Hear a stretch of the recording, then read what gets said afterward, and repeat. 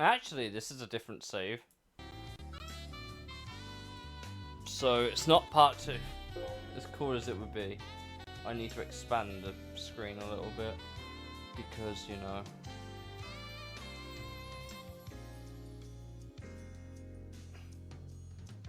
There we go. Right, I now need to bring... Need to wait for this to load.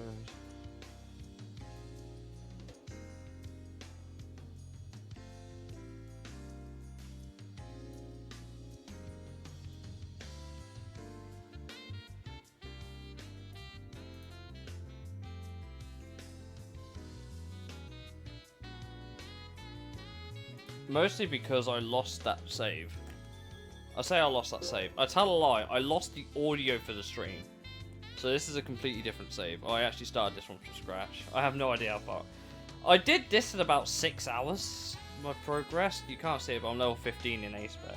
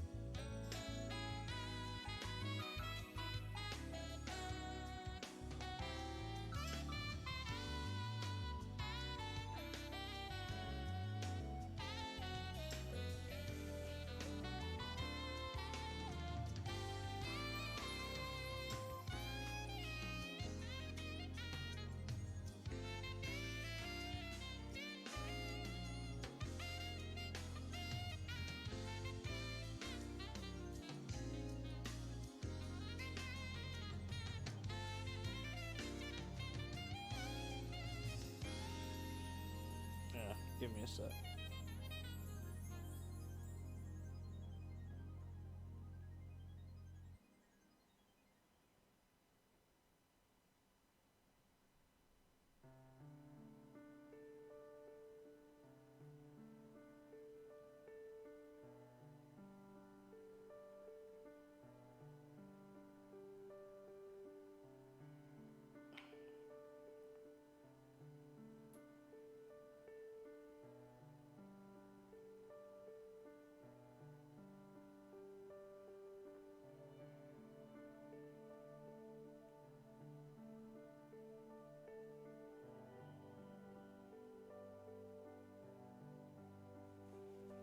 Right, the mystery has been solved.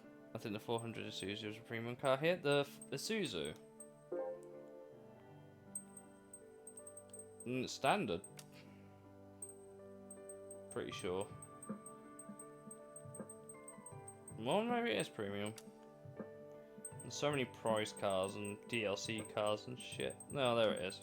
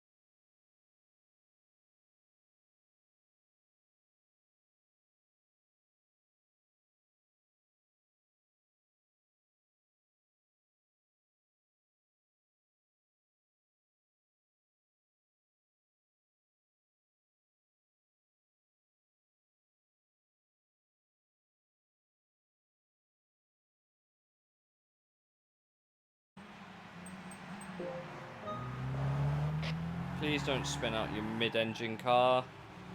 It's generally not It's generally not good advice.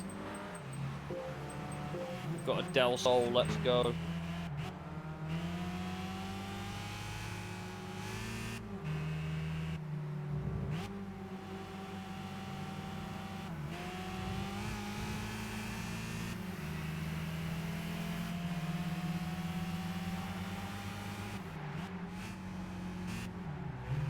Spinelli. Yeah. Citroen's absolutely done the Honda CRX there. The only car with a turbo in this race is currently sitting in 8th place. We've got Bart Simpson in the car. That's probably why. Eat asphalt, asphalt eaters.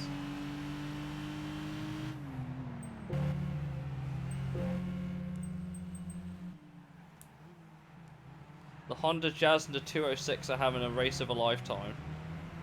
Who would have thought?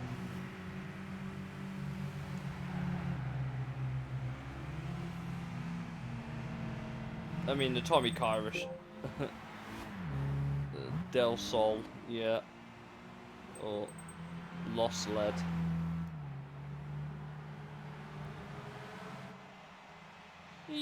He's chilling. He's not exactly working the tyres, but he's chilling.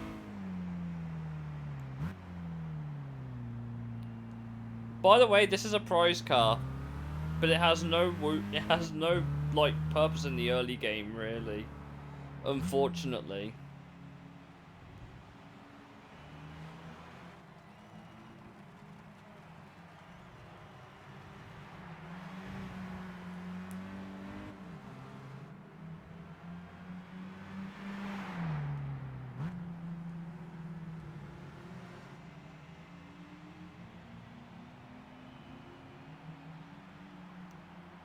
It's not. If you put it to, there you go. If I remove my face cam, you would see. But could zoom it out if you really want it. There you go. Now it's tiny. Or we could zoom all the way in. I wouldn't do that. But if you put it on full screen, it's just easy. You can see where everyone is on full screen.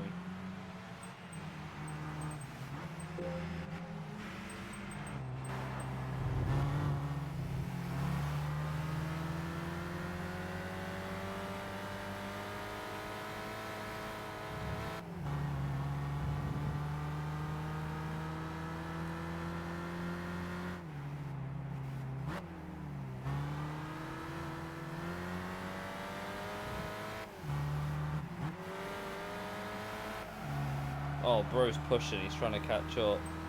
Be Tommy Kyra. That's not the racetrack, bro.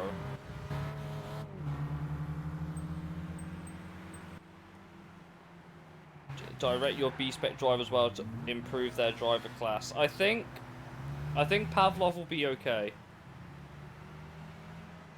I've always noticed as well that Mazda 6 always seems to start near the front. It never starts near the back. It's always near the front where it starts. Pavlov might want to get a hustle on.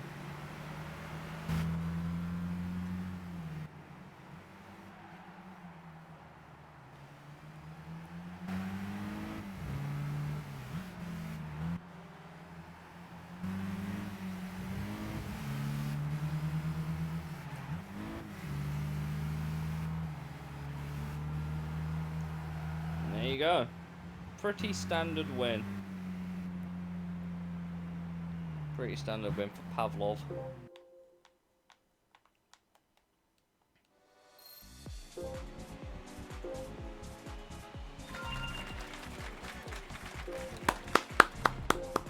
I like how the game just gives you a round of applause.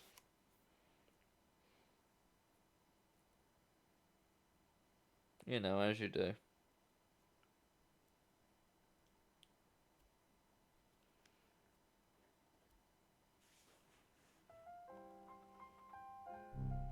Now he's definitely prepared for the Clubman Cup.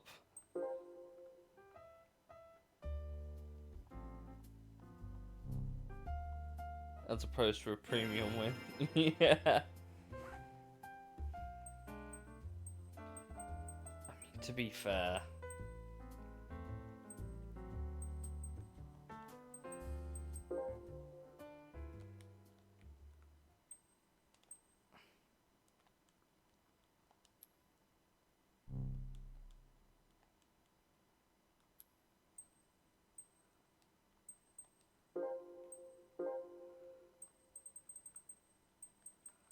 Artist.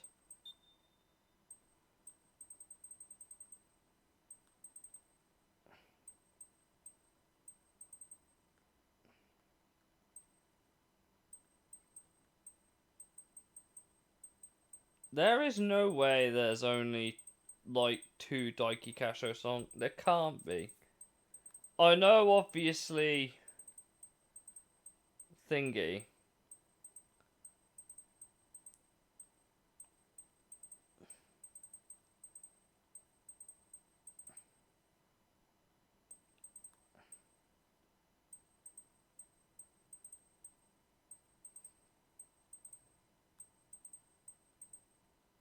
I wonder if anyone ever actually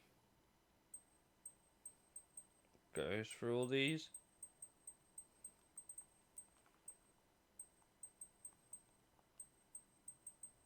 We have no race BGM now. Cool.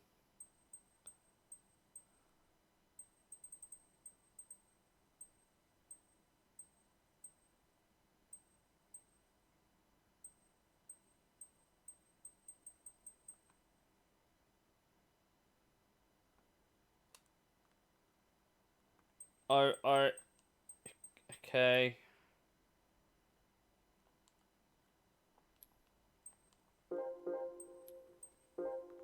I guess there's a few others that we could use, but god damn. Is that the one? Is that the song I think it is? No.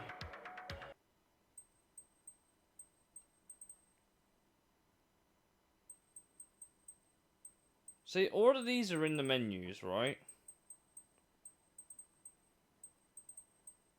Well, most of these are in the menus.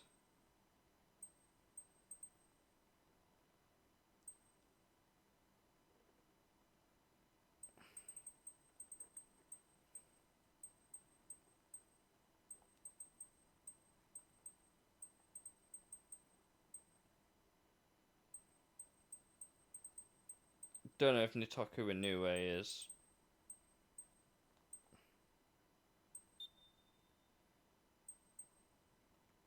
Great. Really helps.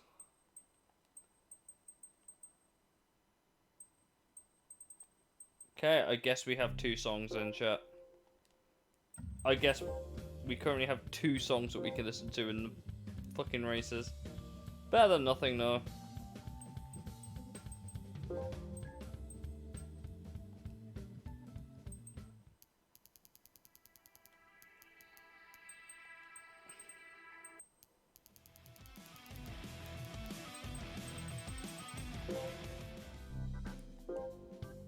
Makes it a bit more tolerable to listen to something.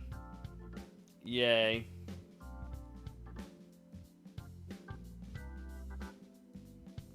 You know it's bad when there's more menu music than there is race music, right?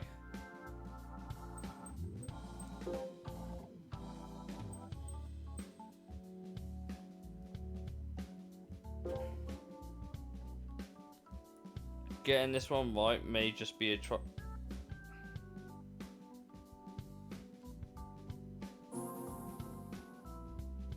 I think this is the one you said you couldn't do poorly, right? This fucking test.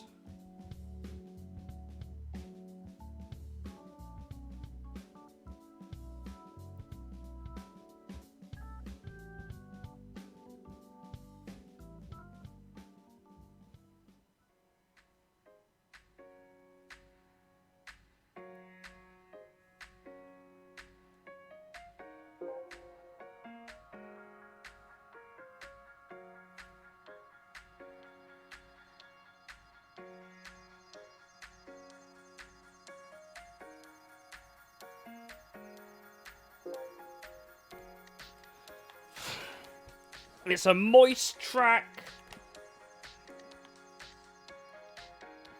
I would watch the demonstration, but I don't even know if the demo can do it that well. All I know is you do not want to be wheel spinning.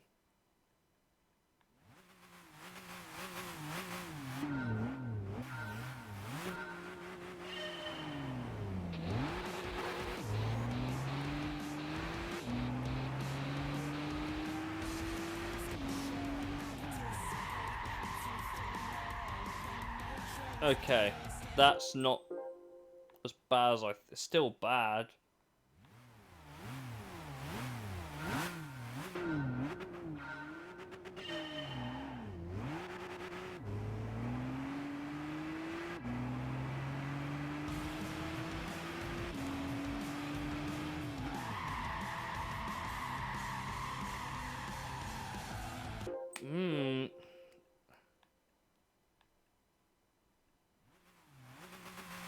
Somehow I don't think giving it full beans is the best way to...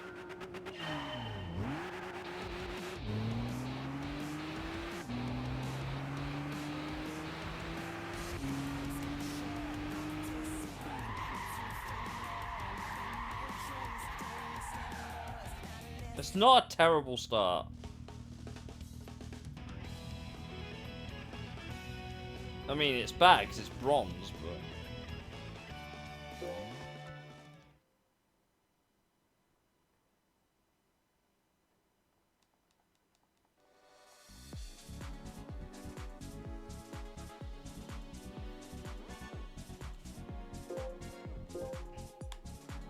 Doing license tests, by the way, is a great way to get your XP up, so you can get better cars. I'll say it.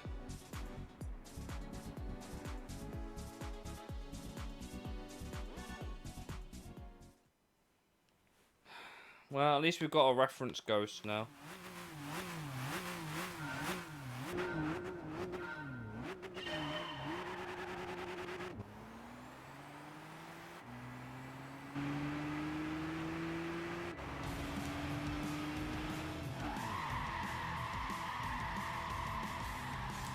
Oh, that was even worse. What am I doing?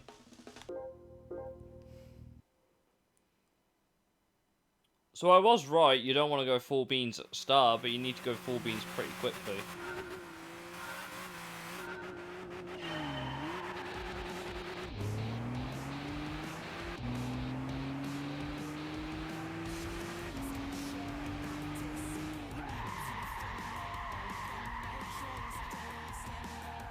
That was still short.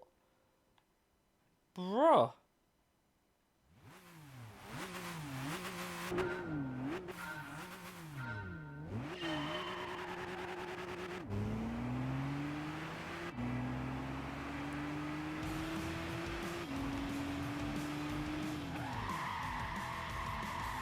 I think I hit the brakes too early.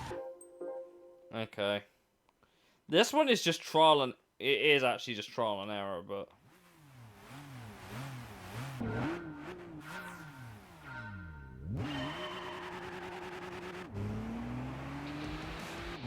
Good news, take control, I say. Good.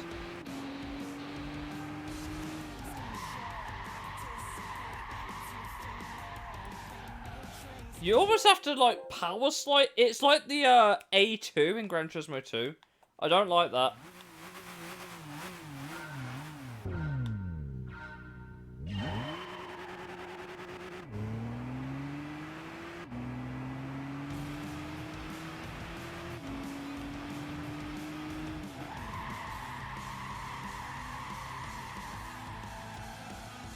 I'm just not having a good run at this test.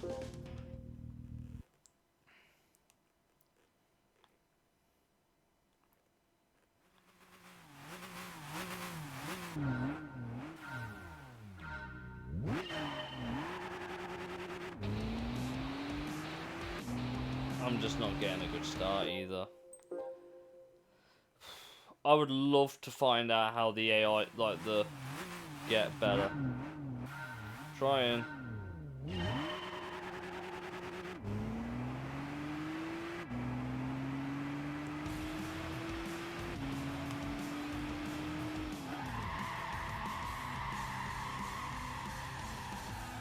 That wasn't far off. I'm probably gonna have to watch how the AI does it.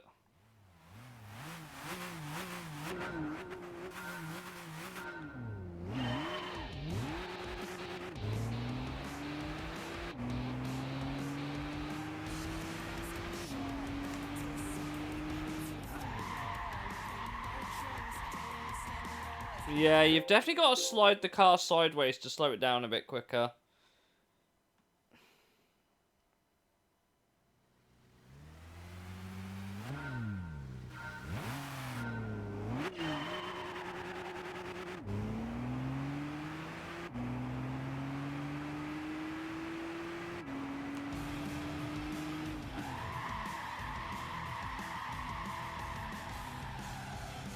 I'm sorry, I've got to watch the fucking... Where's the demo doing this?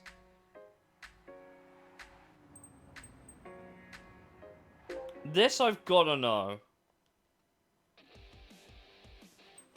In this wet weather braking challenge, you must start off and then attempt to bring your car to a halt in the stopping area 400 meters down the track.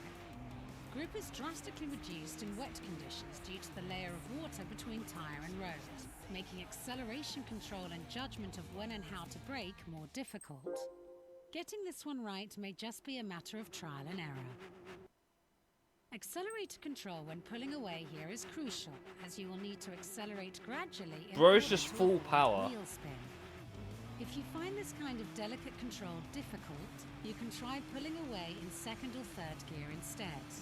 As before, So it is basically, best to when he pick a hits visual cue to help 109, you know when- when he hits 109, that's when he brakes. I may have to try this in a fucking manual.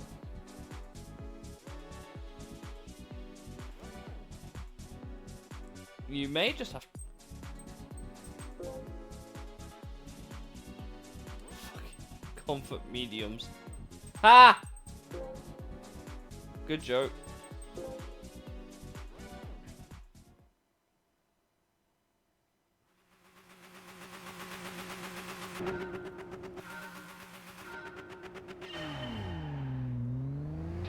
Oh, that's definitely not it. Yep, don't play in manual. Don't play in second gear, chat.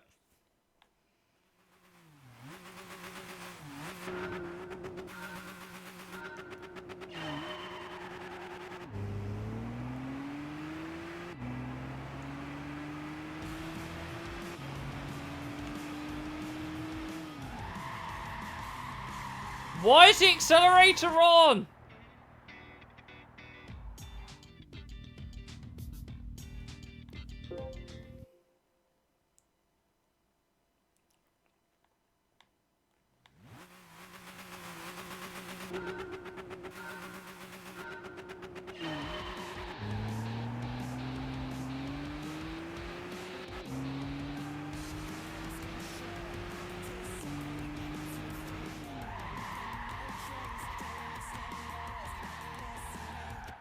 I don't get it.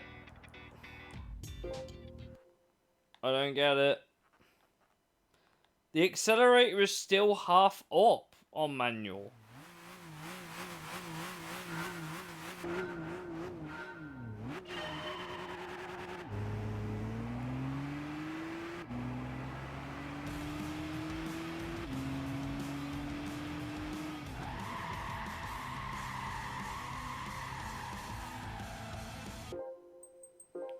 Okay, we're going back to auto. That's not working.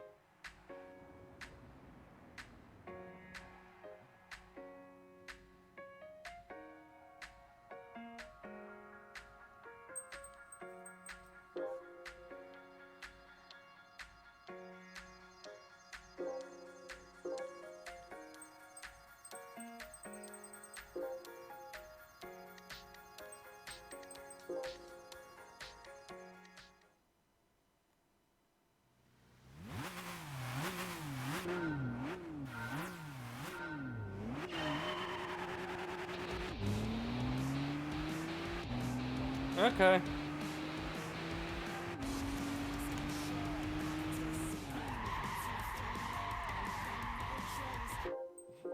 It's doing it again.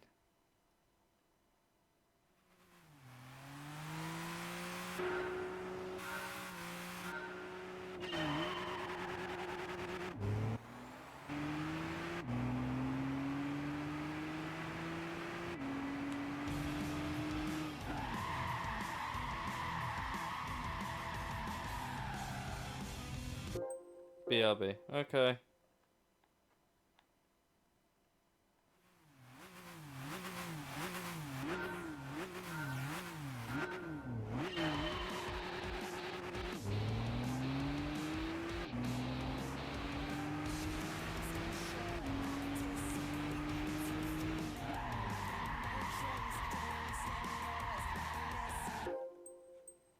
I don't get it. Why is the throttle still going half up?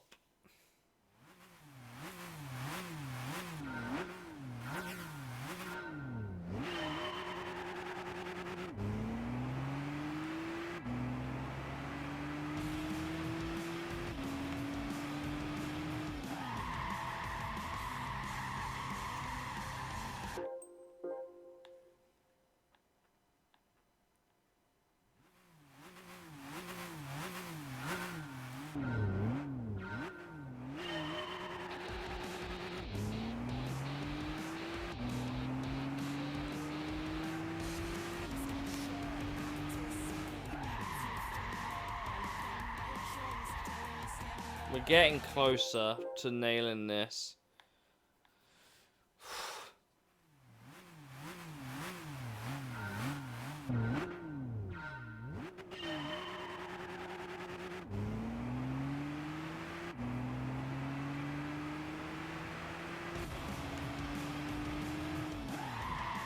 I'll hit the brake at the same point again. The AI is also very straight at braking, and I don't quite know how they've done that.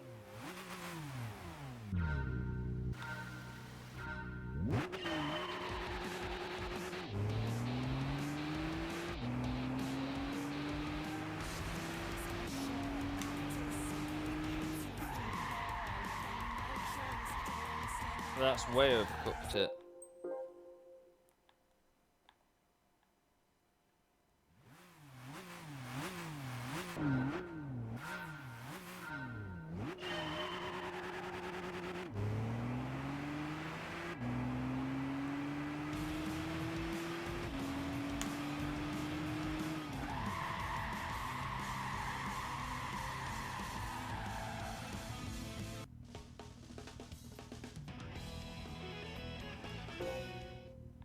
I'm a bit confused here about what to do.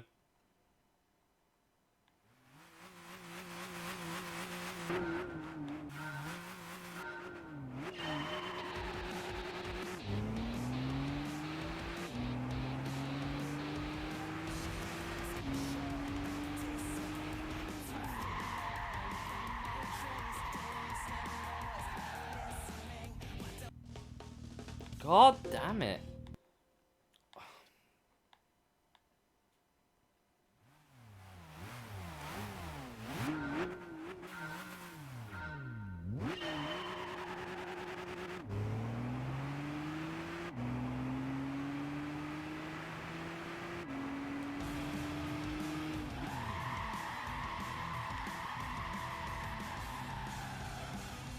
I can't figure this out.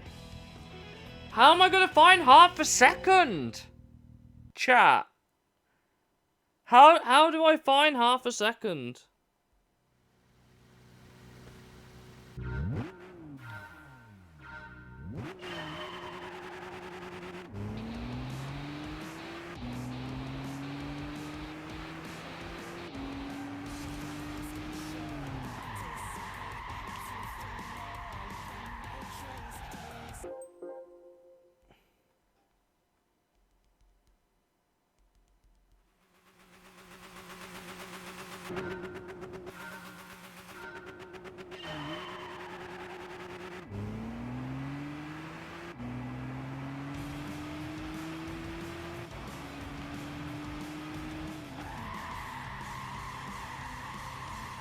I'm so confused.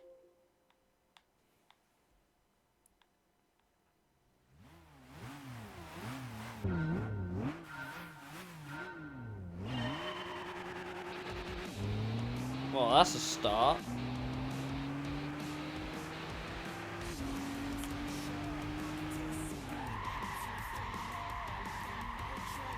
I can't figure this out.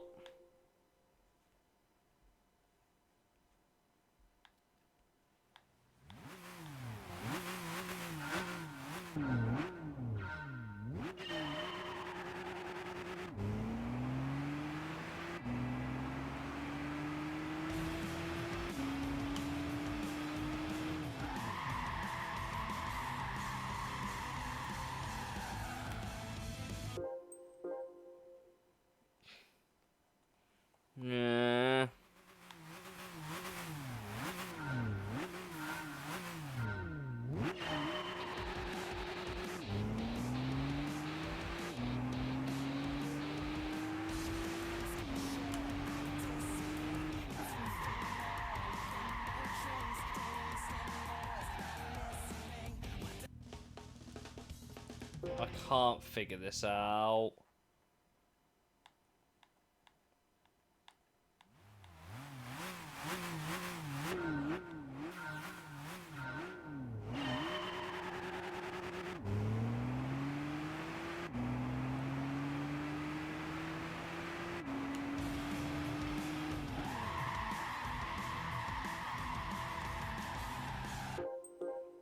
Nah.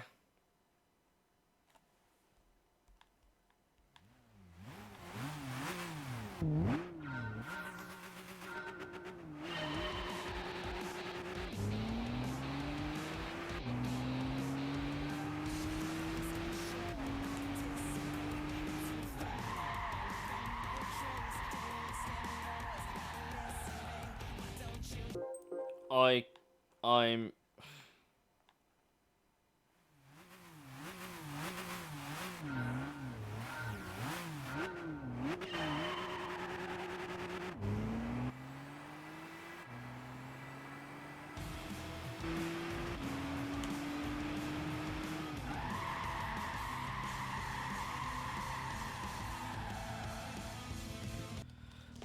I just don't know, chat. This is by far one of the hardest tests in Gran Turismo history. And it's on a game where the tests aren't even that bad.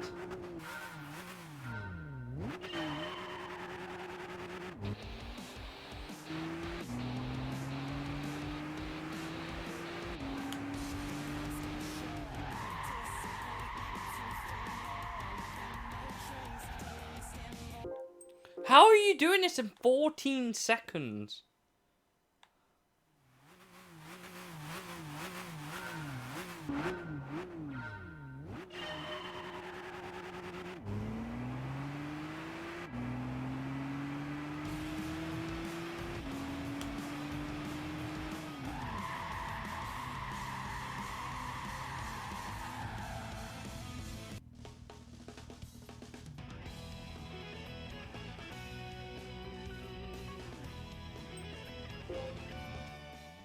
I don't know if there's something I'm missing that I can turn off here.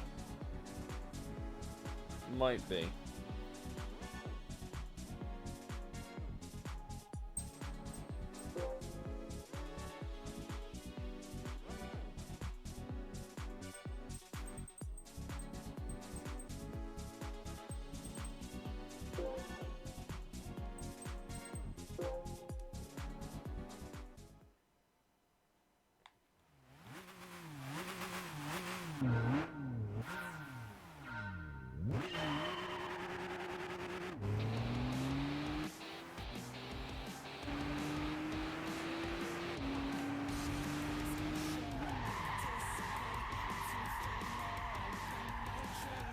It doesn't matter when I hit the brakes, when I stop, how I stop. I'm not doing it in 14.9.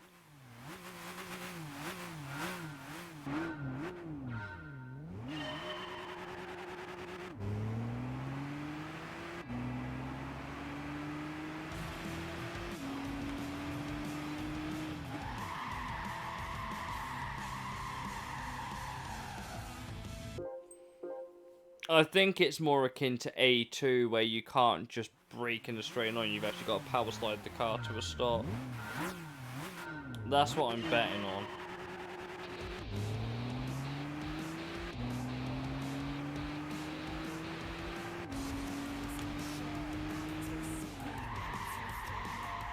But you need the car to spin out. You need the car to go sideways.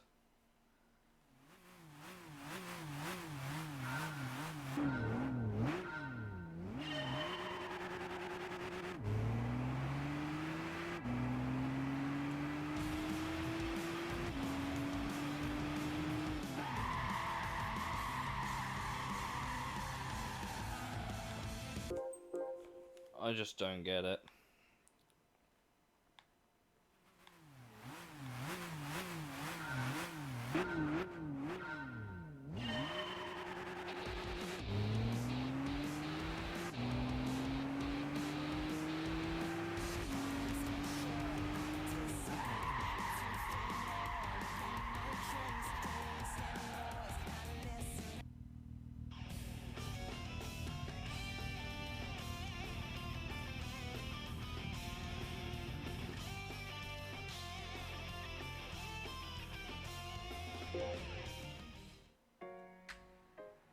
I'm at a loss, man.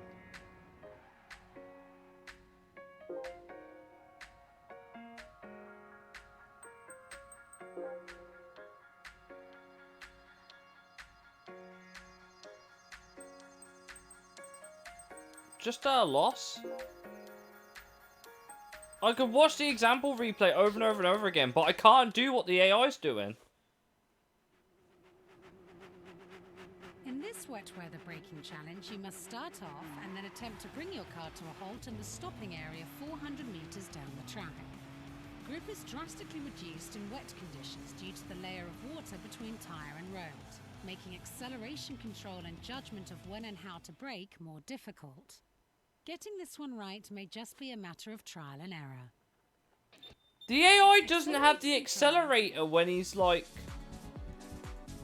braking like I do.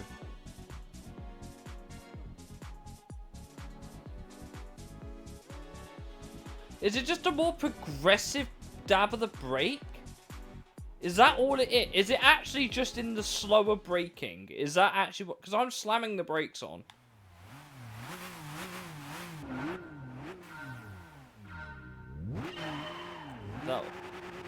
That was a dreadful start.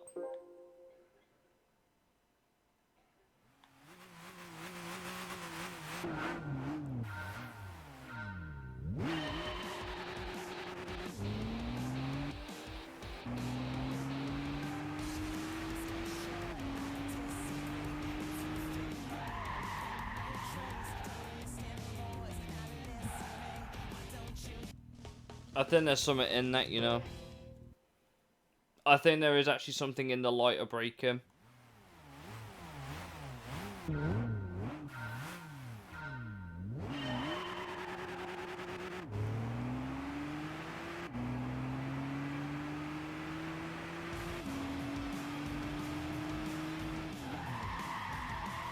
Not when the car keeps locking up like that, though.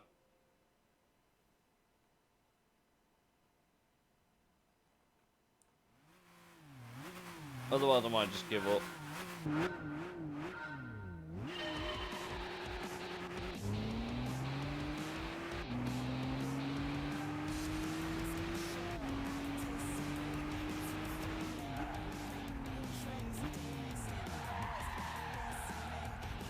I think there's something in that weaker braking, but you've really got to be careful. Because there's no way you're going maximum brake force and stopping that thing without skidding. I'm just trying to stop it from accelerating when I'm braking. That's all I'm really trying to do here.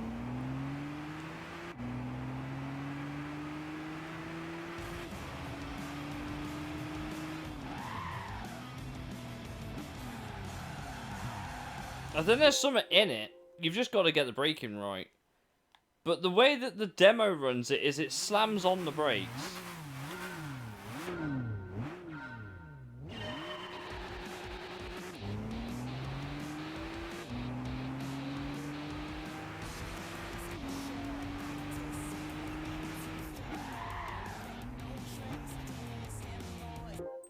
I just don't know.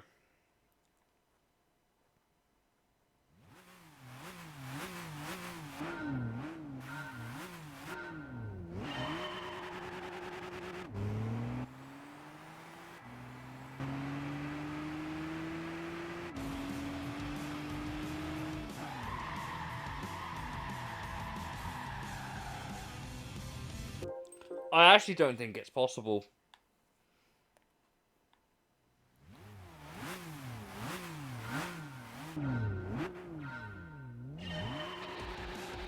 I actually don't think it's possible. If they changed the physics between updates and then never updated the times, it is entirely plausible that this one just isn't doable.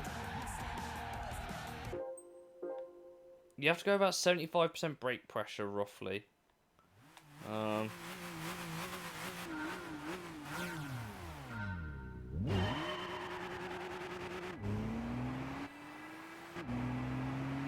That is a hard balancing act.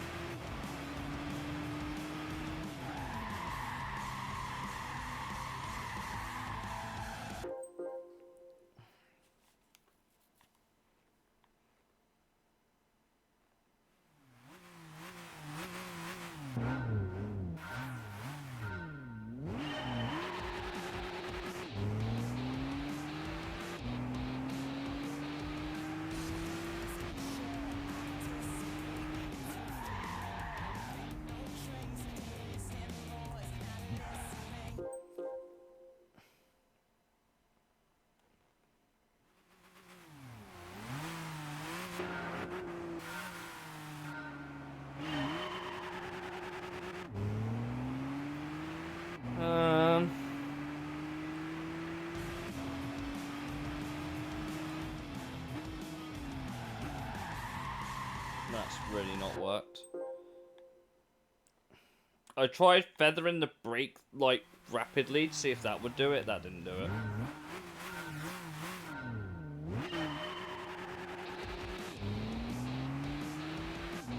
You need deft brake control.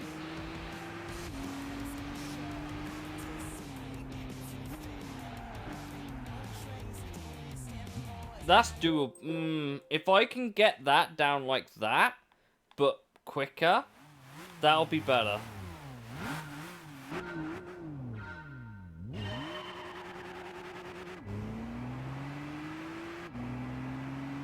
It's just getting the brake pressure right.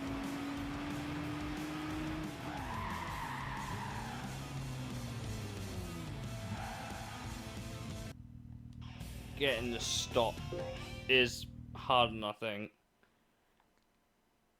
You have to slow the car down smoothly and then really stop it.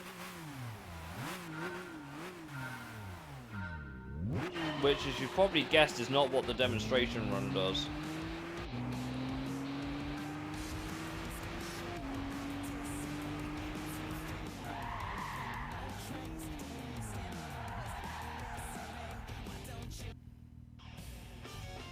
If I could stop that car a bit earlier without locking the brakes.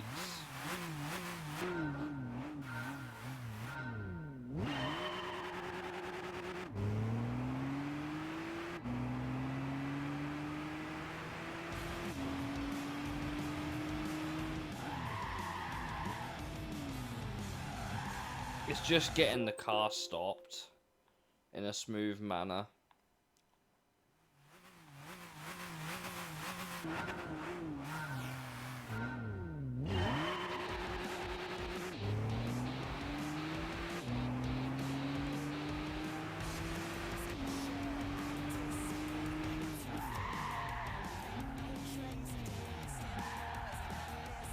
Just after the ghost.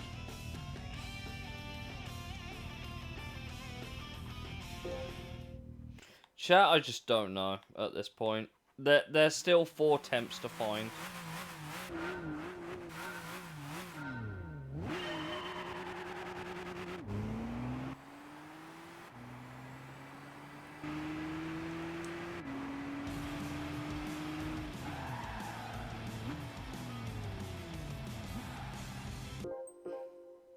Well, that was stopped. I bet I couldn't do that again.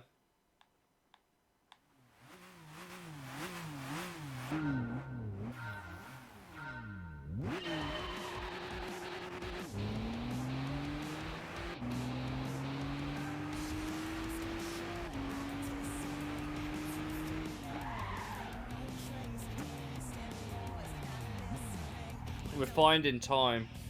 We're finding time. I don't want to stay on this for the whole fucking stream, like. I do want to go do other things. I'm just wondering if I can gold it.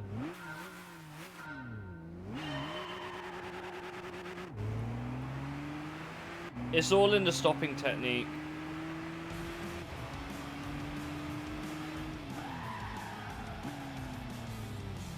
Oh, that would have been it. That there would have been it. If I just got that a bit extra distance.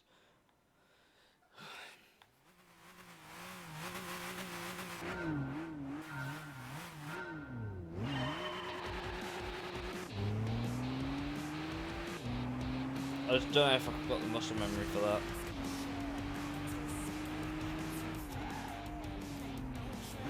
You have to be like bang on the pressure without overcooking it, otherwise you will skid and go straight on.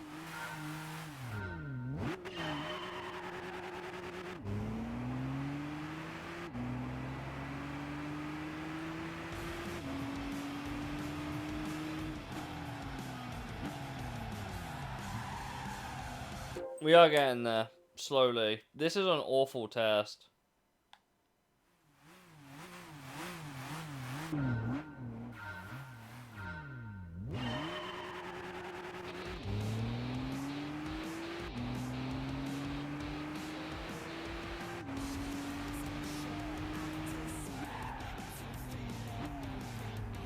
Oh, it skidded! fuck's sake!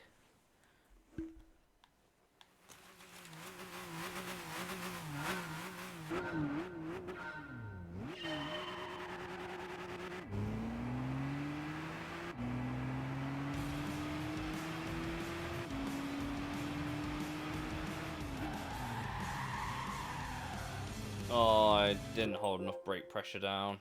Car started rolling forwards.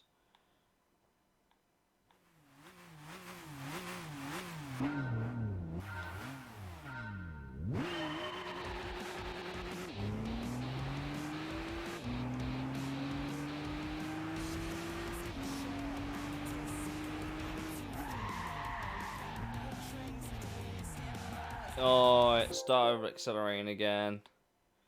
You need to avoid the car accelerating when you hit the brakes.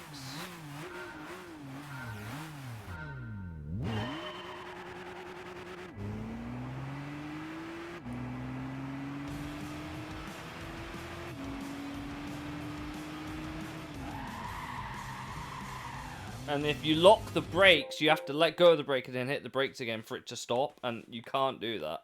So you can't lock the brakes, you have to be smooth, you have to be on the maximum... This asks a lot on the brake control. This asks an awful lot on the brake control for where the demo is full lock brake.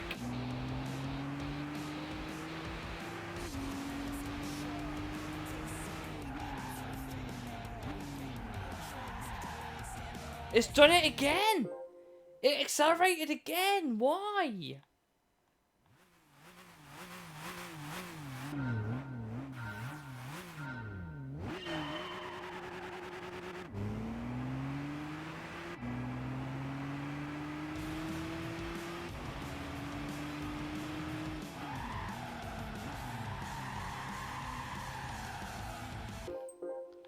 Whatever that run I did before was, I just need to stop earlier.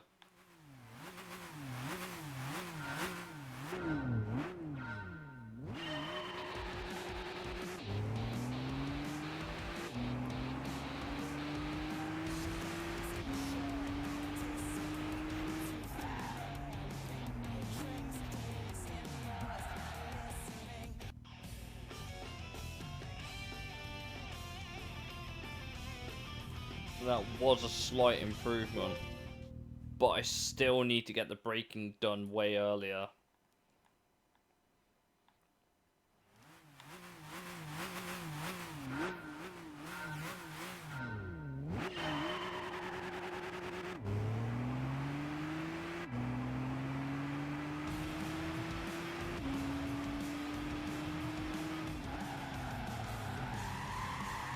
It locked up on me. If that was a smooth brake, we would have had that, I think.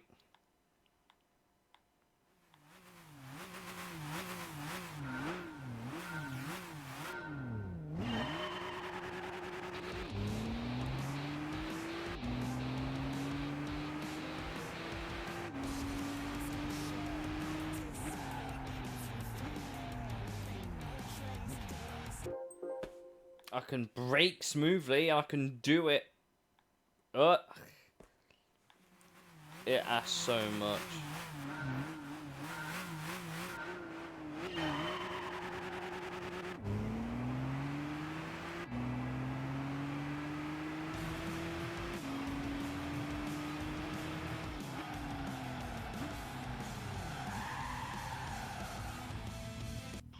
I'm tempted to give up with this. I can't keep doing a 15-second license test on repeat. I will go insane. Normally by now I'd have these done, but no, apparently not.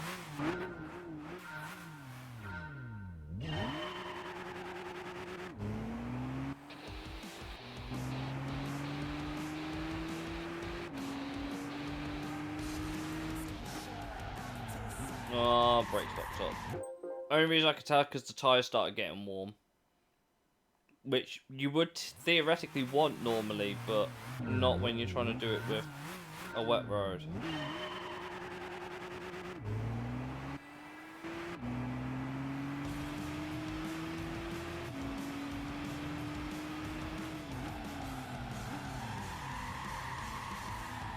It locked up again.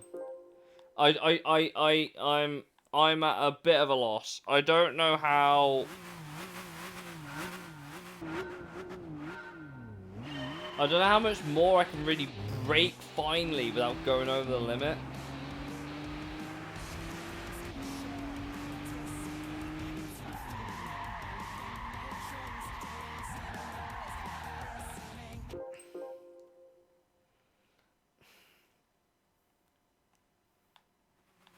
You just can't lock the brakes.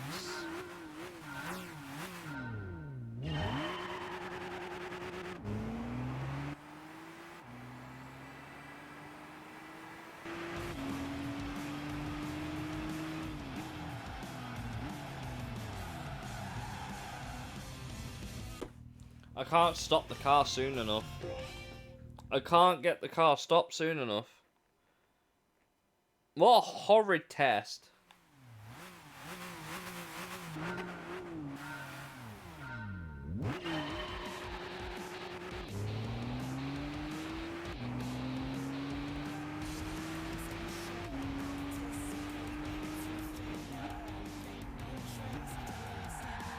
Tires locked up again. It's funny because the ABS is off for this and they force it off. You would almost never have this issue in the actual races because you could have ABS on. You can't have ABS on in this.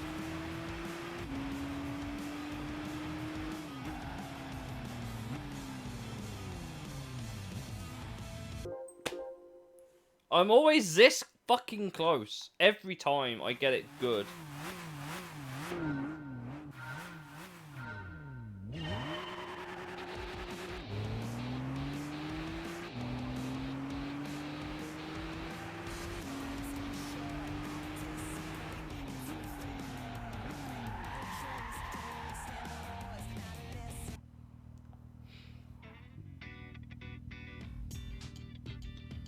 This is annoying. I believe. I don't at this point.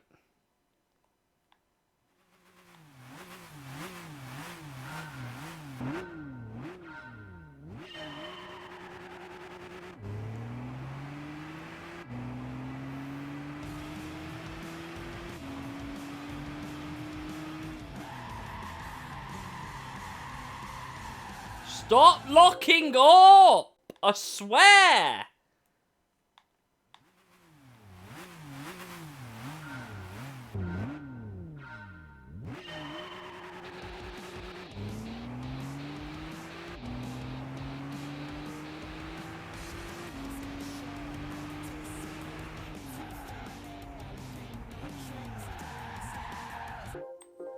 I don't understand, chat.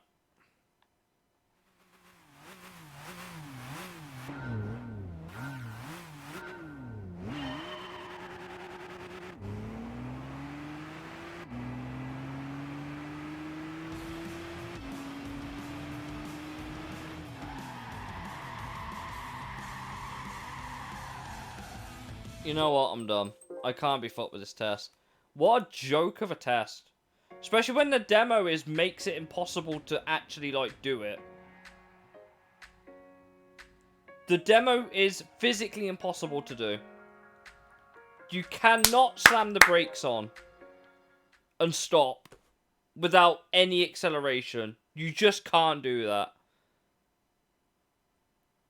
I'm not doing this test anymore. I've been at it for nearly half an hour.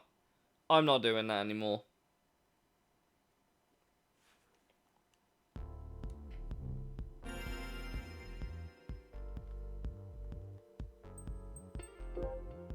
What a joke of a license test.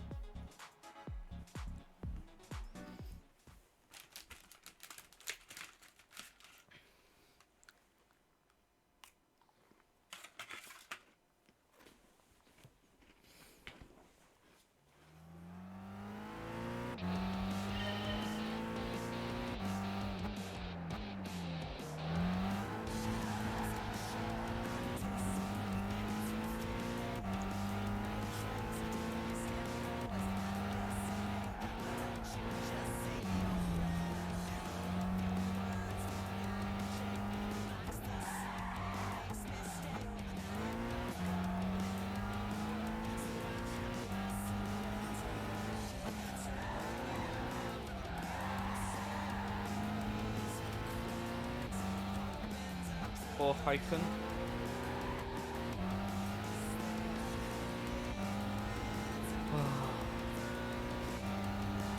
Here we go to put a back of her into Flugplatz.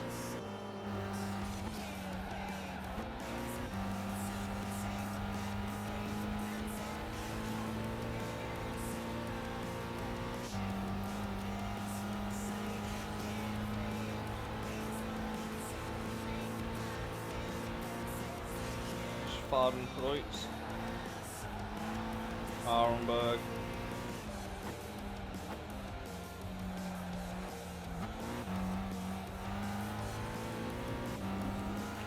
Easy.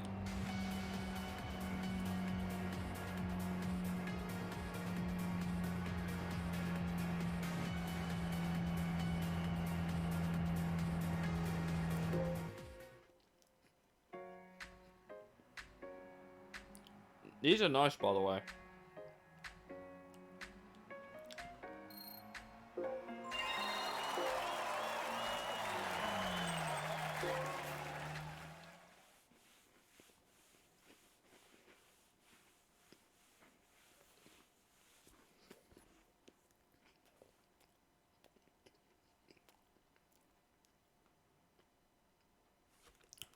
Part 2.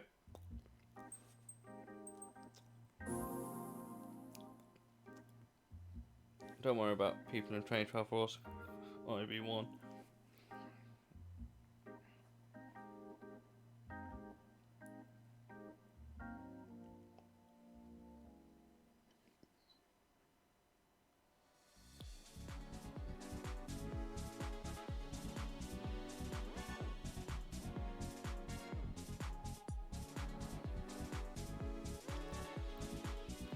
So apparently it became harder after an update. That's why.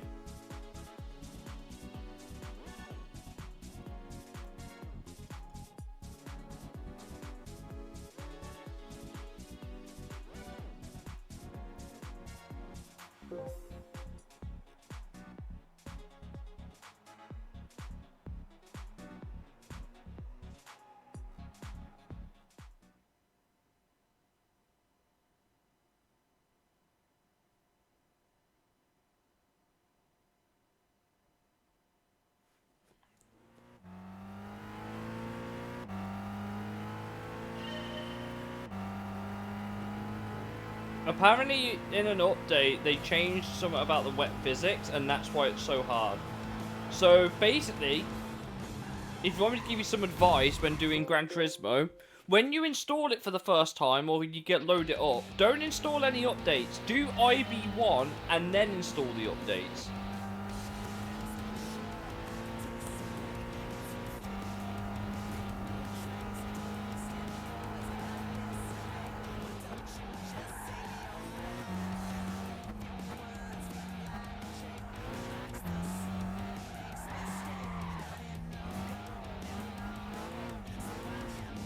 What the fuck is going on with my driving? This is a great way to get an SLS, by the way. Which is good for FR Cup if you don't have a good car or don't want to buy one.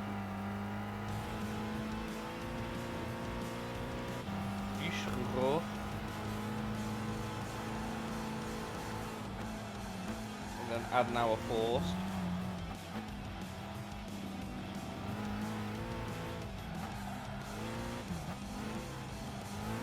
and then after this is one of the corners I can actually tell you the name of, which is Metzgersfeld.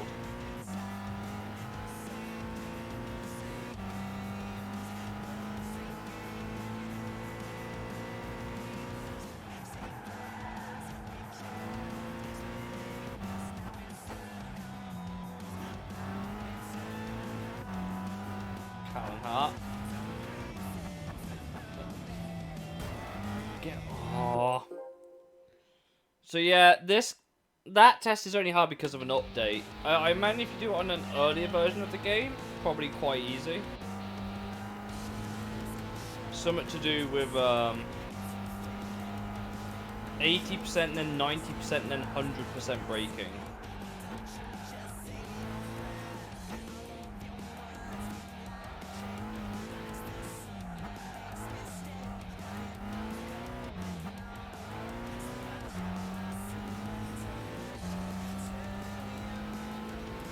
Ugh. At least hot lapping the Nürburgring isn't too bad.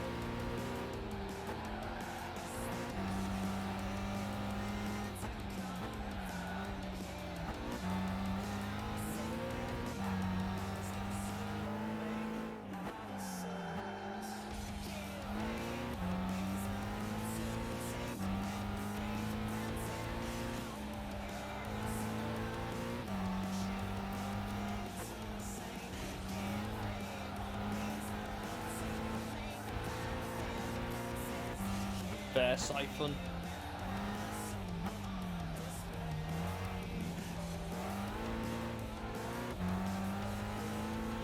Yeah, don't do that. This is Eintracht Breitscheid. Einfahrt even. X-Mule, this one I remember. And then Bergwerk.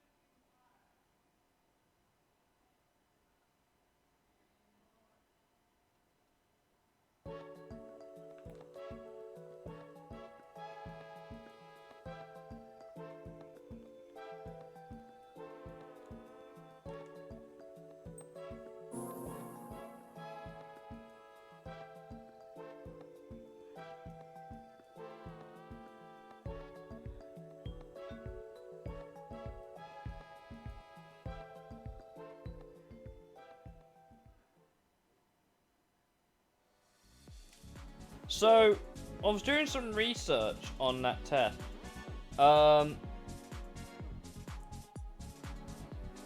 Apparently, it was 2.07, which is a really late update for this game. And it turned ABS off. But before then, it had ABS on. But they never changed the goal time. That's why the AI can slam the brakes on and brake in a perfectly straight line and stop on time, and why we can't. So, yeah, there's my advice to you guys.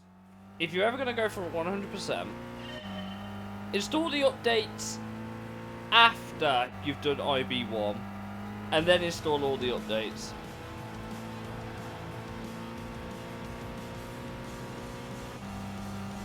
There's your Gran Turismo 5 100% run advice.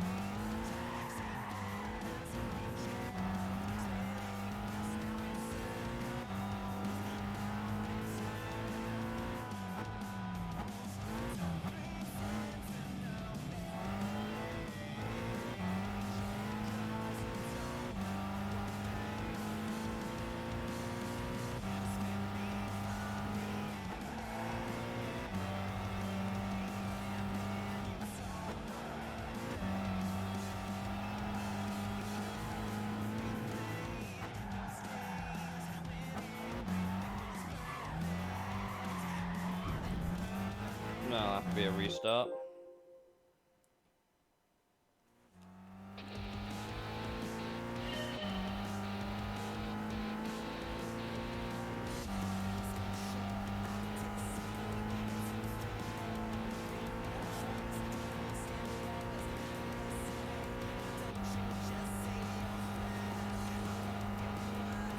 So, yeah, that's probably why you were struggling poorly. There was an update that made that test harder, and they never adjusted the goal time for it.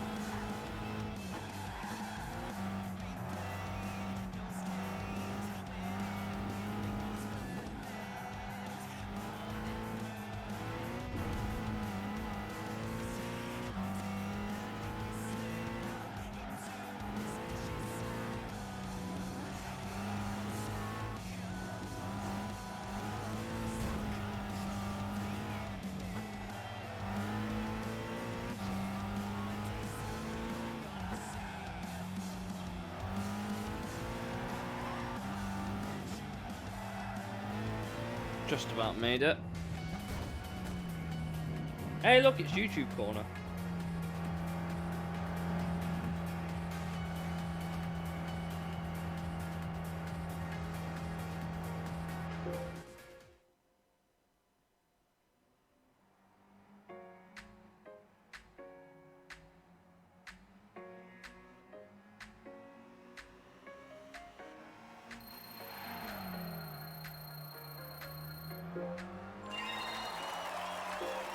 Yay, leveled up again.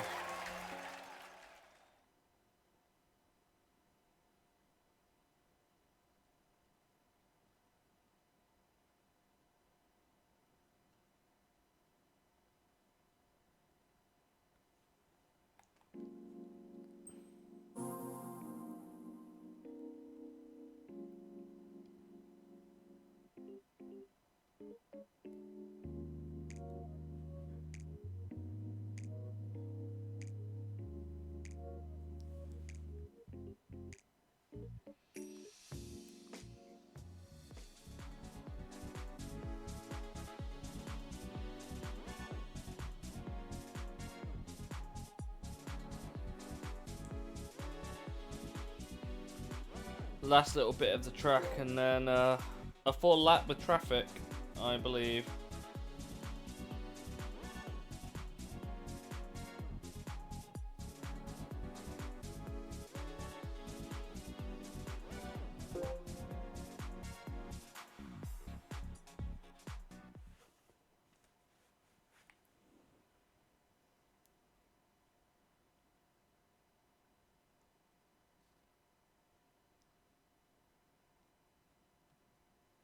Here we go.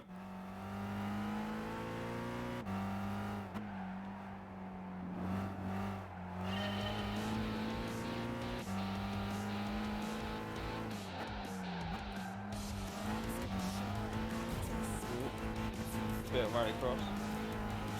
This takes you from Brunchen to the end of the track, basically.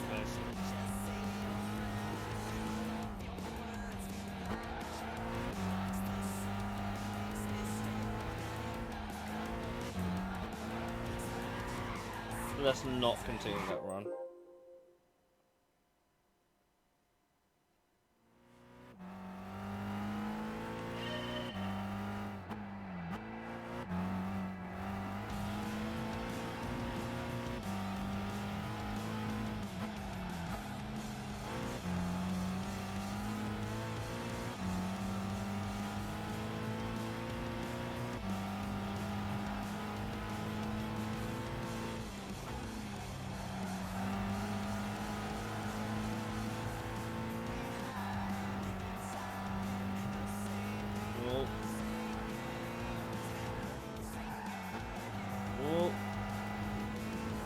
bit of rally it.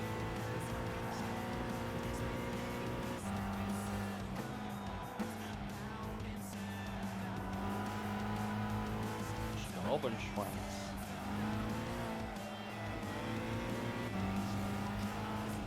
Lovingly dubbed the mini carousel there.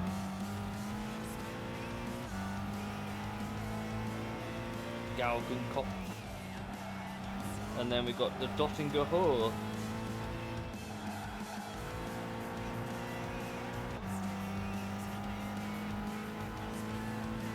Where it's all speed, bitch.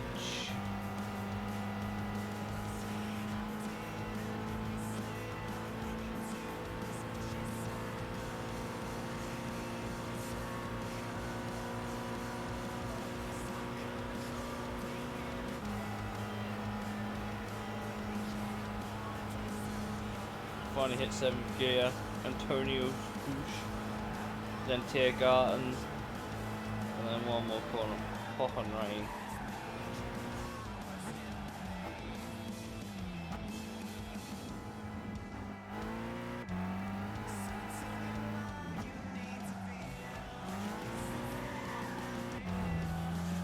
I could have had a better run there, but you know, car lost the rear as you saw.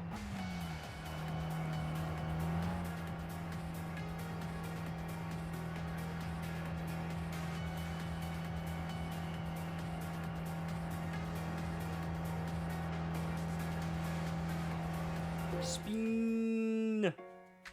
Yeah. Right, now we've got the Touristenfahrten.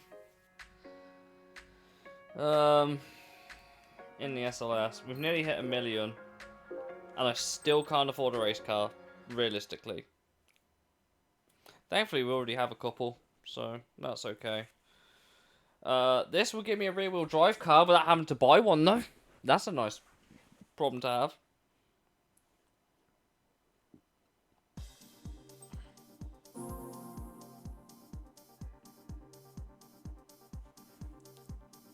Lewandowski.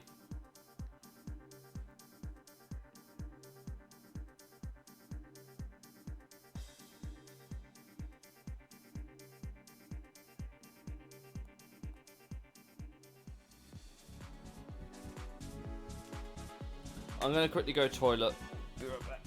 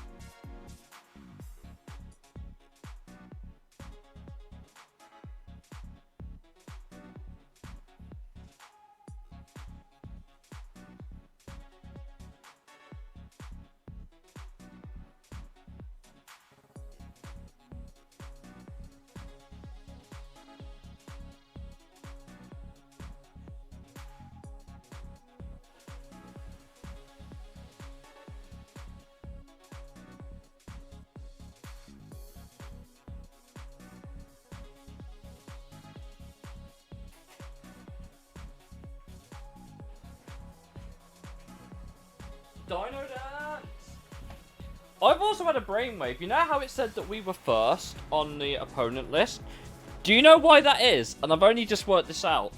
So you know how it mentions how the slower traffic moves to the right?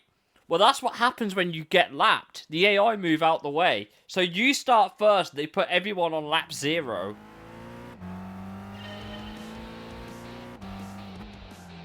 So that they move out the way. Genius!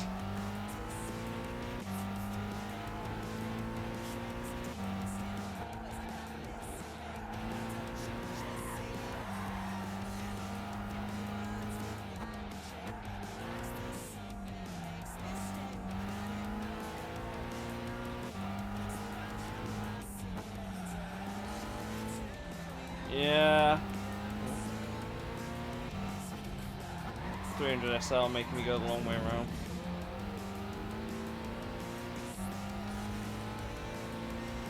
It's a shame there's not a lot of people here, to be fair.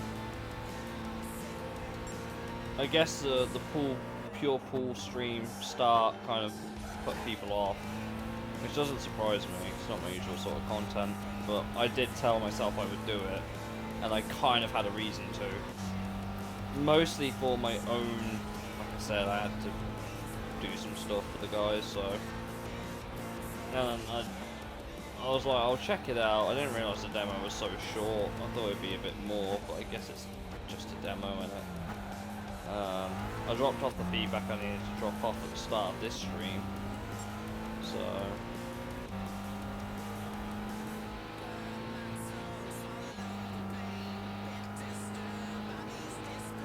I wonder what car they give us for the professional. I'm not going to find out because I'm not going to get to professional level today. Fucking Sauber C9.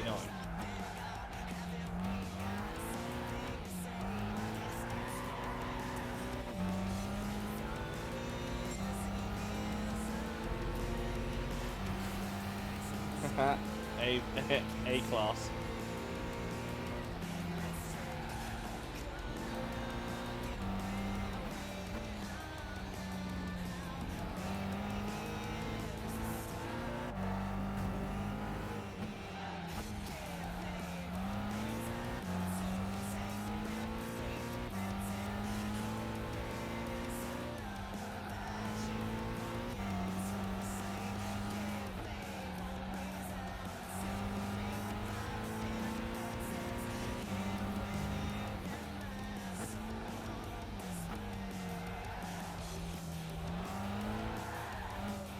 For your own sake, never attempt social butterfly in P3P.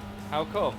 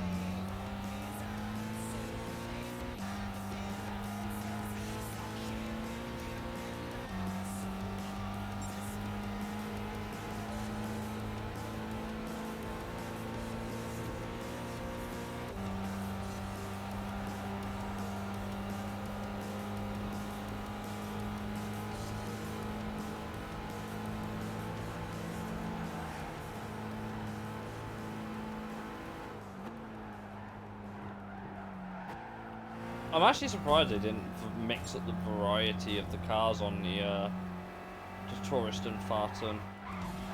Oh, that was bad.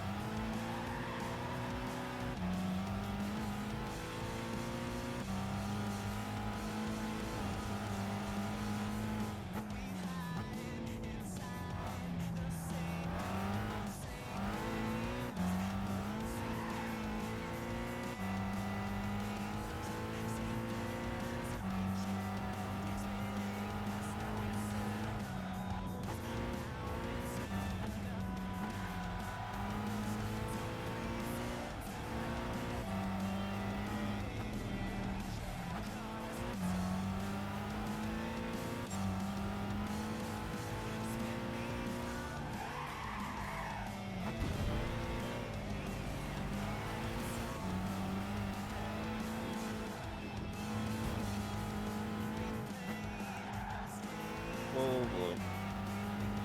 Eschbach. And we've got Brunchen.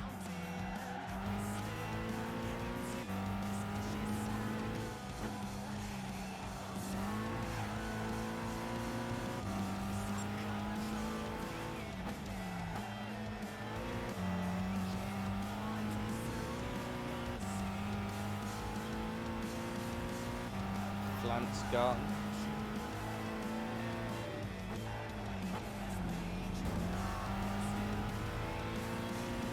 I'm not sure if we'll do it in the time limit because of that mistake, chat. I did the other one quite convincingly though, so maybe.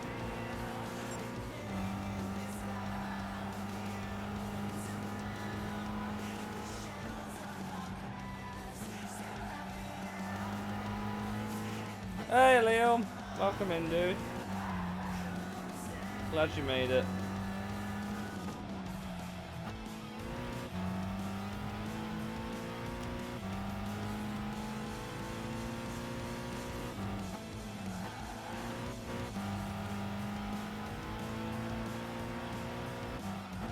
Oh, that's not going to do it any good.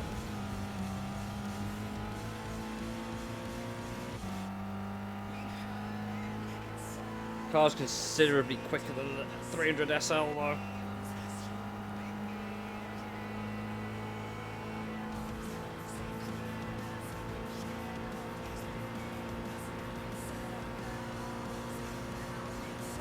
Well, the thing is, in P3P, it's the same as P3R. I think that mistake's cost us, chat. I think that accidentally has cost us. Oh, I'm not getting the gold.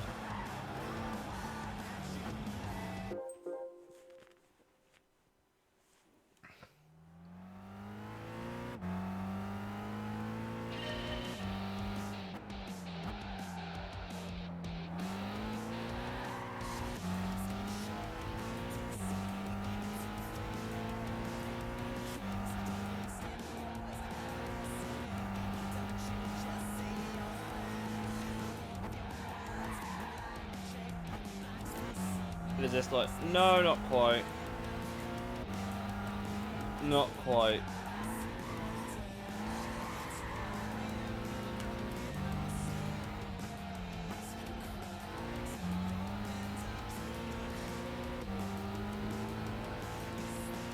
You've just got to lap the Nürburgring while facing a bunch of traffic.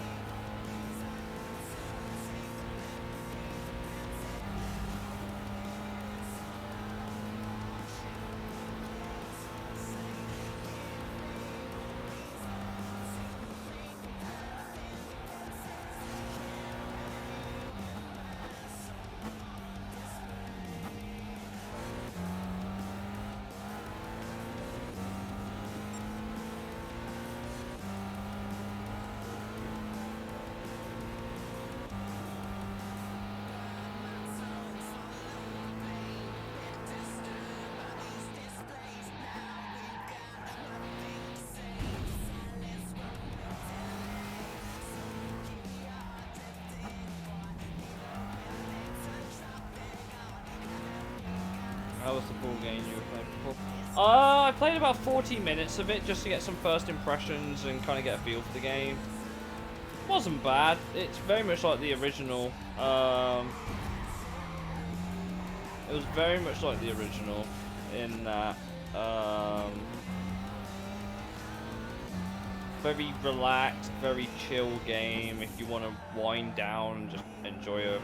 If you played with a friend and caught up over like a few, like a couple, like if you had a beer or two in your hand. You ever had one of those like night in games?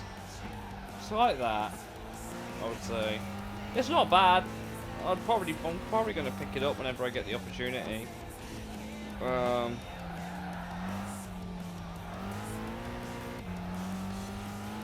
Small couple of details I would change, but nothing major.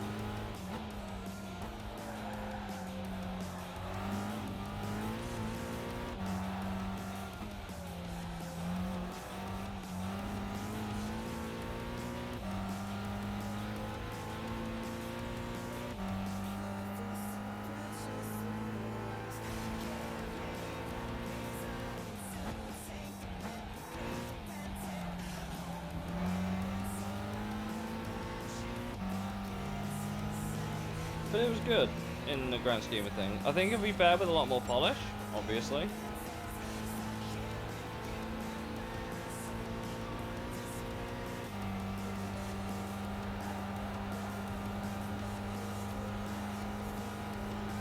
But I was like, after 40 minutes and I'd seen everything there was to see, I was like, right, we're just going to do Gran Turismo 5 then.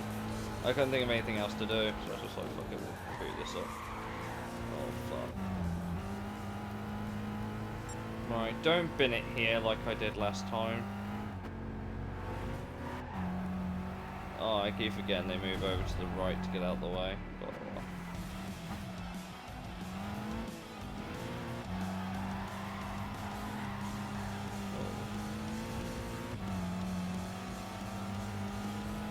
Yeah, you lose horsepower. You lose horsepower and performance points. Same with the engine wear and the chassis. If you restore the chassis, you get better aero efficiency. If you restore the engine, you get more horsepower. If you change the oil, you get more horsepower. So they are worth doing. It's just that the cost of a chassis repair or an engine rebuild is usually not worth it. I've done this fucking...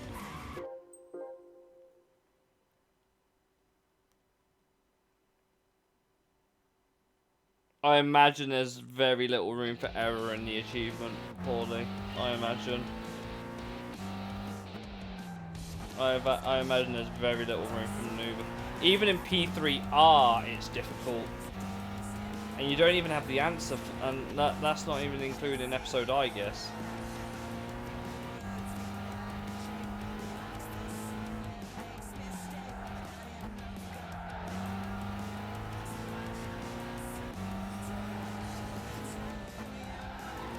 He's on about Persona 3. If you've not heard of the Persona games, they're great RPGs.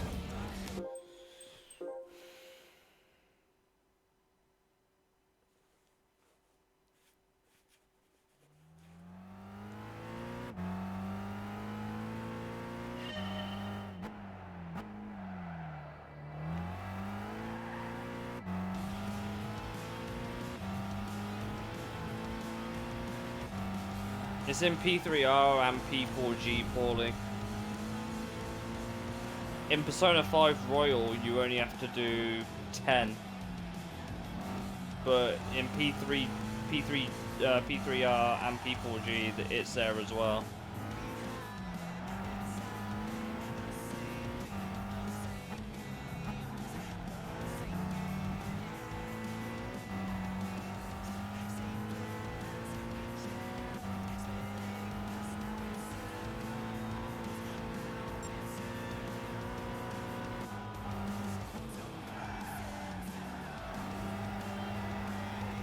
Might be able to get away with that.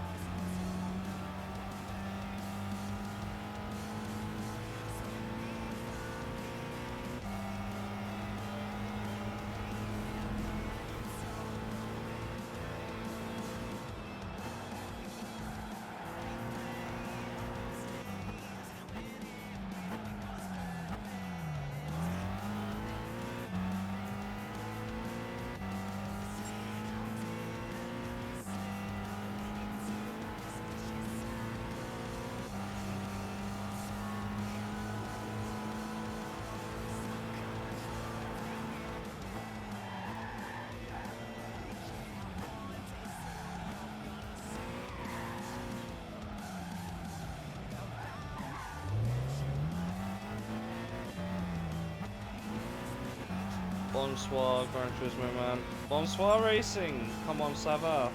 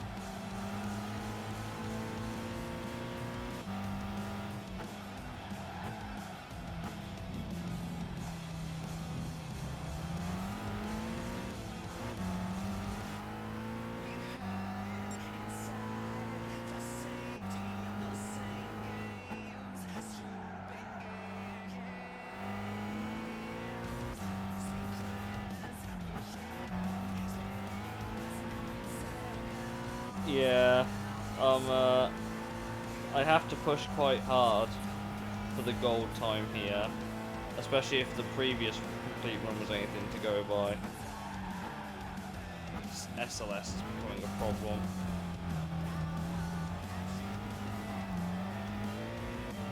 This is not helpful.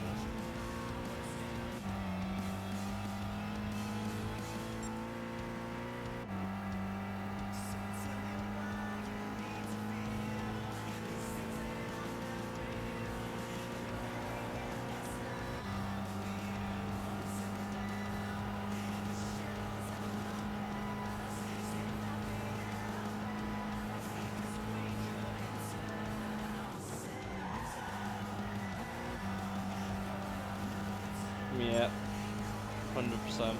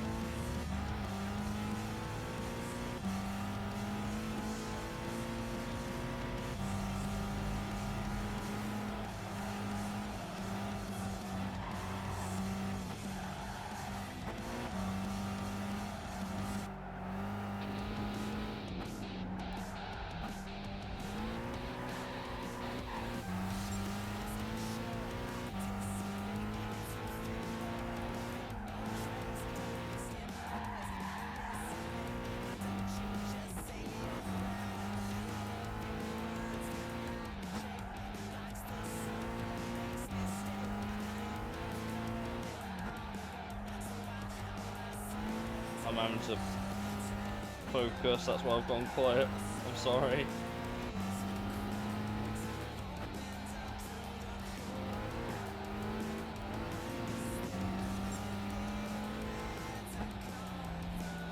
Oh, move! You fucking C55!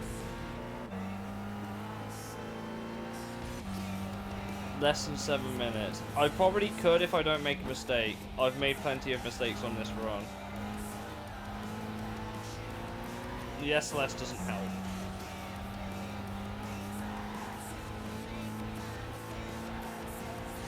It's like lawnmower, remember.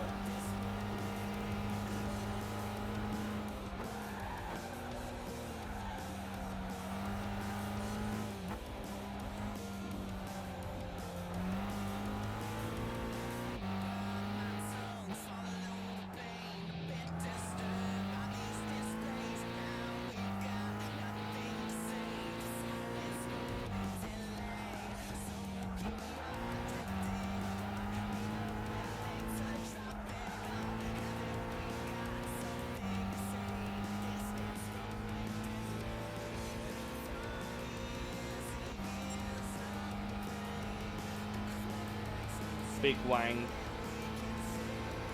I don't think we're gonna do it.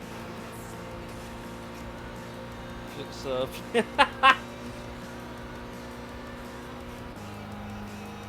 I'm trying. I don't think we're gonna do it. I think my errors have cost me. Again.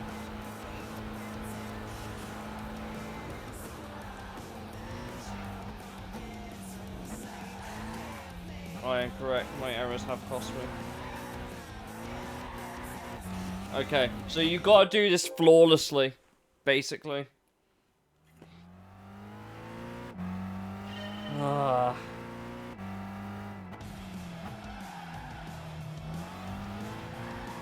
They're really asking you a lot out of this car. Especially with how slightly inconsistent it is. No, doing more. But, you know, if you hit the wall, it's basically Jova.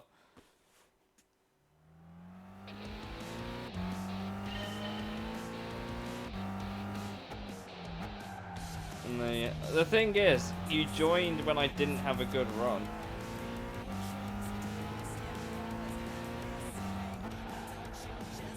That gold time is brutal. The fact there's 30 seconds between gold and silver is crazy.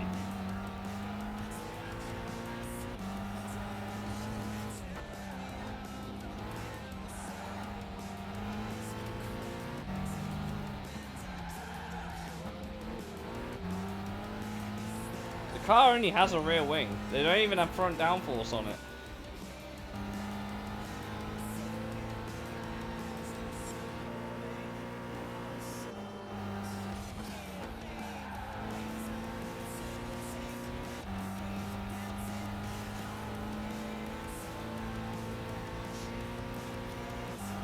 Bro's swerving all over the track.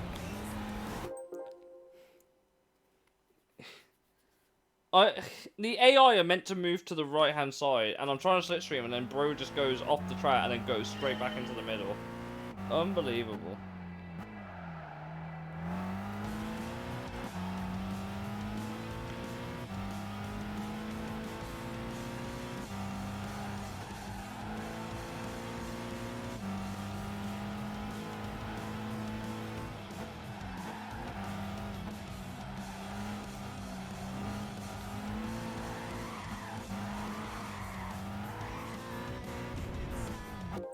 Fucking stupid car.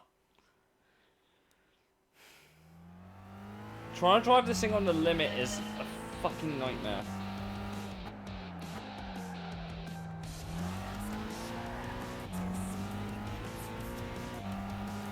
The tyres also take forever to warm up. That doesn't help.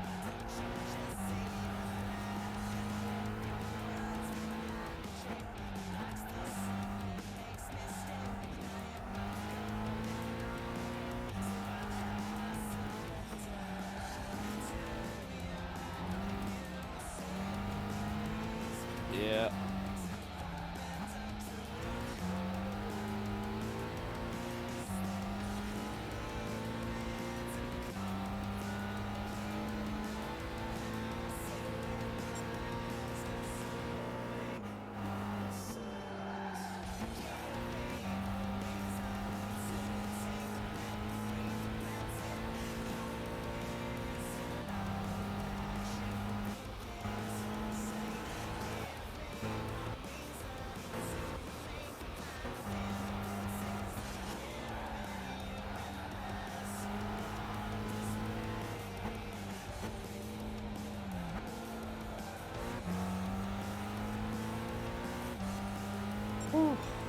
Let's see how we do on this one.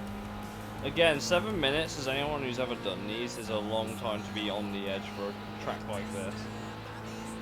It's doable, but... Right. Kind of had to force him out the way, but it worked.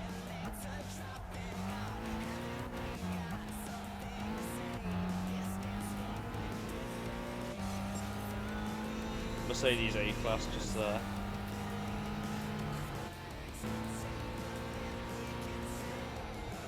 Oh, we hit the grass. Run over.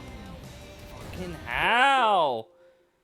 But okay, Liam, good luck. I'm trying to fucking do this.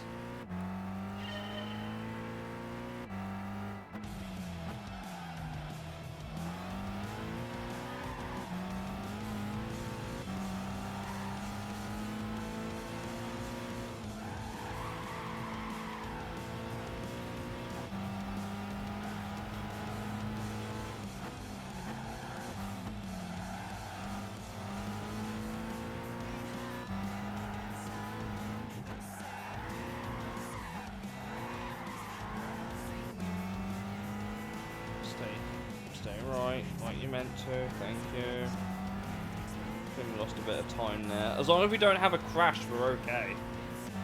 Once I've done this, I'm going to go back to doing actual career mode races, because we've done nothing but time trials, basically, for like the last hour and a bit. Which sucks.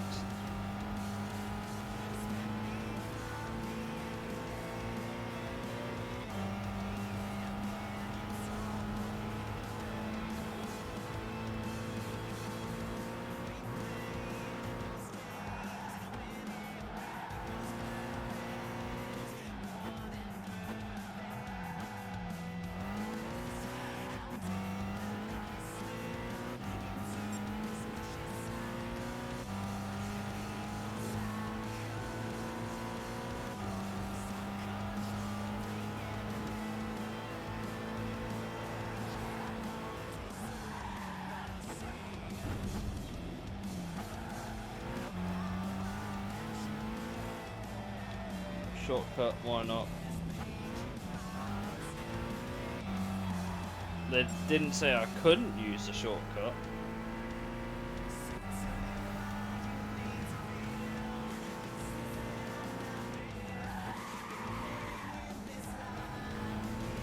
That'll do.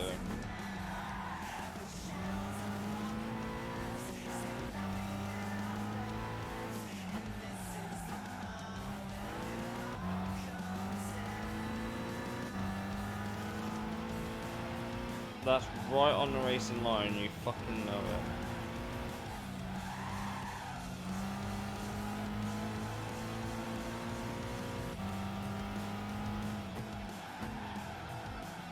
We zoom in. I have no choice, I've got to. I have to be zooming.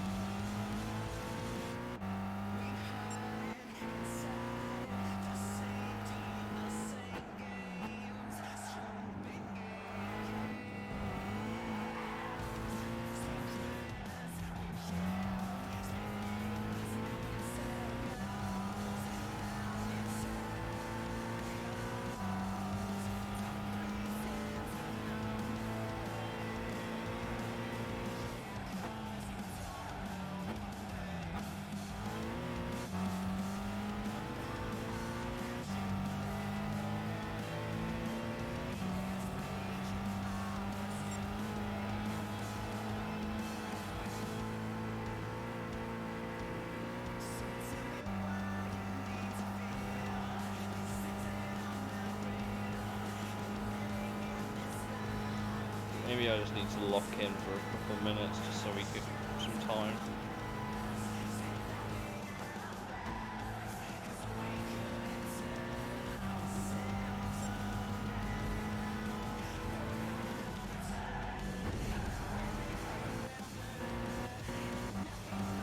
Forced situation.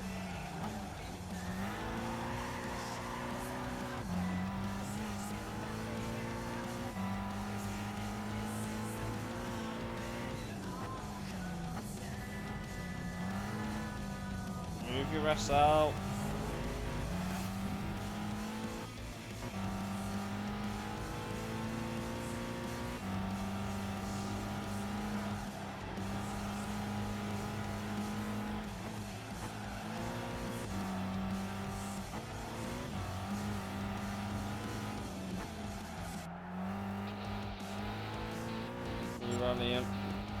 Okay. Right, that's the last traffic car.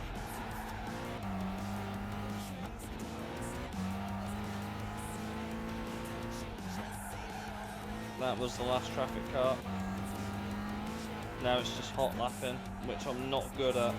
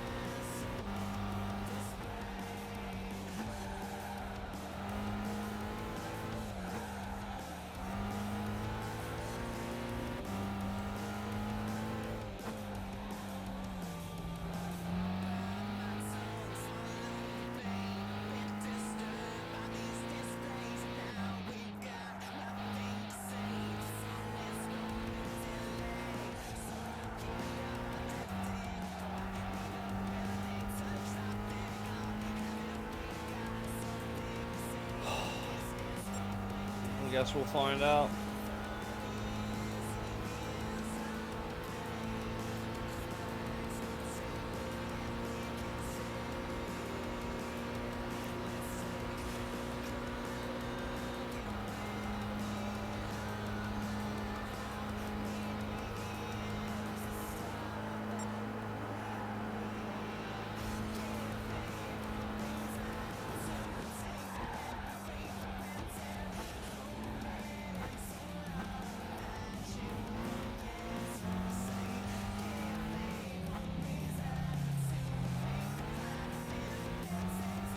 don't care. We've done it.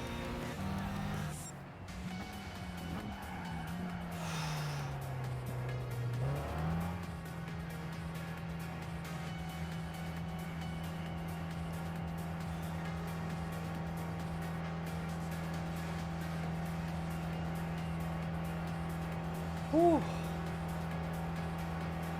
That's how hard you've got to push for that race. It's ridiculous, man. That is insane.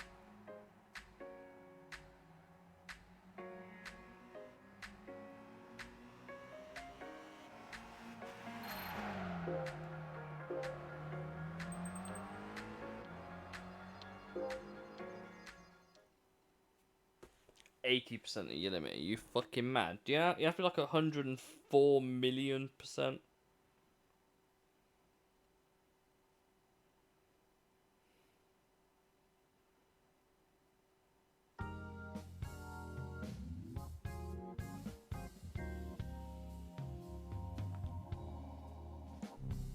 I'm nearly level 18. Balls. Could do GT Rally.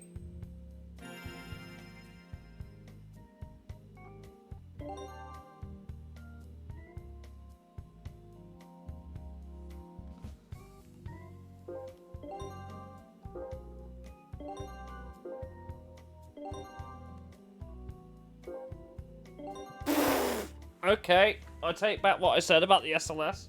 We're not going to get an SLS. We're going to get the CLK LM. Okay.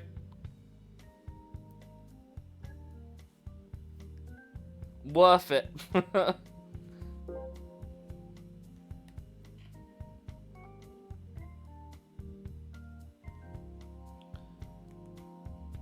Let's see what cars we can go buy with our basically no riches.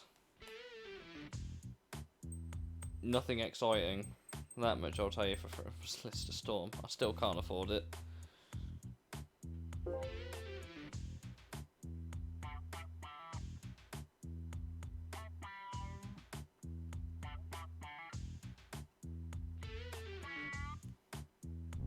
Just a little sequence break. I mean, you have to still be level 16 to do it, and by that point, you have got the GT World Championship. The Zonda's there, and I can't buy it.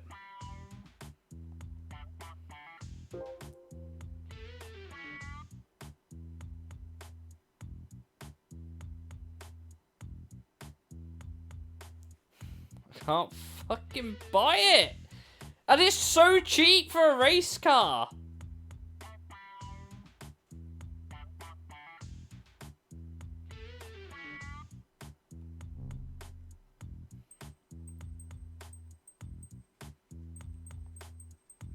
God damn it.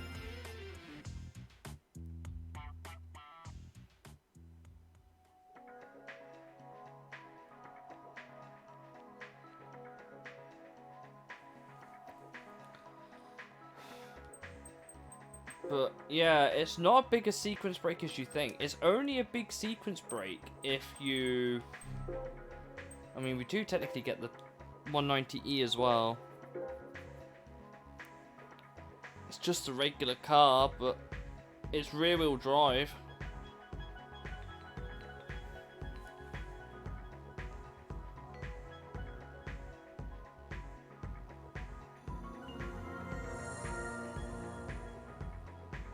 Give me a sec.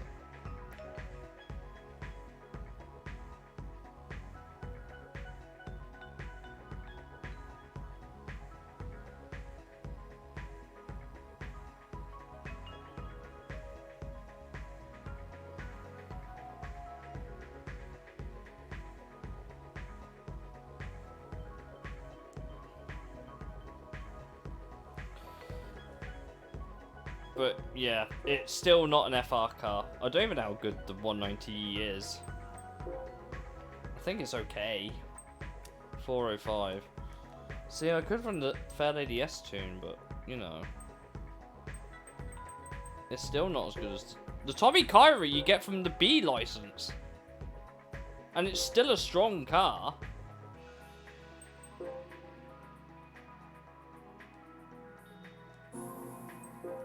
This has no limit either. So you can enter whatever car you want. This should be fine. It technically counts as a micro car. It's just not a hatchback.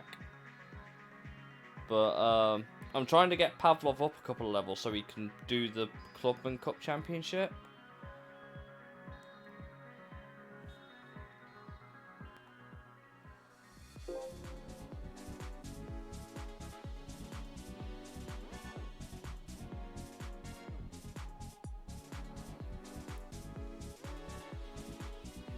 It doing the big load.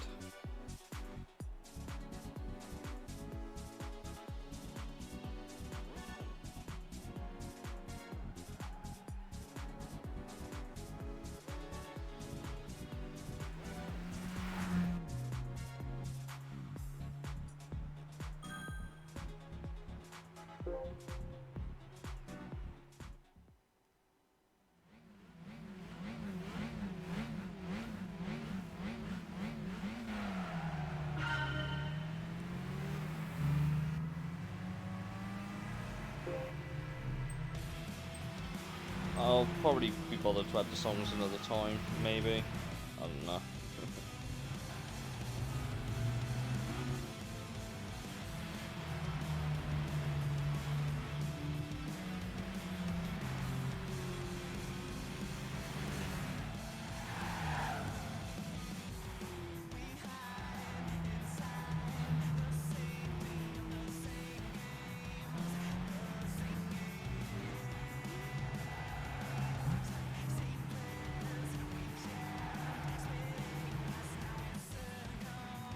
Should be okay for him. I mean, like, he's level 1, so he should not crash. I need to learn to shut up.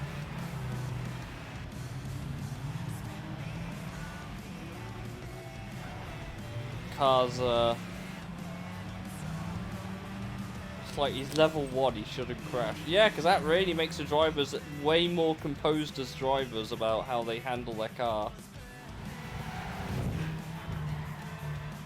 Bro, really? I swear, this...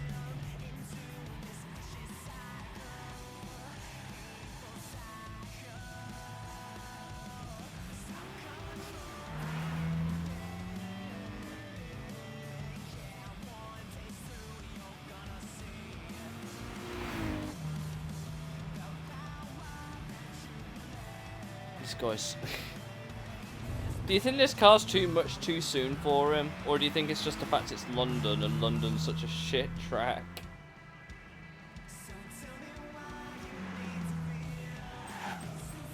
He's on Sport Hard. This thing is so difficult to lose control of. And yet the AI is making it look so fucking easy.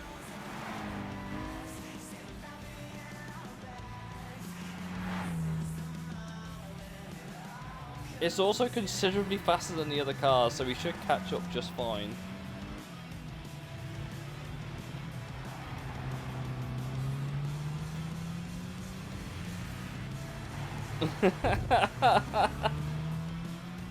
Giving me flashbacks to the 8-hour Colin 04 menu music marathon. I'm sorry.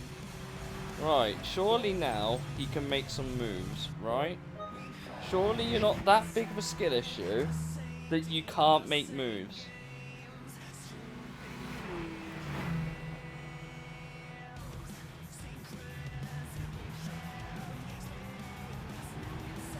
Well,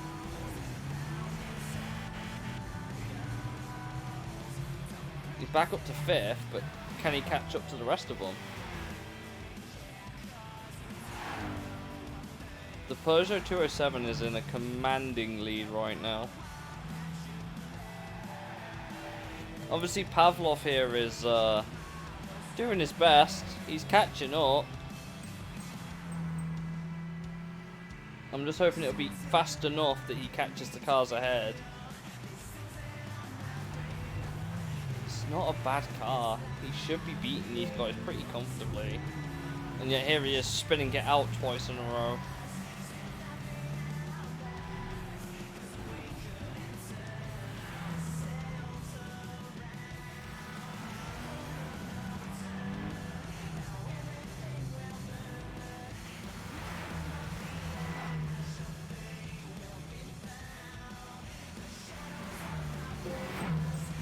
chill out a little bit before you fucking crash the car again.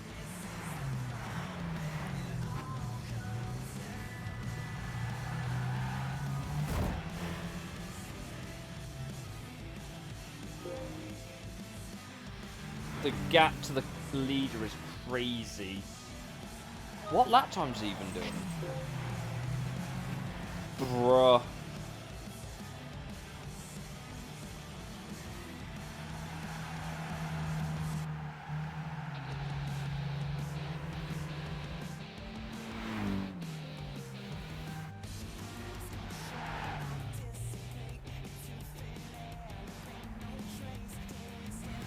This is interesting.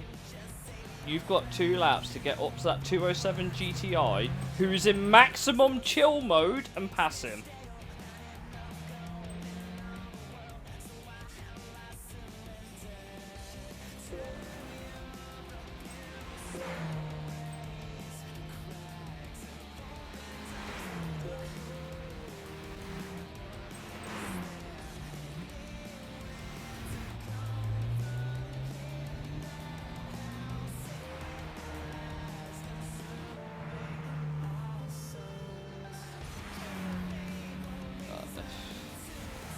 He's maybe got...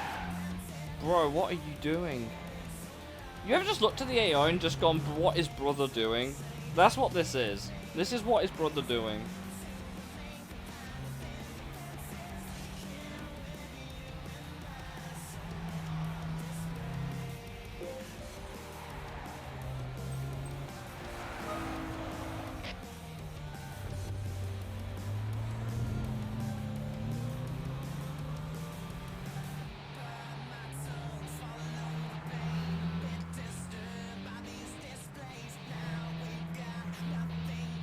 London is... It's not great. It's taken him a whole lap to catch back up. I reckon this guy's got one chance of making this move.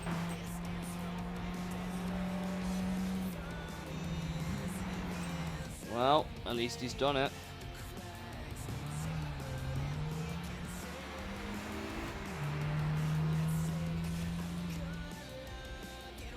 He's done it. He's not only span it twice and crashed it, he's got back into the lead. And Menendez did not really get much riled up, so yeah. About as clean cut as that could have been, I think. Last to first challenge. Yeah, but he didn't... It shouldn't have been. That's right on board with everyone's favourite car.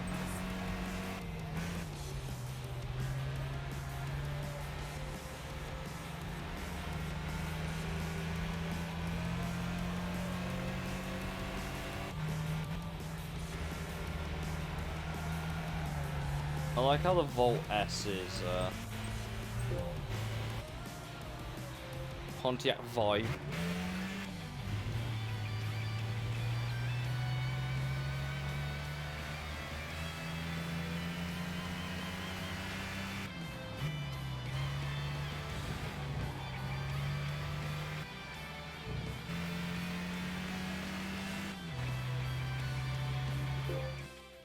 Well, he's got a couple more races to get under his belt.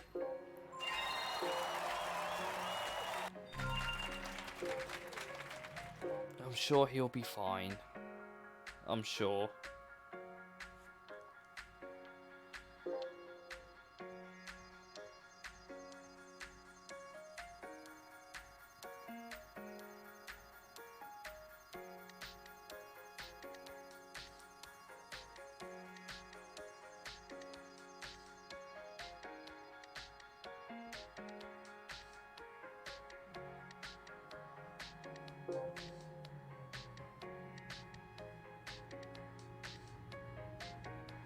I love how that just always spawns in like that.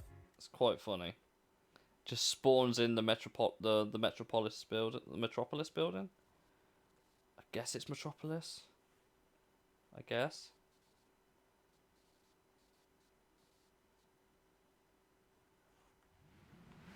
I'm sure he'll be fine.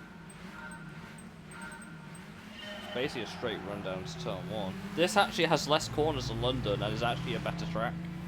I'll say it. This is a better track than London. London actually had a pit lane.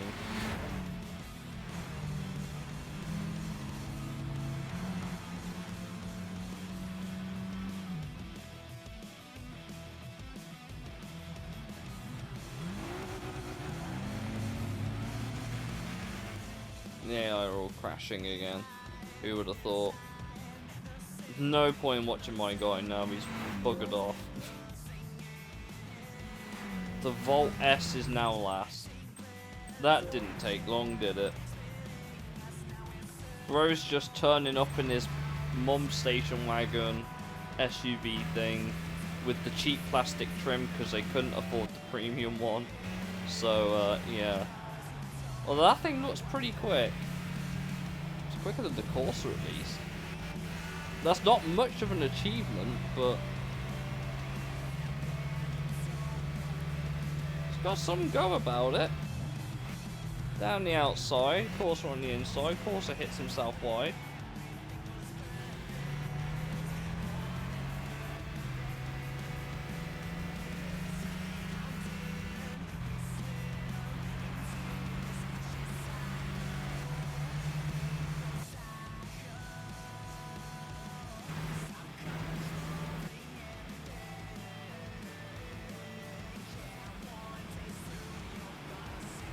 This is a great battle. Side by side around the whole track. Please don't crash.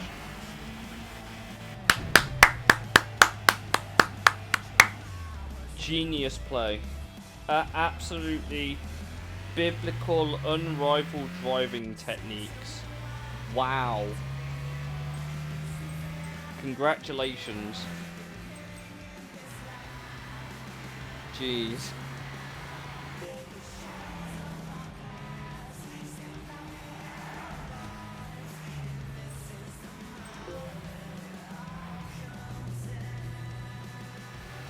I like how the only Honda Civic here is the EG.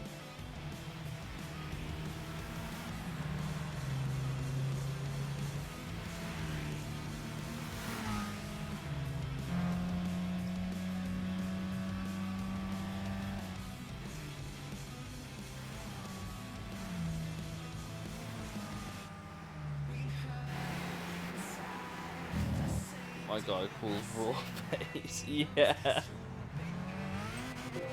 Menendez is in full chill mode again. It'll actually be interesting to see what's quicker, the Vitz or the 207. They're both very close on pace.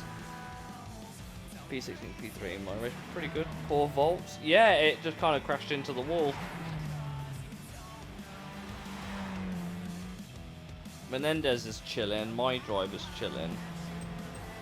I don't know about the Vitz driver.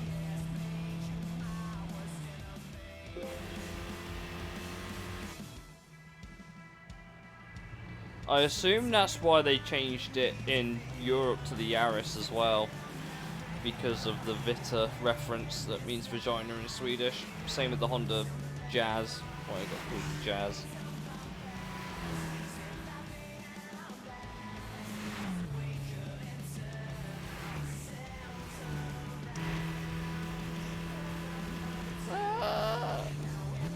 I think the Vitz has got the pace on the 207. I think. They've both crashed into the... That's incredible. At least with a rear-wheel drive car, you oversteer around the corner instead of understeer into the wall.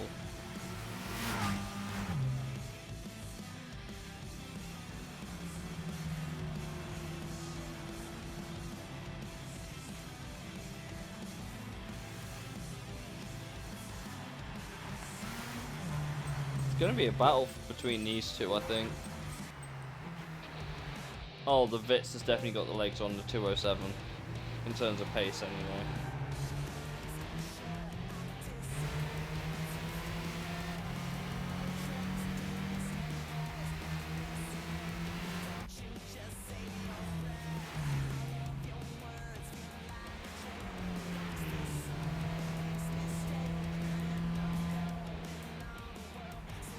So I think these two will be having the race of the rest of the thing.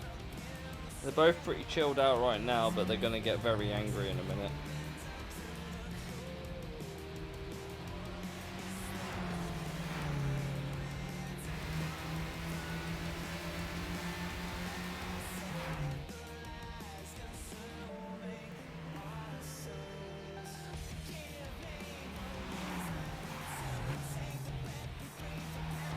Who do you think's gonna win, chat? Is this a... No, I got a hydrate. Shit. No, this isn't the 100 ticket challenge. I started a new save because I was just like, why not? And if I could, I'd do it again. I don't mind starting my saves over and over on Gran Turismo. I really don't mind it.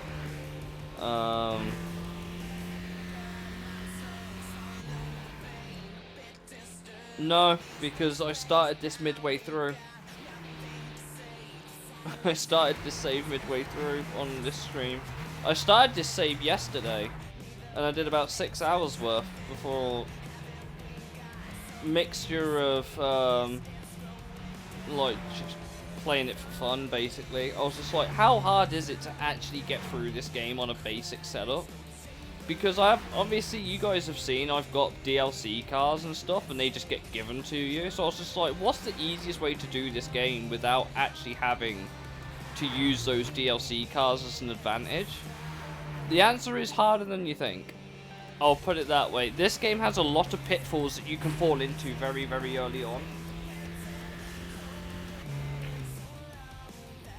What doesn't help is that the starting championships all require tuned specialist cars, I would say. Like, you need 207 actually. Yeah, I'm surprised at that.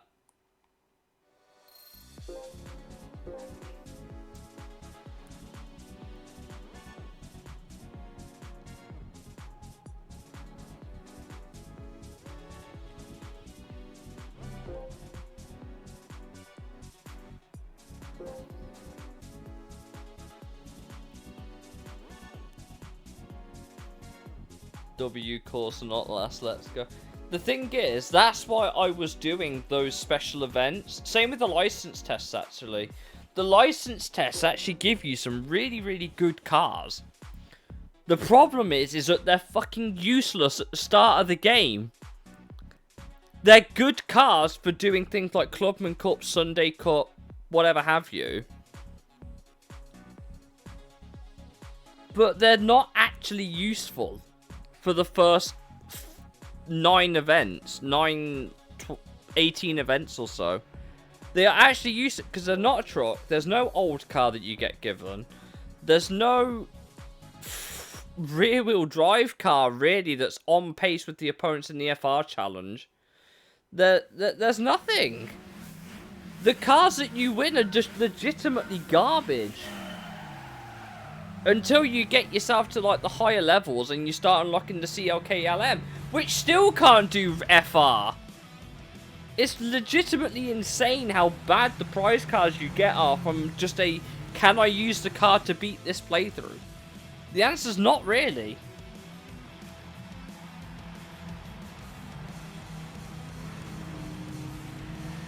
Especially if you don't like upgrading your cars like me.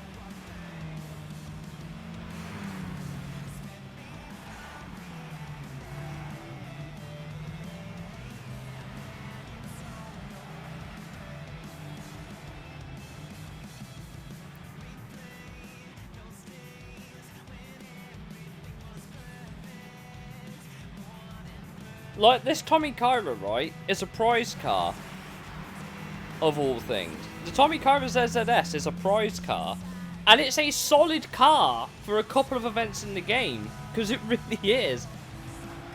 But it doesn't fit the category of old. It's not European.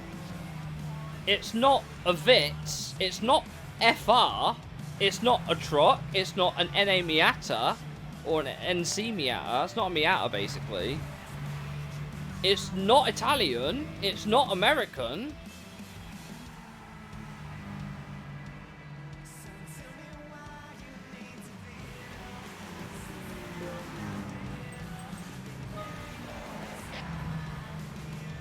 When you boil it down to it, it's not that good of a prize car for utility.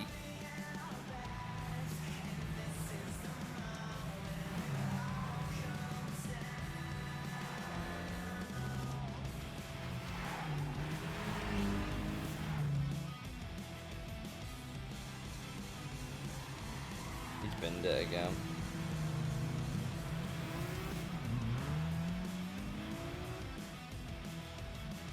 Bro just needs to chill out.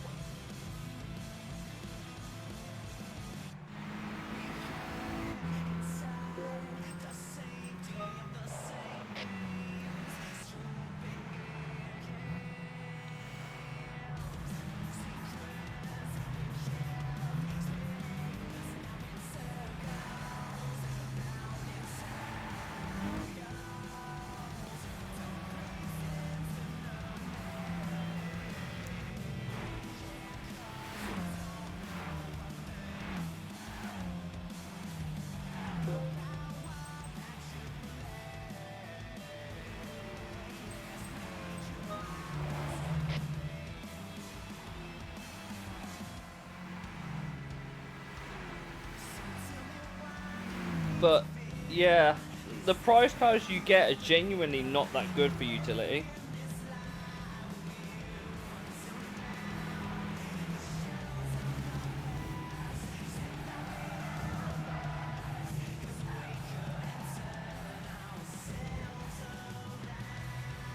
Bruh.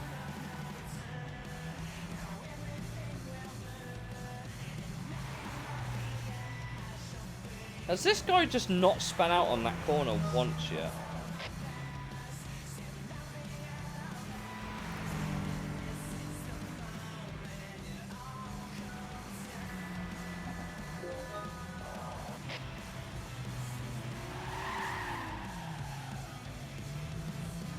That's insane. The fact that he's binned it that many times.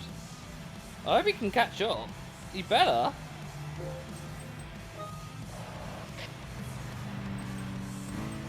Risky, but I like it. Right, now we should chill out before that fucking chicane section.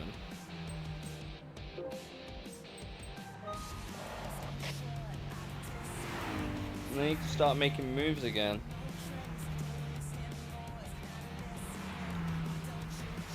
If this car gets beat by a bunch of fucking hatchbacks.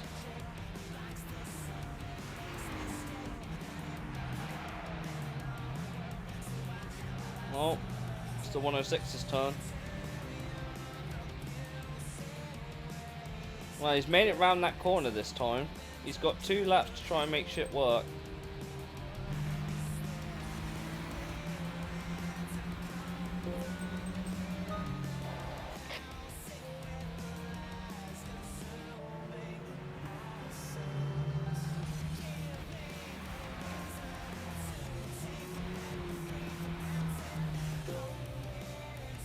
He hasn't got a lot of time. He needs to get a shift on.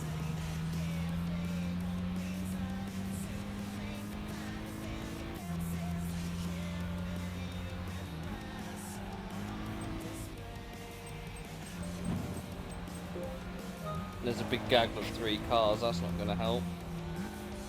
Shout out to the 207 in 3rd place. Are you going as far as you can this stream and deleting the saves?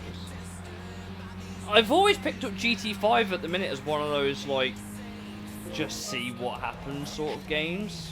I have regularly done playthroughs of GT5, I've just never completed it.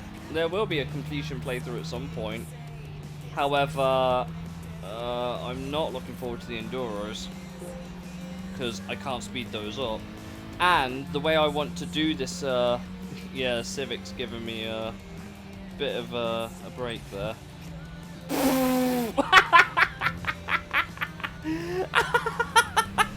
Bro went too hot.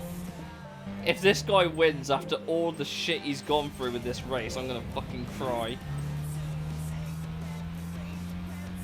You've got one job, Pavlov. You've got one job.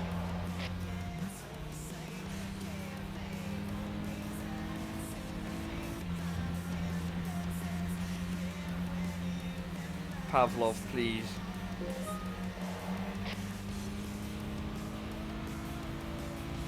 I've already deleted that. I would probably do it again, maybe. You gotta remember, I can only have one save per Gran Turismo thing, right? Okay. He's done it. No. You fucking...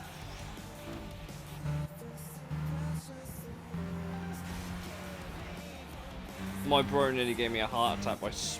That shit... Why are the tracks they give you in this so bad for the AI? Fucking hell.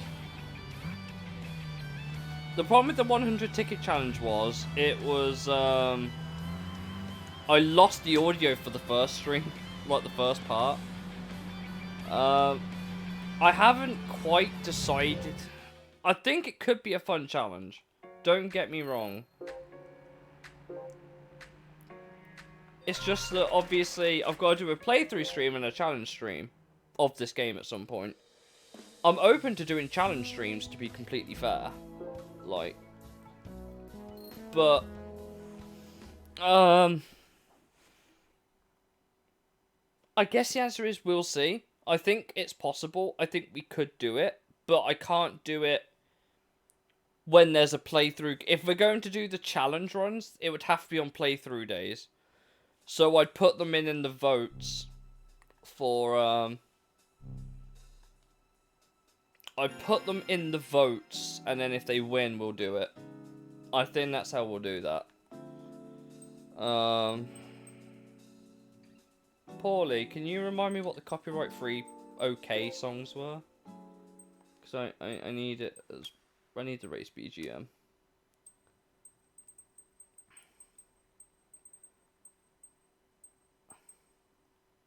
Song title.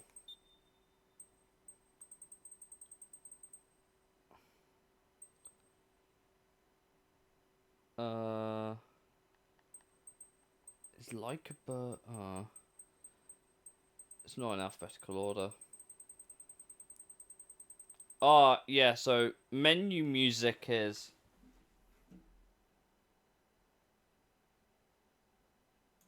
Yeah, I get you. My favourite wing. I need to check the... Oh, it's all lounge music. Take control. I know you were a fan of that one, so where is it? Oh, it's Nitoku Inoue. Okay. Nitoku Inoue stuff then, we can add. That's fine.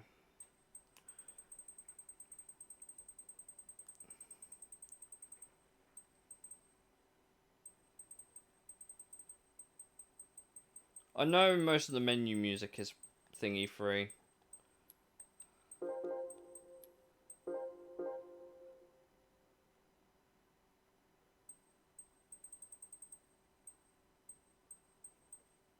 Yeah, most of it's in the menu already. That's fine.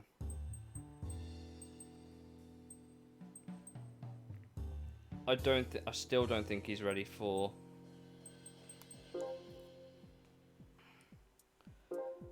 Because it's... Obviously, as you level up, you get more and more drivers. So you have to level up more and more drivers. I've been trying to get him to do Clubman Cup, but he just was never good enough in the first race. Even though the car was technically there.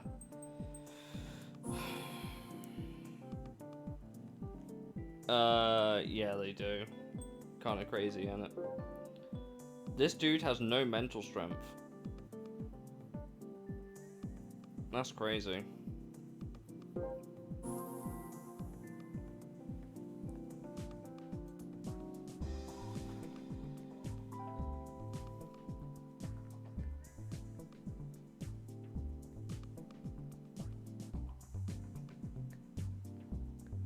Let's see if Pavlov can do it with a couple of levels under his belt this time.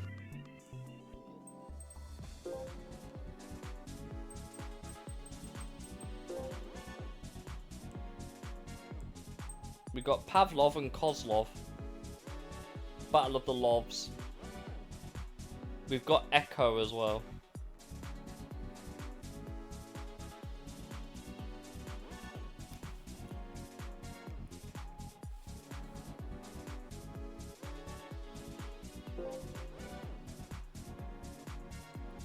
By the way, this ZS is apparently mid-table in terms of the PP here. And this is still one of the best cars I've won that isn't, like, completely overkill.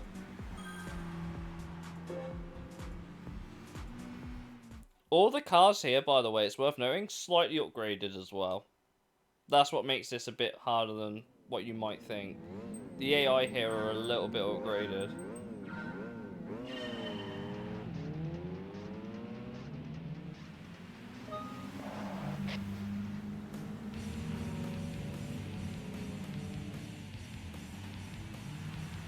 It's also very chaotic and very stressful.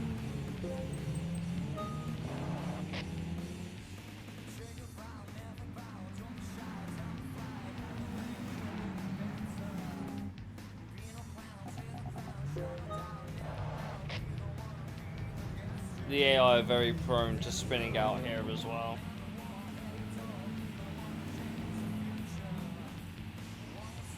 Look who's back! Look who's fucking back!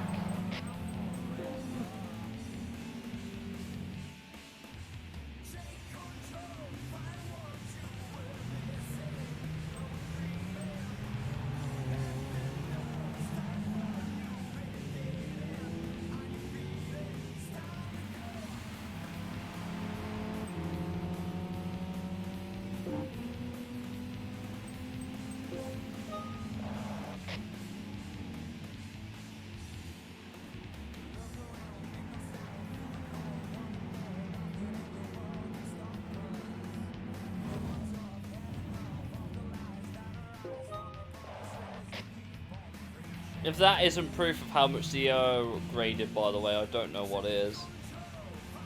They really want you to use a slightly upgraded road car for this.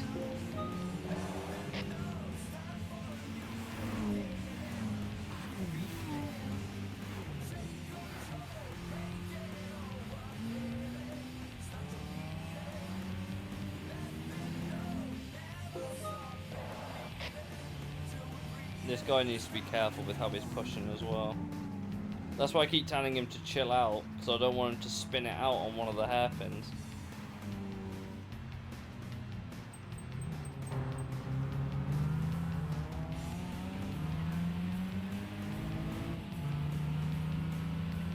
Look at the speed, man.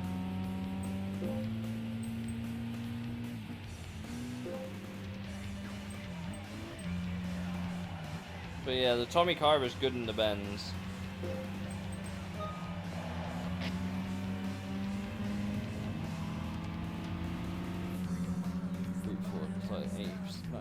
The thing is, though, no one really cares for GT4 cars.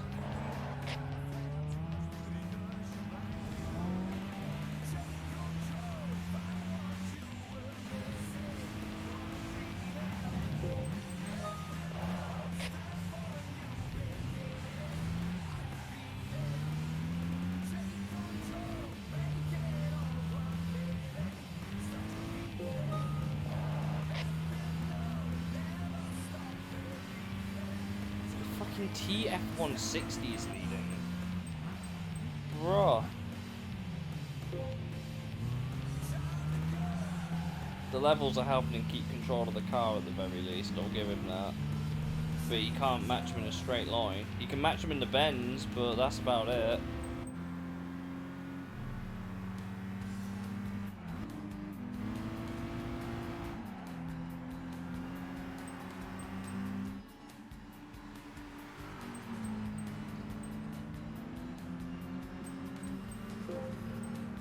Oh, Integris just sent it on the TF160.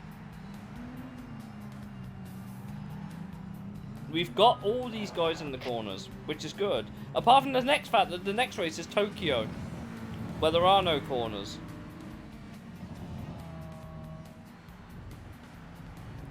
Good move.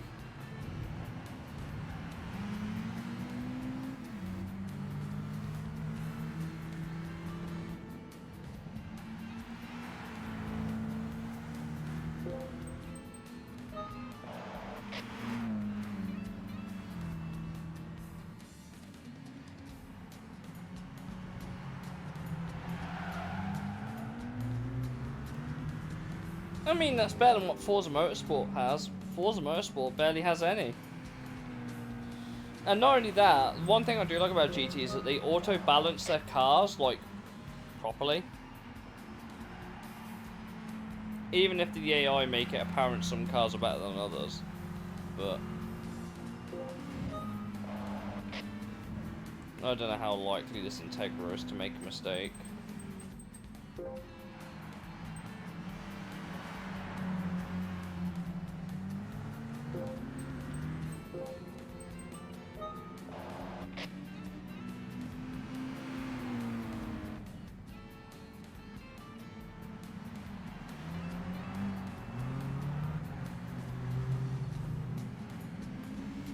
Because it's front-wheel drive, I don't think he's going to be making any errors, really.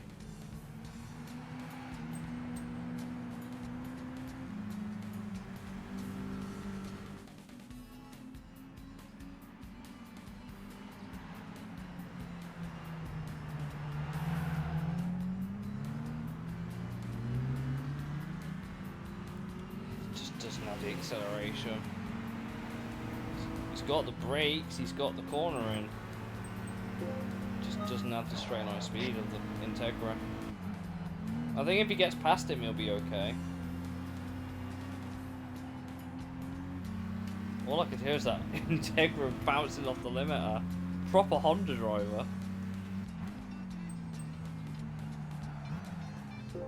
Oh, he's pulling away now. That's not good.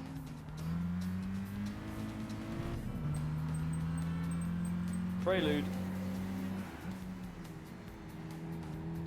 The 207 is actually holding people up. That's quite funny.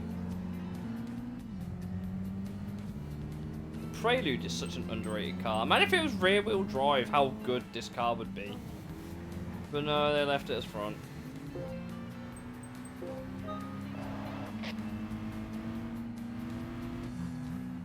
Oh, bro went for the move and pussied out.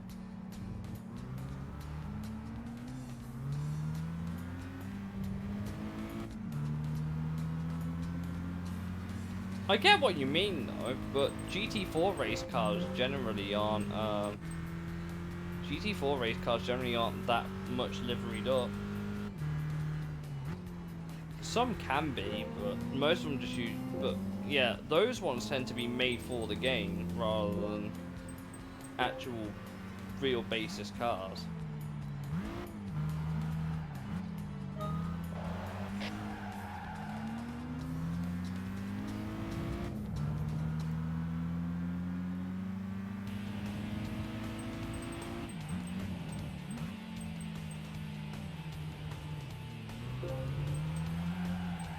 I think Pavlov needs to start pushing.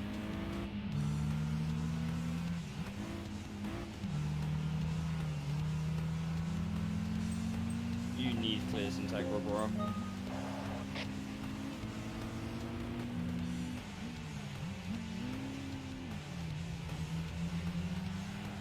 That's not how you clear the Integra. Appreciate the effort though. He actually gave it a go.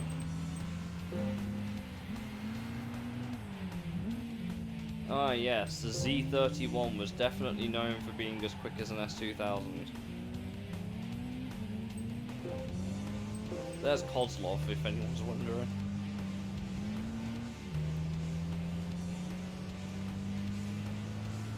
Poor Evo 1's back here.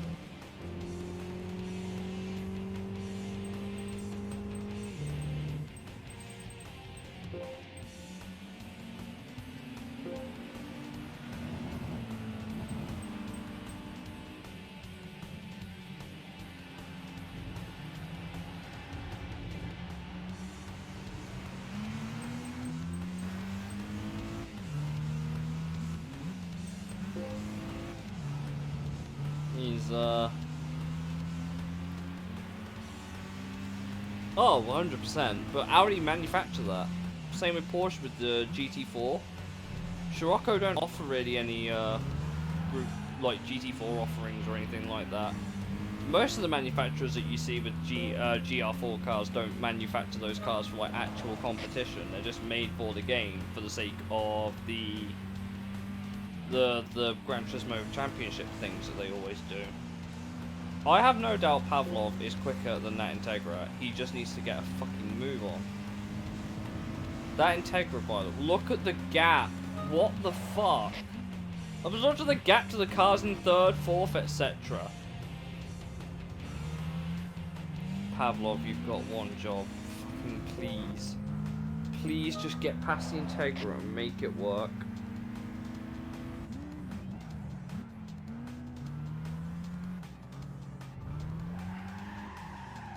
He's got one more lap.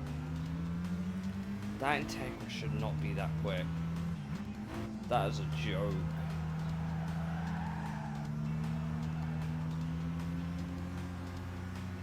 Even he's tuckered out. Not tuckered out as Pavlov.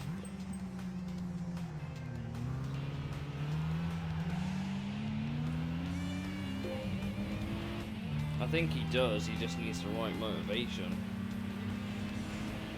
He's staying stable on pace for now, which is fine, but as I said, his strength is in the corners where he can grab that Integra. I'm going to try time to push now. Just don't make a mistake. Or if you're going to overtake the Integra, just don't balls it up afterwards. He's made one move on the Integra so far and it's not worked. Oh, here we go. Yeah, oversteer. That's Jova. See what I mean? It's not even like the Tommy car was a bad car.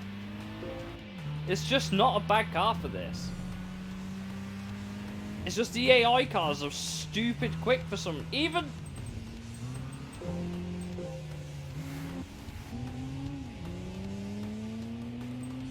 Even AI's binned it. See, the trick could be to let him chill the fuck out, but...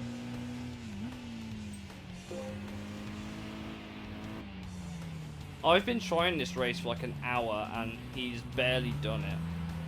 I don't want to use Zhao.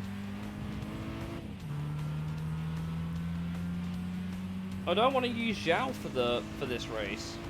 Because I want the experience to go to Pavlov. But I may just have to admit defeat and just use a better car.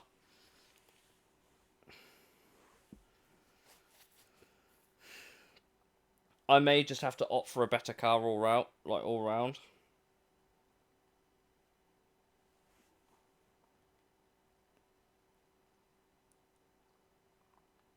Well, he didn't get punted. He binned it into the wall. Because he's an idiot. I may just have to pick a slightly better car for him. But I'll show you what I mean with the DLC cars, because we haven't actually explored those yet.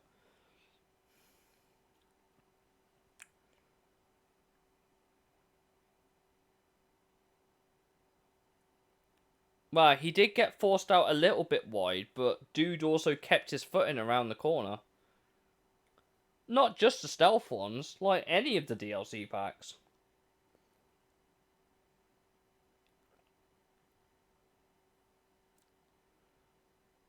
Because theoretically speaking, those stealth cars can carry a lot of the early game. But they're so broken, it's not fun.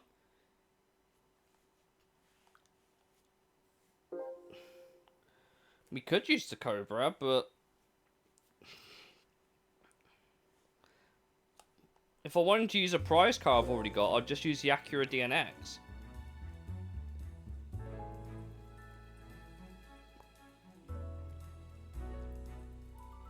Like, I'll show you, right? So all the DLC cars are premium, right? You can consider everything in this list here, with the exception of a couple. You can consider every car in this list here, with the exception of the PDI racing car, the 4200 and the OFC 1, up to, like, here is DLC. If anyone ever wondered what the Edge special was, I think this was like a Gillette promotion in America, if you ever wondered, if you didn't know about it. It's just purple.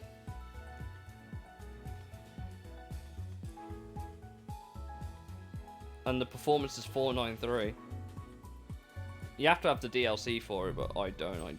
I use a small thing. Obviously, same with the Logano Fantasy Camry.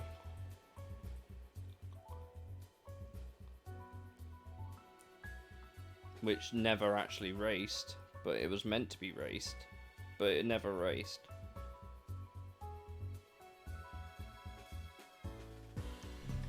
But let's go through the prize cars I actually have that could be of use. We could use the CLKLM.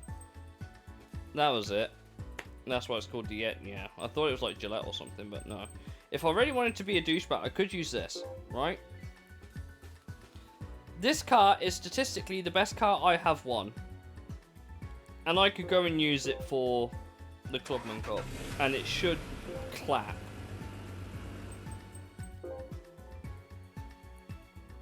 Because if I show you the performance level of the AI in this race, you'll be like, why? So here we go. No. Not really.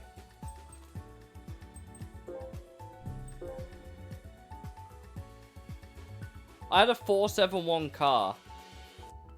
The DC Integra's a 432, and that is actually how much my guy was struggling in that ZZS. The fastest opponent here is the 207 on paper.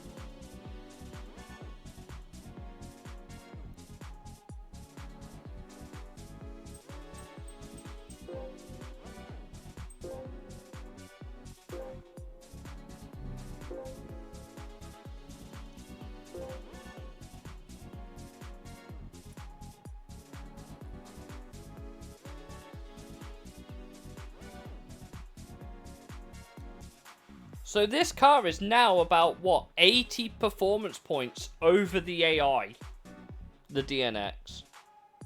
It's a 50 increase on the ZZS. And this is a prize car you can win. But again, it has no utility for the races that you actually need to do. It's just good for someone like this.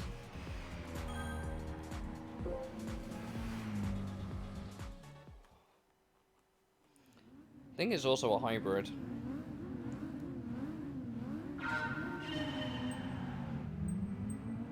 Yes, it is.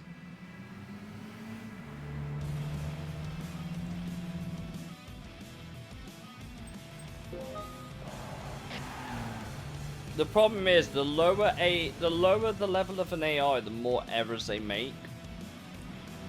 But obviously after a few levels or so, they stop making those mistakes. But I shouldn't have to be defaulting to a car like this to beat a level 5 championship with a level 3 driver, really.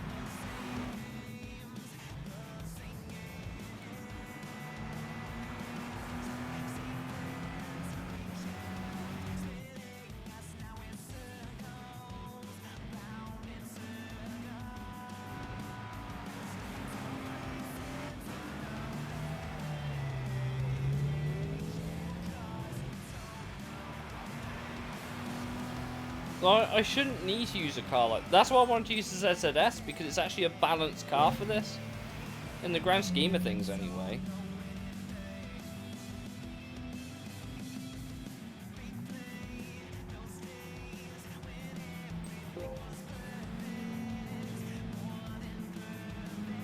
Integra's back. Great.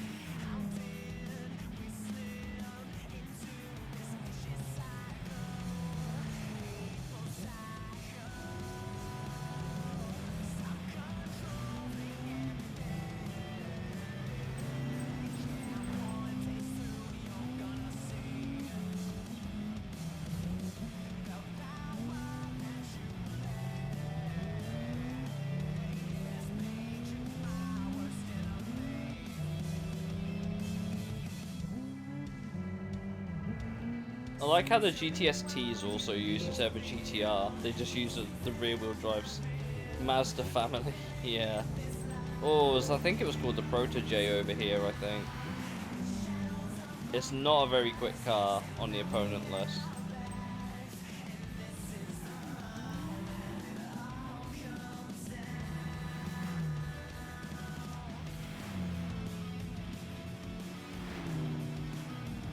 Despite the upgrades it has on it, it's probably one of the slowest cars here.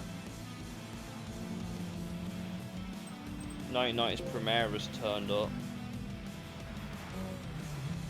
Which is also a cheat in Gran Turismo 2 in the Touring Car Championship thing. Like, my guy should not have to drive a car like this to be competitive in this championship. He just shouldn't.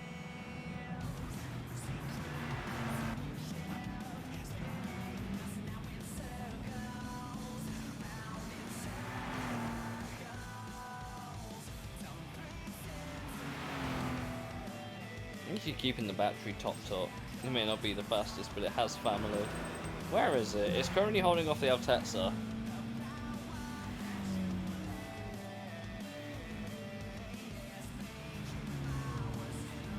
Well, at least it's trying to.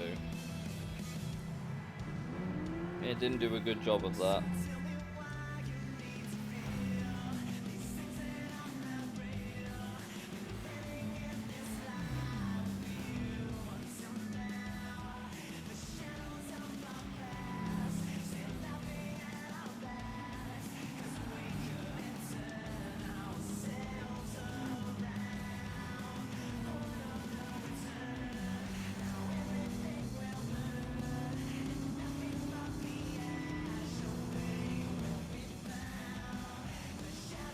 No, the DNX. It's a car. It's okay. My bro's not really pushing because the car's that good.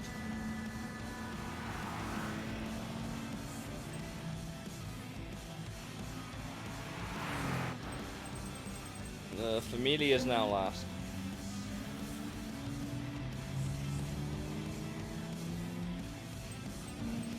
Someone was cooking their tyres. DNS was well, it is. Oh, was it the dual note?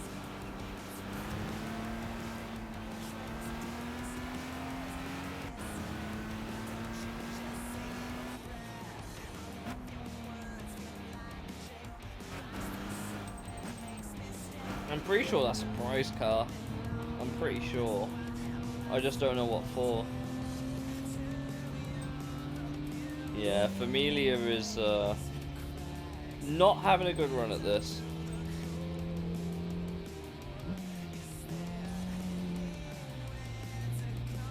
Ritter is he's coping a little bit.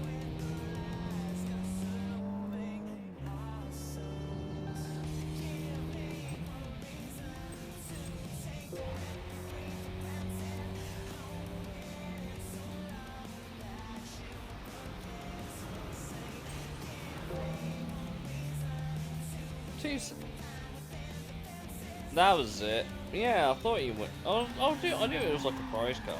I just didn't know where. What on earth is going on back here? Everyone's now caught up to a bottleneck, which I'm assuming is the Celica the SD202 is causing a bit of a train here, chat. Everyone's trying to overtake it.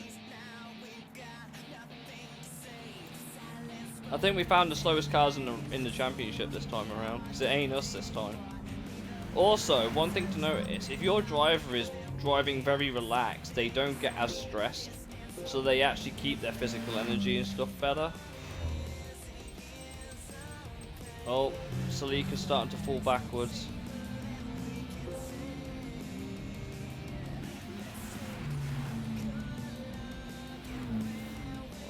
Three cars have cleared the Celica already. That is insane. 120i is doing some drifting.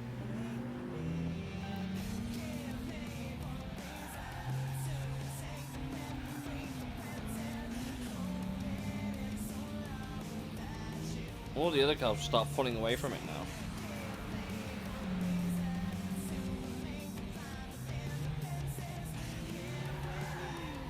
Oh, AS200 lost it.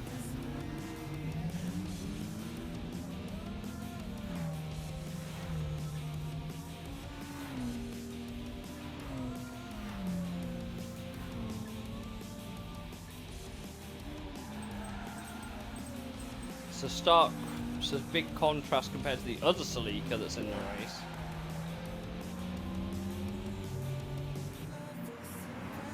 This dude's in chill mode and he isn't really being caught up. Oh! Kamara's got the 120i. There are 3 Celicas in this race, what the fuck?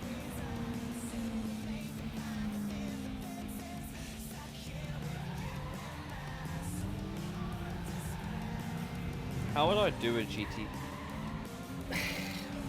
The problem is, A-Spec and B-Spec have effectively the same campaign. The issue is that you have to do both of them to level up and stuff. Like, you can only do certain events that you've leveled. I think it goes without saying that the...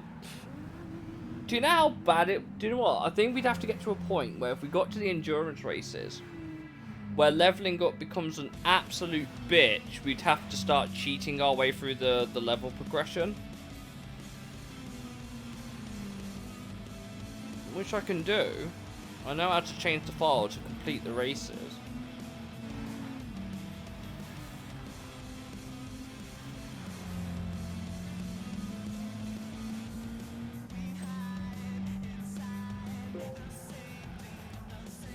So I guess the answer would be both, apart from I wouldn't do the endurance A-Spec.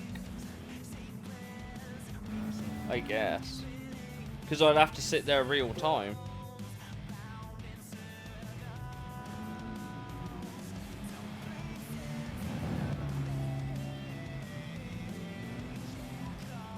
I mean, as awful as it sounds, it wouldn't be the first time because I did it for GT4 with the three 24-hour endurance races. I don't, for a genuine playthrough part, like, I don't have 24 hours. I just don't have 24 hours, and I certainly don't have enough to do 2 of them.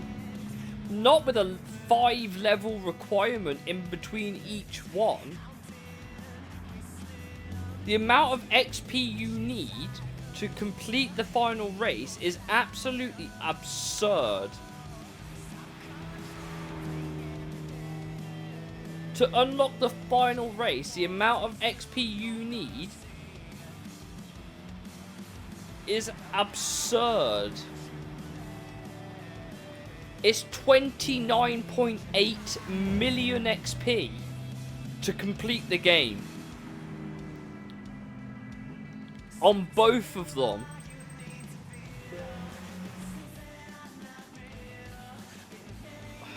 For the Enduros, it would have to be B-Spec. I refuse to do A-Spec. I'm sorry. This game does not give me the luxury of being able to do it in A-Spec. It just doesn't. I could maybe do like the 200 laps of Indy. I could maybe do 60 laps of Grand Valley. Because I've done them before, and they're fine. But the 224 hours, the 9-hour Suzuka race, absolutely not. I just refuse.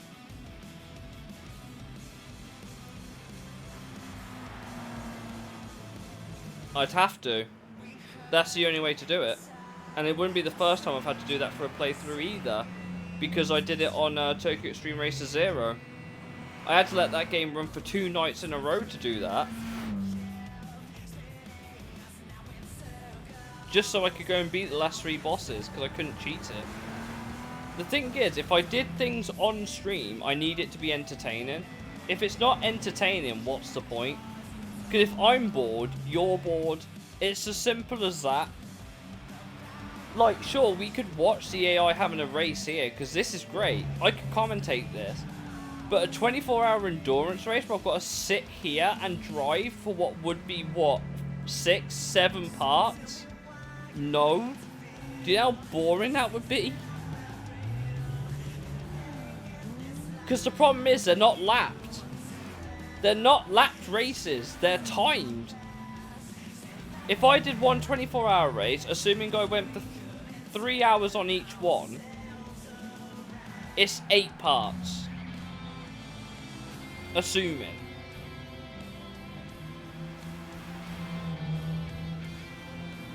So 16 parts of Gran Turismo 5 in A spec would just be the 2 24-hour endurance races.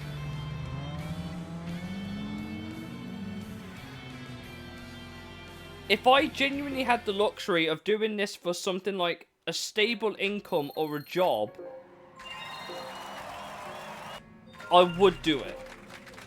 But I don't. I work a full-time job. I have bills and shit I need to... And this does not pay the bills right now. It may never pay the bills. This, for me, at the minute, is something to potentially help me make a little bit of extra money on the side of what I make. Because I don't earn a lot at work. For all intents and purposes. Obviously, I enjoy playing games with you guys as well. It gives me someone to chat to. It helps me socialise a little bit. And that sort of thing is completely fine. I don't mind doing that. But if you ever wanted me to genuinely sit here and complete GT5 legit, I would have to be financially sound to do that. And I'm just not right now. And I've always said, anything I make on stream at the moment goes back into the stream. That's what I've said. So if you guys ever decide to donate or like bits, cheer, gift subs, anything like that, goes back into the stream. I don't even ad revenue my YouTube videos. That's the thing. All it was is for the sake of a speedier playthrough, and considering the time restraints I usually have, saving time is all I want to do. But I'm not on an emulator, I'm on a PS3 controller. I can't cheat GT5. All I can do is edit the save file. And all that can do is just change my levels. That's all it would do, it would just change my levels. The money grind's a joke, the experience is the kicker. Because once you start getting to like the endurance races, the level gaps between races are ridiculous. To do the Nürburgring 24, you have to be the maximum level of level 40. Which, as I've said before, is like 29.8 million XP. In total, pretty much. Now, I don't know if you guys know how long 28 or 29 million XP takes to get on this game.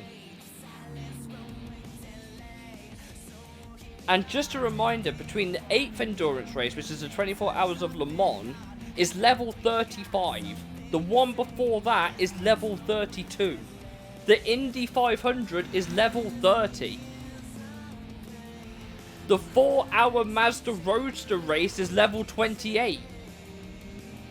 Once you get out of the first 5 levels of the career mode, it's fucked. It's completely fucked. And those races pay out so much XP, you've got to play them on repeat. Does that sound fun to you?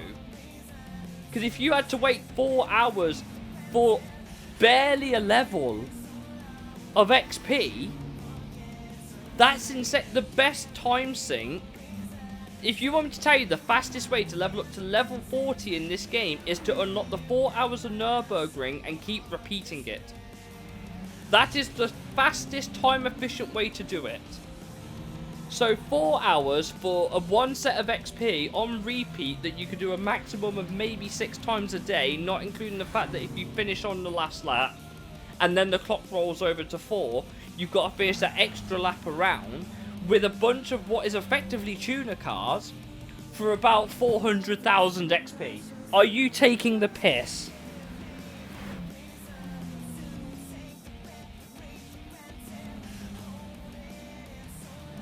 It wouldn't be so bad if the 2 times XP multiplier thing worked. But they cut the servers, so you can't do that anymore. And the B-spec races and shit they used to hold in the seasonal events used to pay out stupid amounts of XP. If you played this game in its heyday, you could probably have completed it. Like, not that much of an issue. But with the servers down, all the high-paying XP events gone, the fact you've only got the career mode races which don't pay anything, you can't double your XP anymore, you can't double your money anymore, this whole game's economy is a massive grind fest. And I absolutely never endorse going for a GT5 100% playthrough because of it. Because if you did it in today's, like, take away the emulator mods, if you did this on official hardware, as is, like this now, you are not beating this game for hundreds of hours. And the fact that the Formula GT is a used car, yeah, that's the other thing, isn't it?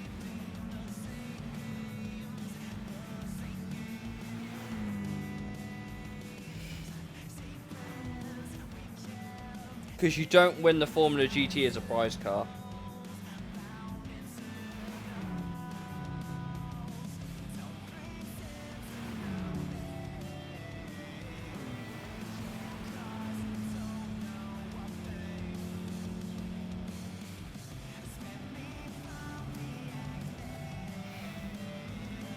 I think the best prize car, statistically, that you win is the Audi R10. I'm pretty sure that is the best prize car you win, and you get that for doing the 24 hours of Nürburgring on A-spec! And it's not even the fastest prototype car in the game! So what's the fucking point? Do you know what? You think that's bad, by the way? Do you know what it is for the Nürburgring 24 hour on B-spec? If you don't, Google it. It is a monumental kick in the teeth. If you've never looked at what the prize car is for the 24 hours Nürburgring B-spec, it is a huge, unbelievable kick in the teeth. In fact, if you want,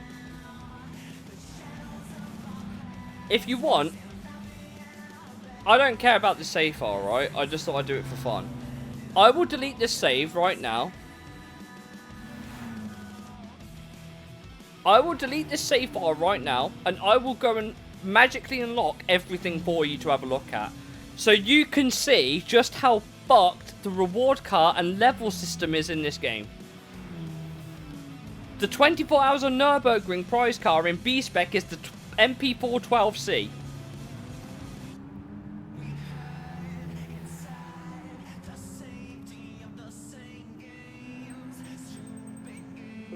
Like, do you know what? I'm that mad, I'm going to show you. I don't care.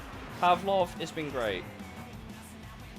I'll have to redo the music playlist, but... Well, actually, I won't, because I'll only be doing the menu. Give me, like, 2 seconds. I'm going to delete my save. I'm going to make a fresh save, so you guys can see this for yourselves. I'm going to... I've got a stick. Don't worry, I've got a memory stick. I'm going to show you every prize car you unlock for this game.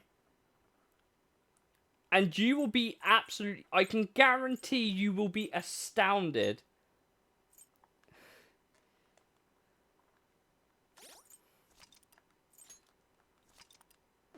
Right. There we go. Save gone. Poor Pav. I mean, it's not the worst track to be driving around. You could be driving around London. But I will quickly set up a new save for you guys, and I will quickly go and unlock every single event that you can possibly gold. So that's all the special events, all the licenses, all the A-spec events, all the B-spec events, right? If I had to recommend a way to play GT5, it would actually just be cheating your way to the end and then just playing around with whatever you get afterwards. If I genuinely had to recommend you playing a game.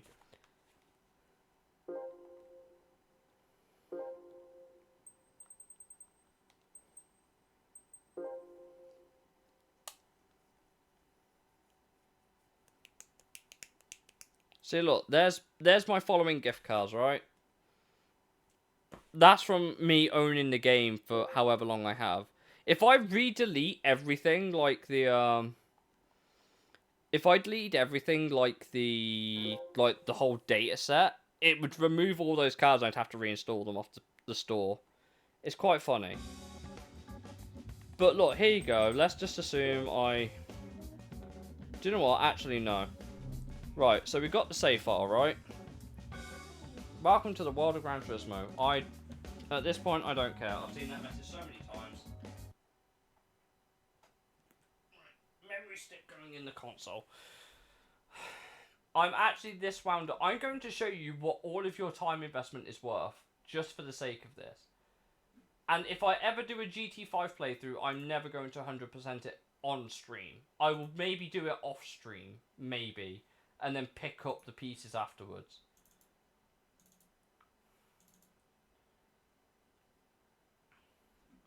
Right. So I need that, that.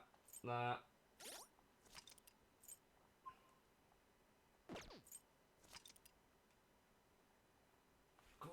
Right. I've got the save on here now. You guys can't see anything. Well, you can. You can see the PlayStation screen. But I'm going to quickly go and unlock everything. Because why not?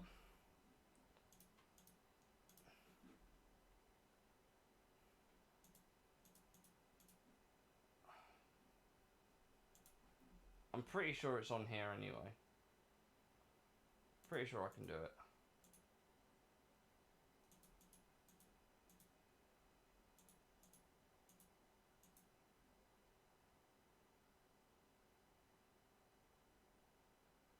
I can't do it on this one. It's on the other one. Right, give me like a couple of seconds.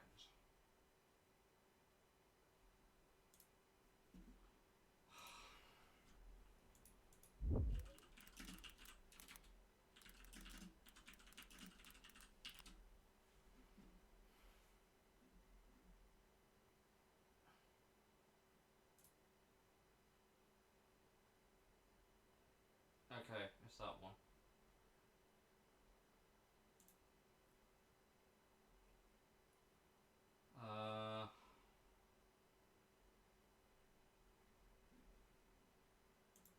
God damn it. Where is it?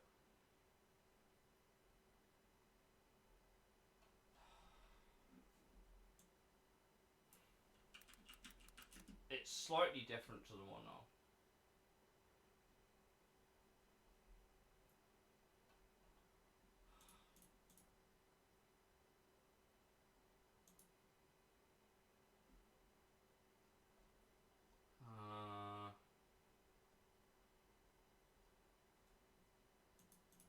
Shit.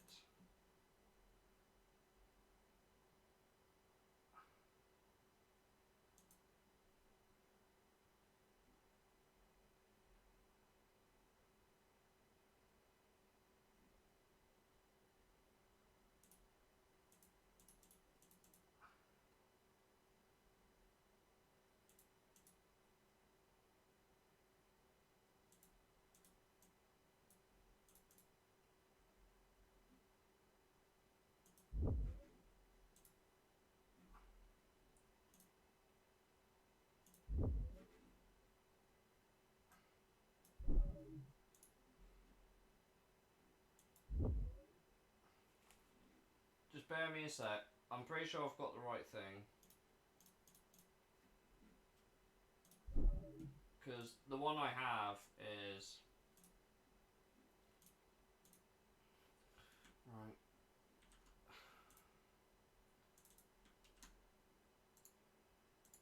Right.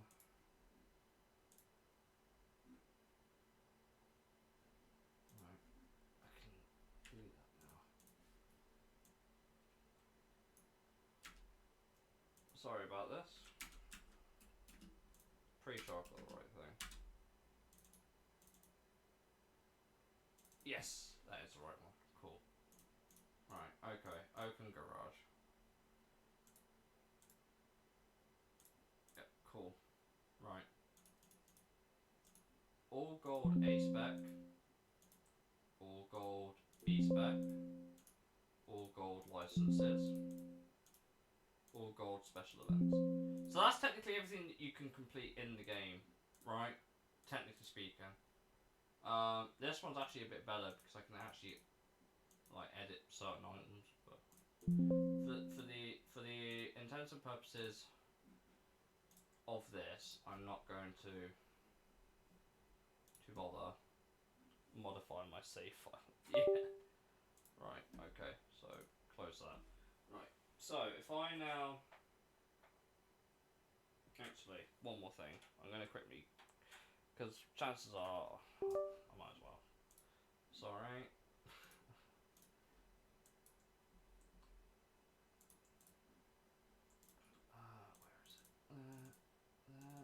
Where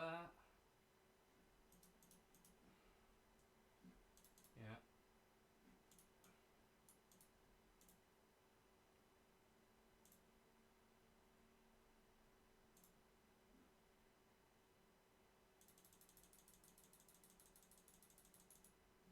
Right. Save.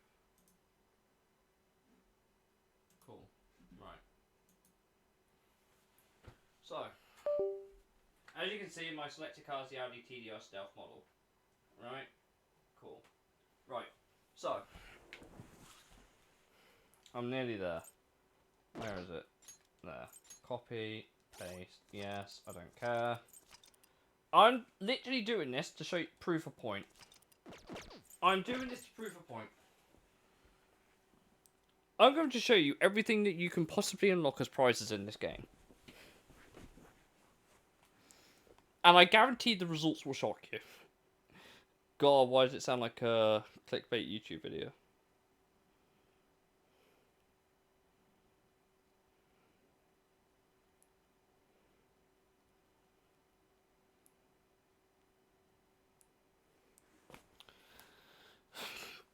I'm going to go through the unlocks slowly so you can see them properly.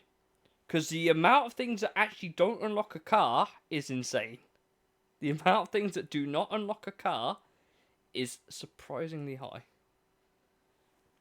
Top 5 GT5 moments. Number 3 will shock you. Yeah.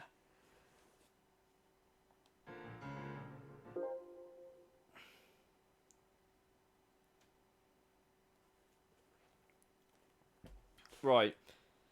So the game's going to have a massive moment where there's going to be a lot of notifications. So I apologise. So let's just go through everything as planned. This is my homepage. Sure, why not?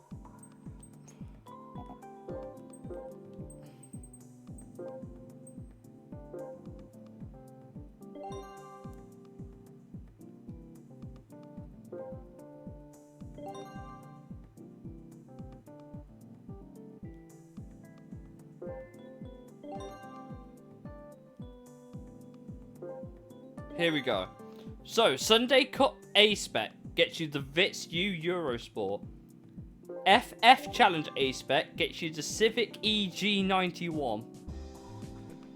World Compact A-Spec gets you the Berliner RS Coupe. The Lightweight K-Cup A-Spec gets you the Suzuki Wagon RRR. The Japanese Classics will get you the Z-Act. The Yaris A-Spec race gives you a fucking Prius. The European Classic Car Championship gives you the Kubelwagen, which is fucking useless. World Classic A-Spec gets you the Subaru 360, which is one of the slowest cars in the game. FR Challenge A-Spec gets you an actually useful car, which is the 86 Concept. Clubman A-Spec gives you one of the slowest race cars. European Hot Hatch gives you the Lupo GTI, which is actually a useful car. I will give them that.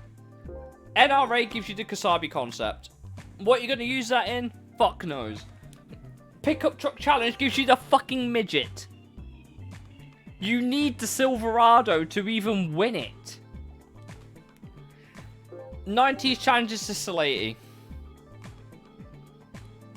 The French Championship gives you the 2CV. This is for all of your time investment, by the way. Italia A-Spec gives you the Giulia Sprint GTA, which would be good for the European Classic Car Series. But at that point, you've already done all the damage. Muscle Car Championship gets you the Buick Special. Great.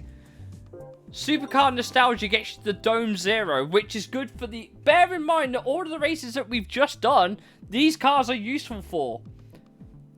But you'll almost never have these cars with you at the start. Mini Challenge. Fucking the old Cooper.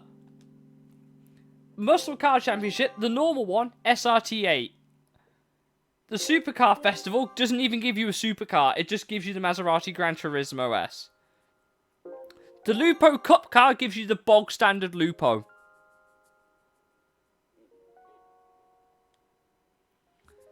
'80s Sleeker XX. That has no use in any part of the playthrough, apart from the event you've just done. Lamborghini exclusive gives you the Countach,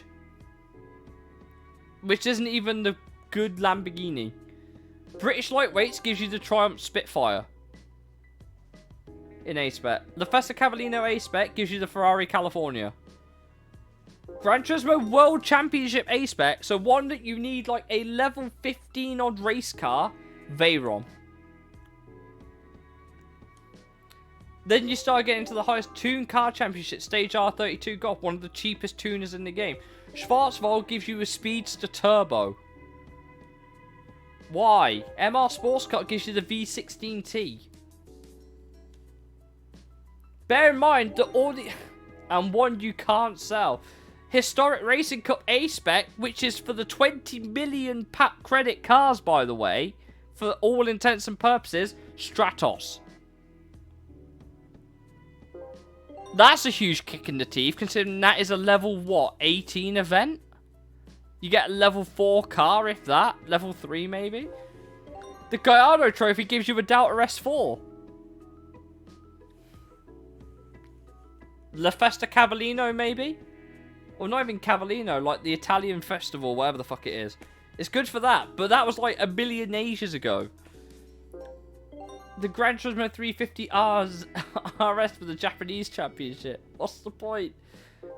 GT All-Stars, it gives you the Amuse Carbon R. Bear in mind, you need like... Don't you need something like the Minolta and shit for that? Polyphony Digital A-Spec gives you another 350Z. Schwarzwald B-Spec gives you the Pikes Peak Quattro, which I don't think you can sell.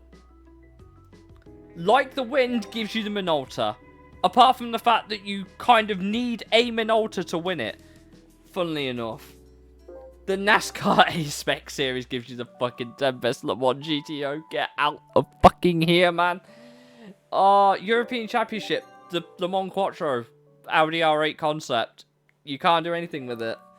German Touring Car Championship gives you the 1973 BMW 2002 Turbo, which is shit. Super GT A-Spec gives you the Group A Touring Car. Why? Why? American A-Spec gets you the Jay Leno Tank Car. This is a level 23 event, by the way. Gran Turismo Formula World Championship. A Caterham. A Caterham. For a 4 million car level 24 event.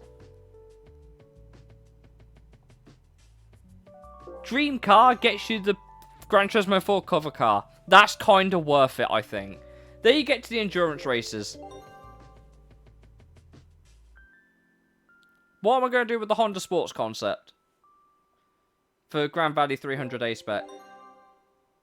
Roads to 4 hours gets you the L10B.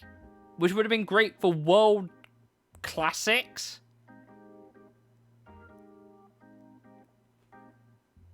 Laguna Seca 200 miles, I get the Infinity Coupe concept. Indy 500 A-Spec, you get the XJ13. Which is a great way of doing historic car championship, by the way. Apart from the fact the 2J you can buy is way cheaper and a damn sight quicker.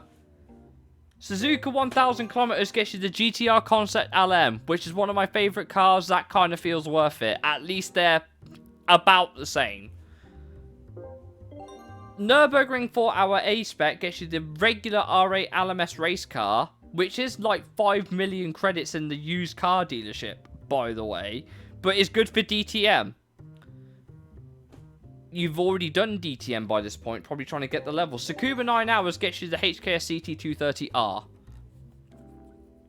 24 hours of Le Mans A-Spec gets you the R8 Orica edition, the PlayStation Orica. Kind of worth it. Kind of. If you didn't already have every other car in the game at this point. And then the 24 hours, like I said, is the R10. In A-Spec. Right? Those last two cars, for A-Spec, completely worth it. This is where it starts taking the bloody piss. B-Spec. Sunday Cup B-Spec just gets you the rebadged Vitz that you fucking won in A-Spec. B-Spec, you get a different Civic for the FF Challenge. World Compact, you get the Abarth. The Auto Bianchi. What was the other car we got? For A-Spec?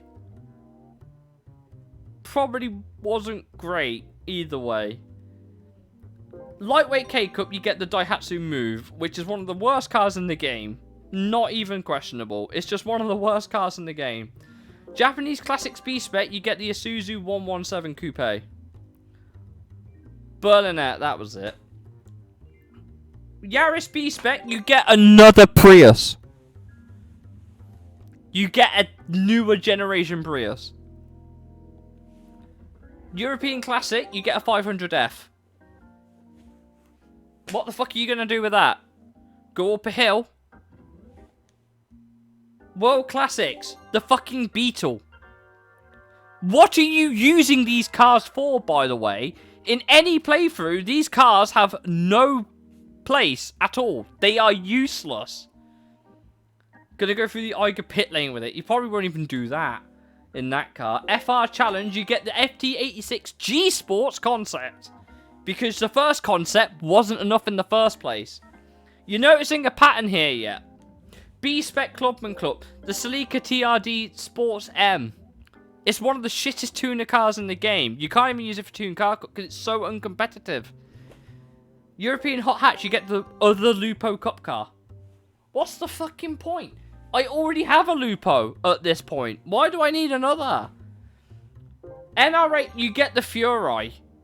Which I'm pretty sure has next to no purpose in the game.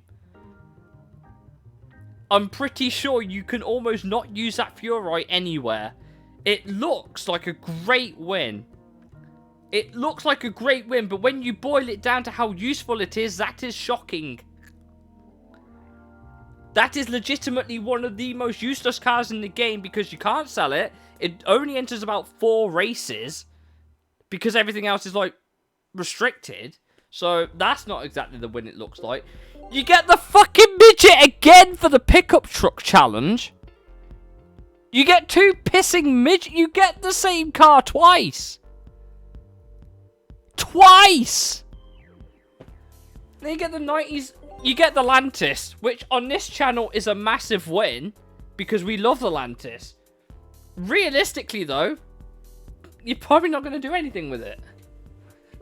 2 France Championship, you get the A110 1600S.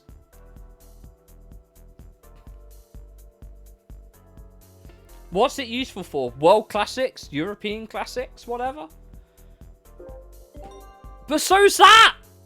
For Festival Italia B-Spec, you get another car that's good for World Classics and... But you've done them already. Classic Muscle Car Championship actually gives you something useful. If you haven't beaten them all already before because your AI is too shit. Supercar Nostalgia Cup, DeLorean. A 500,000 credit car, by the way.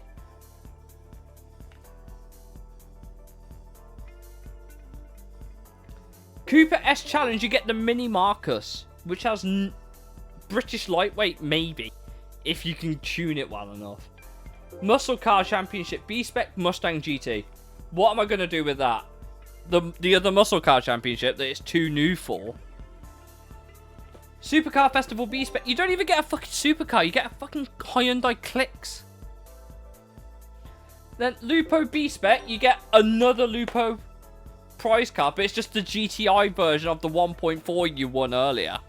So you got 0.2 extra litres. Great. That's what? 120 horsepower? And then you've got the Japanese Piazza. What am I going to do with a fucking pizza at this point? This has no use to... Because if you do everything in order like I've showed you, these all have no purpose. Lamborghini exclusive B-Spec, you get the second fucking Countach. You get the second fucking Countach. You just get a different one. They're not even trying. British lightweights, the Elan S1 is one of the slowest British lightweights in the game. And then you get the faster Cavalier B-Spec. You get the F40. Which is, I guess, kind of worth it. I guess. Apart from the fact that you've won a Ferrari where the only event is the one you've just fucking done. And then you get to Gran Turismo World Championship B-Spec. You get Zonda R. I'm pretty sure I've never used the Zonda R for any event in the game. You can't sell it either. Toon Car Championship, the AEMS 2000. Again, the only event it's good for is the one you've just done. Schwarzwald League A, you get the non-turbo Speedster. You get the non-turbo Speedster. Which is the same car you won in A-Spec without the turbo. MR Sports Cup, you get the Cadillac CN. Everyone knows how shit the CN is to drive. It's diabolically shit. Historic Racing Car Cup, you get the Giulia TZ2 Carrozzeria di Zagato CN AR 750 106. 65. Where, again, the only event it's good for are the ones you've already done at this point. The Turbo Challenge B-Spec is taking the piss. That's for the K-Car Cup. It's for the K-Car Cup. The Gallardo Trophy gives you the bog standard Stratos of the rally car you won in the same event. The Japanese B-Spec Championship gives you the non-Gran Turismo 350Z. That's 350Zs we've won at this point. And then you do the All-Star and you get a fucking another one. Polyphony B-Spec Cup gets you the meme car without the pace lights. Schwarzwald League B basically gives you the other Audi SUV concept. What are you doing with that? Like the Win B-Spec gets you another Toyota race car that is kind of use, apart from it isn't, because you've done everything that you need to do with the other cars. And then you get the NASCAR B-Spec, which gives you yet another old-ass muscle car, which is good for the classic muscles, which you've already done because you had the Cobra. And then you do the European B-Spec Championship, you get the Concept 1 Series. That's good for, like, Clubman Cup. What are you doing with that? Playing Gran Turismo 5 Prologue, German World Touring Car Championship, get the base Quattro. You've gone from an R8 LMS to a Quattro. How? Super GT B-Spec gives you the 97 Tom Supra. Which just makes sense. The only events that make sense are the Super GT ones. Apart from the fucking Group A touring car. But, you know what? Let's ignore that. American Championship gets you the SSR. Which you could use for the B-Spec Truck Championship thing. Which is a level 6 event. That is level 24. Formula Gran Turismo World Championship B-Spec gets you the Suzuki concept car. What are you using that in? You can't use it in anything. The hardest car to get in the game gives you two of the worst prize cars in the fucking game. And Dream Car Championship gets you the GT by Citroen race car. Fair enough. Because that car is quite expensive. That feels worth it. And then you go to Grand Valley and you get the dual note. As we discussed earlier. You go and do the 4-hour... You get the fucking L10A. You get the alternate car of the one you fucking won earlier in the 4-hour A-spec, but it's the older model with the shitty gearbox. And then you go to Laguna Seca 200 miles. What are you going to do with the IROC Z? You've done everything at this point. That car's not even competitive for that race. Indy 500 B-spec gets you the GT40, which if you haven't completed everything else in the game at this point, seems great, apart from the fact it's level 30, so you've probably done everything else at this point. Suzuka 1000 gets you the Fairlady Z Concept LM, which is, again, okay. I think the Nomad Diablo would have been a cooler car to win, but let's ignore that. Nürburgring 4-hour, you get the ISF Racing Concept, and that's, I'm pretty sure, a reference to the fact that Kazunori Yamauchi did the 24 hours of Nürburgring the year this game came out in an ISF, which is why the ISF in the game, the road car, has a racing mod, if you're curious. Tsukuba 9 hours, the Amuse S2000 GT1. What am I going to use it for? The Tuna Cups I've already fucking done.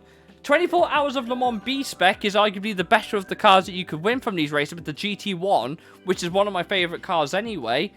And then you do the fucking 24 hours of Nürburgring, and you get the 12C.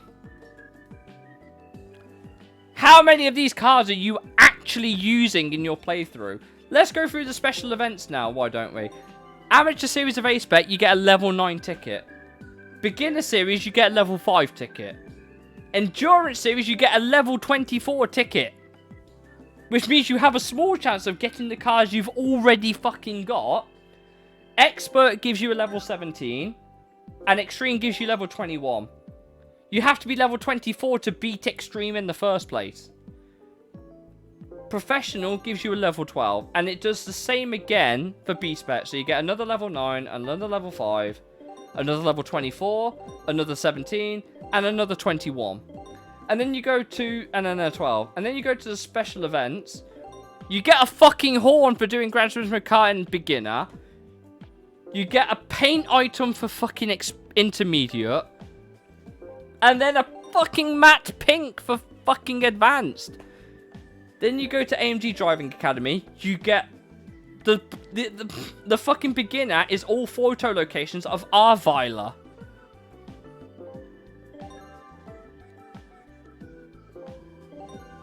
Then you get to the intermediate, which is what we did. You unlock a track layout.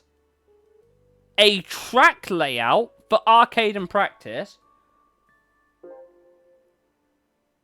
You get the silver, you get the 190E, which I already showed you. And if you get gold, you get the CLKLM. Which is probably the best car you can get in the entire game for whatever it is you have to fucking do for it. And then they kick you in the teeth with the fucking A level, the higher level, and give you an A class for bronze. The C63 fucking silver. And the SLS for the best car you win isn't even in the hardest difficulty, where it actually has use. And then you do expert, you get an SLK 230, an SL65, and the SLR. The best car you win is in the level 12 event, which is in itself a level 18 car. Top Gear Test Track in beginner gets you the circuit to play on in arcade mode. In silver you get the Type 72 Elite, which you've been driving. And then in advanced you get the XFR when the race is in a fucking Kubelwagen. Then you do Jeff Gordon NASCAR School. You get a classic muscle car ticket for bronze.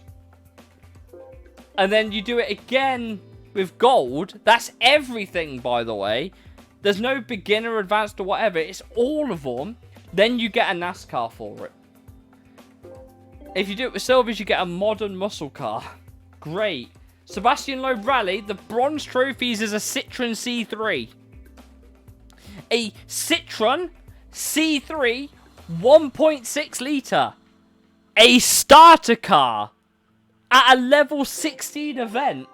If you do it with gold, you get the fucking C4 rally car. And the kick you in the teeth, the silver trophies, is a fucking coupe, which is a Sunday Cup opponent. What are you doing with these prize cars? Honestly, Gran Turismo Rally, you get rally base car For reference, that could be like the Stratos that you've already won, a Delta Integrale, which you could probably get, like the road-going rally cars, basically. Think of it like the Quattro, you've already fucking won. Okay. If you do intermediate, you just get a rally car. And if you complete it all, you get a historic rally car. You know, like the Stratos you've already fucking won. Or the fucking, like, Bluebird, which has no fucking place in the game. The Vettel X challenges, if you can ever beat them on a controller, give you the 3 best cars in the game. One's carbon, one's Vettel, one's coloured. Great. You do the National A license with bronze trophies, you get an MMR Cup car. You do it with fucking silvers, you get the Atenza concept. Gold is the 4200R. B-Spec. No, we're nearly done. We're nearly done. B-Spec Bronze Demio Sport. Useless. That actually has a purpose for the Lightweight K-Car Cup, so that one's actually kind of worth going for. And that was the car that I was trying to use for fucking Clubman Cup. Clubman Cup, and it still wasn't winning. International A, Bronze, gets you a fucking truck. For the truck challenge. That you're already a high enough level to enter. If you do it in silver, you get a fucking Range Rover, which has no purpose in the game. To do it International A with gold, you get the Ford GT, which is good for Supercar Festival. International B license, you get the Unos J Limited NA, so good for the level 6 event that you entered like a million years ago at this point. International B gets you the HSR2 concept. That's taking the piss. International B Gold, the one that we couldn't beat, by the way, is an S800 race car. It has like 60 horsepower. Then you go to the International C license, the DNX concept, which I showed you, is bronze. Silver is the Garaya, which is slower than the DNX that you would have got for just doing it bronze. And then you actually get a semi-decent useful car about 40 billion years into the playthrough. And then you do the Super license. You get another S2000. Silver trophies get you the Mazda MX fucking SUV.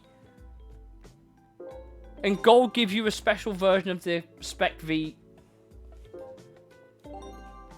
What are we playing at?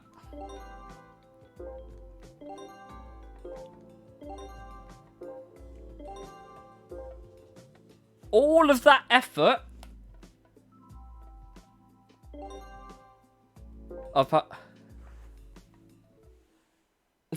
Yeah. All of that effort for no reason. By the way, this is what you get for beating Gran Turismo World Championship. We've rolled credits, chat. We beat the game. Not quite. This is the first ending that you get.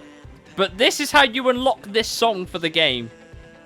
That's not a joke. You unlock a song for beating this event. And it's arguably one of the best ones in the fucking game.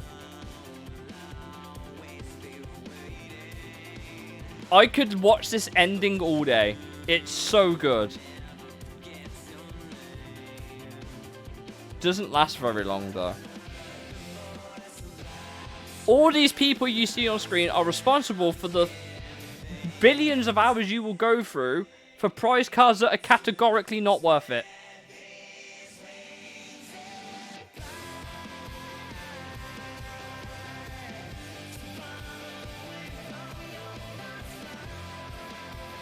I'm almost positive they were betting on you doing all the other stuff to make up the time and the creative stuff.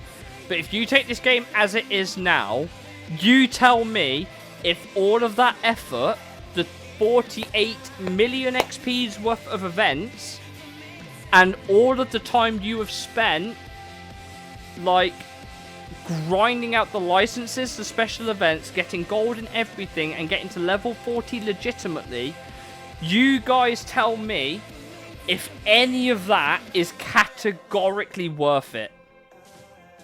Based on what everything you have just seen in terms of prize cars.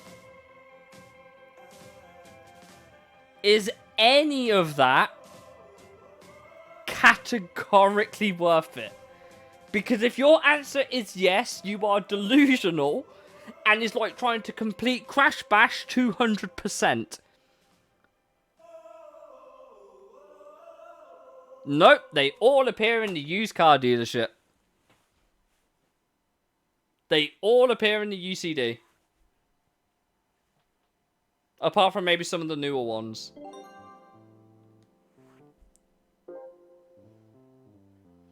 Obviously, if you beat the game in the Dream Car Championship, you get the correct ending.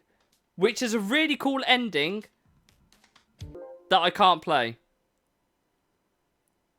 That I can't play because it's got copyright music. But that ending, the first like 3 minutes... Look, there you go. New songs added. Day to Live. All of that, right? All of that for this list of cars here.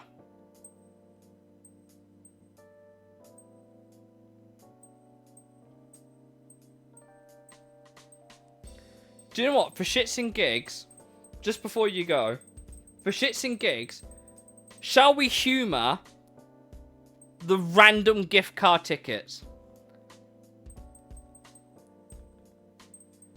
Shall we humour these random gift card tickets and just see what we get?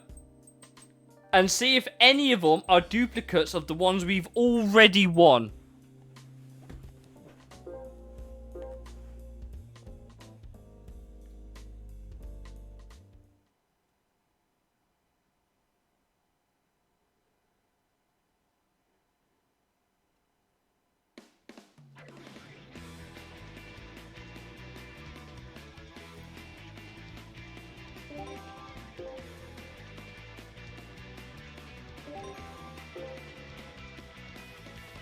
Would you take a GTO Twin Turbo as a prize car? Maybe, if you didn't already own it. We've still got a few more random choice cars to go through yet, so let's go through them, because we've got a few. I think we've got like 13. Oh my god, I'm gonna have to scroll down every time. That's gonna be pain, bro. Level 9.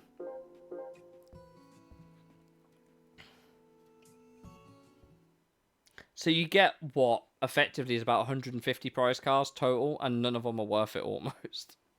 Almost none of them are worth it. Level 9. British lightweights, maybe. That is a neat colour, though. I'll give them that. Well done, Gran Turismo. You've made it not look so fucking atrocious. Bear in mind, that's without the DLC cars, not including the Chrome Line and Stealth models that I already had. Do you want me to tell you what the best kicker about all of this is, by the way? Shall I show you the absolute best kicker about all of this if you own any of the DLC?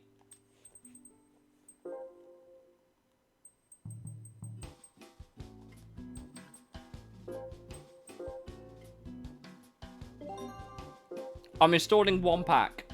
Okay? One pack.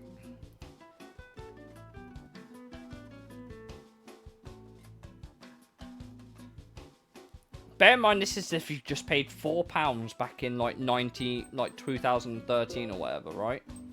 Let's just quickly scroll to the bottom, because I think that's where they all are. Obviously.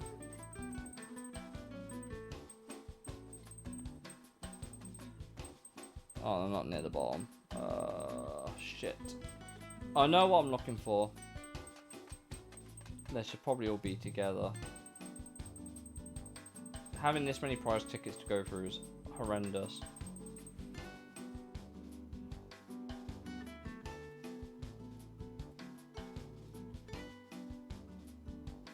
That one DLC pack has single-handedly the best car in the game.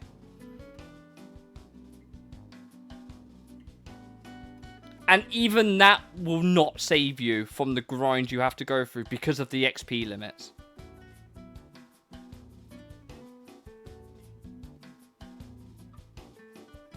If you bought the racing car back, when this game was supported, you got the X2011. Which is better than the X2010, because it actually has more horsepower. You know, just to rub salt in the wound that little bit more. Oh, and you get an XJR9 for free as well. But let's ignore that, yeah. Let's open up whatever random ticket this gives us. If it's another car we've already got, I'm going to fucking cry. Which is entirely possible.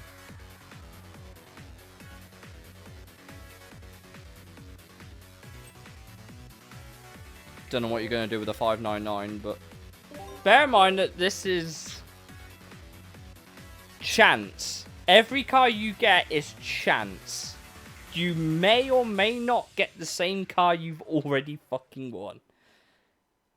So just to humour it, let's go through everything I have here. Right, just the random prize cars that don't give, like, is random chance. The only thing that they guarantee you is that the ticket is of the level of the car. So level 17, I'm pretty sure, will give you a mid-level race car. I'm pretty sure. For all intents and purposes, it will give you a mid-level race car. I'm not saying which one, because I don't know. Or you can get the fucking Carbon R that we already won from a different championship.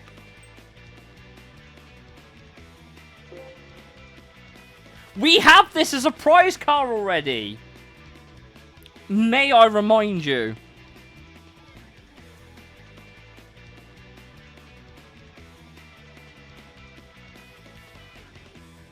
So if this is not a kick in... I don't know if I can stress how unworth it this all is. I really don't know if I can stress how unworth it all of this categorically is. That's one duplicate prize car we've already had. In a game with 1,100 odd cars, we've had a fucking duplicate. Great. Would you like another NASCAR? You know, to match the NASCAR ticket you got from Jeff Gordon, which might give you the same car.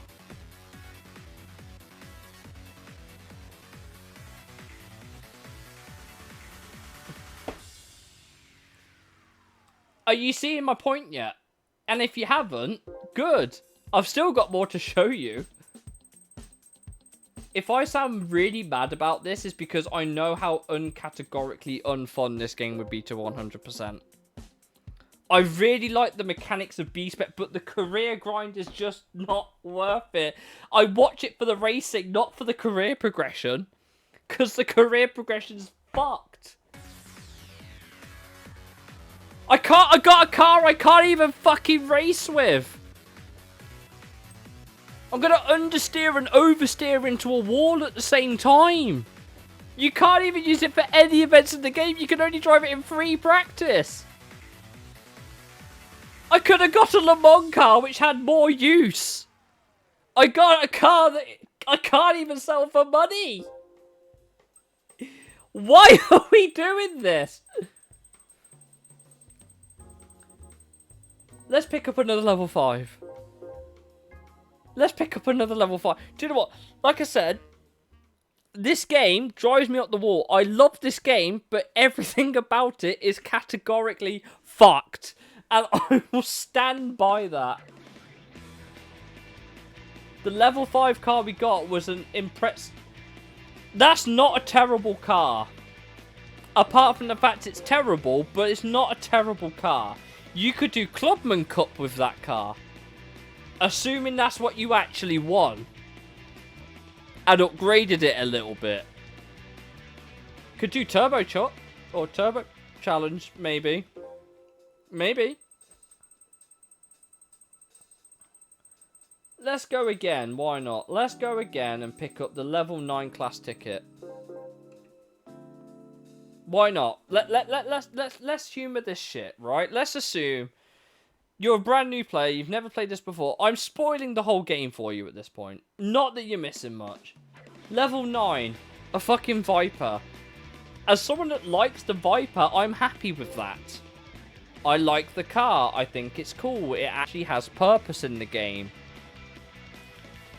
Apart from the fact that the only events it's good for, the Laguna Seca 200 miles, if you want to do it with a legitimate car, around the same level as the AI, or the Modern Muscle Car Championship.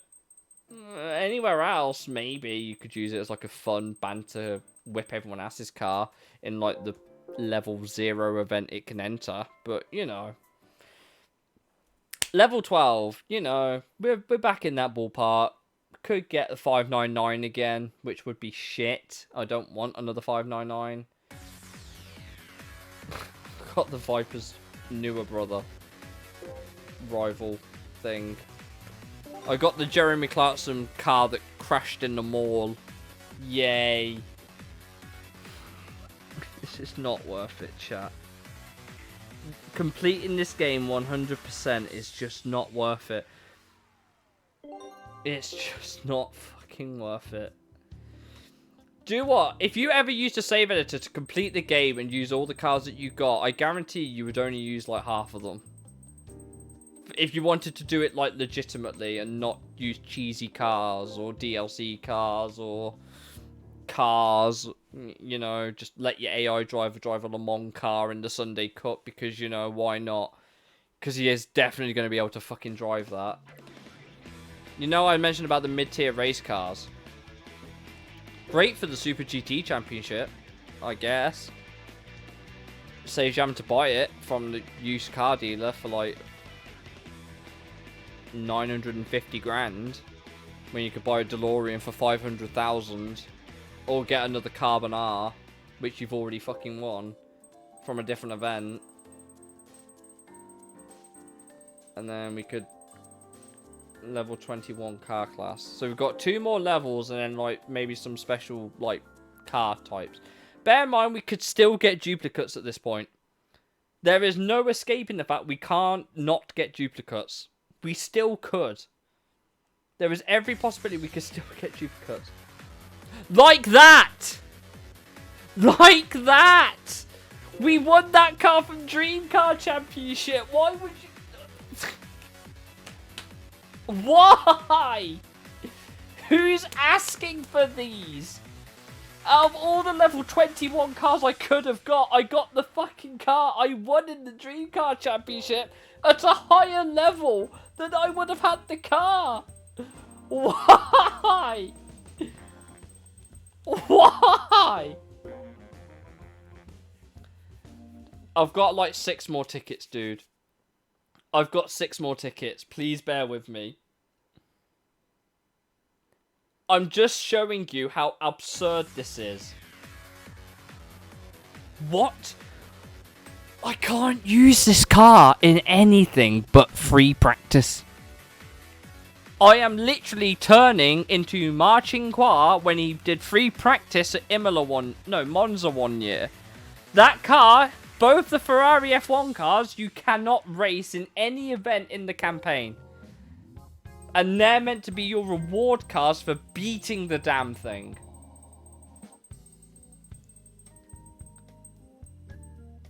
Right, we've got a modern muscle car, a NASCAR, a classic muscle car, and 3 rally cars left, right? Bear with me. I'm going to turn into Felipe Massa in 2007 and break down because I'm fucking shit with these prize cars. I don't care I lost a championship by 1 point. I'm mad at the fact I'm getting fucking duplicate prize cars. Corvette C2, we haven't got that as a prize car. That's nice, I suppose. Have I also told you this game has a whole bunch of prize car tickets that they just never give you? At any point, but are programmed into the game.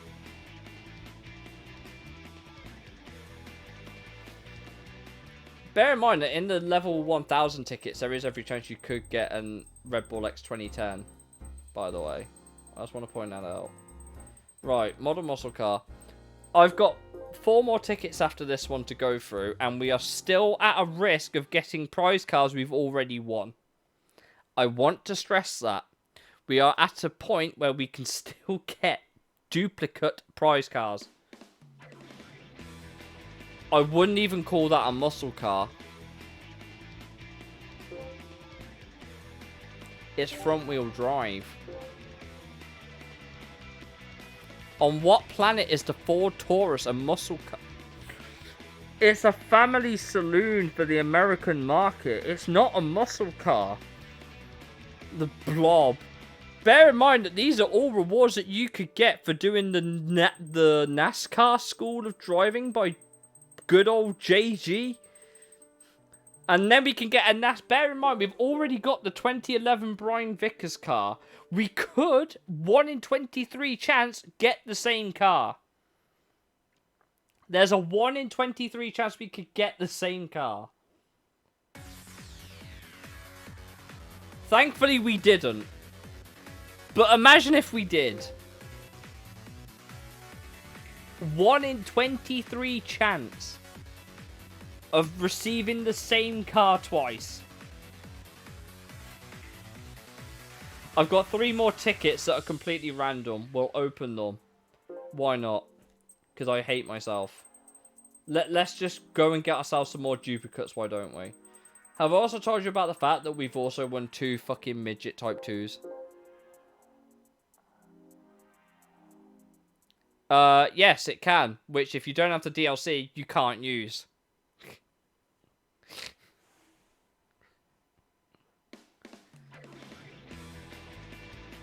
It's not a yellow Evo 5, I'm sad. But, it's a prize car we haven't got. That's the base car rally thing. You get the idea. If it went rallying or has any rally pedigree, they just get a road car version of it. The Evo 5 rally car's not even in the game. So, it's a nice one to get. Now, bear in mind, the other 2 are historic and rally car. Rally car can still include the historic rally cars.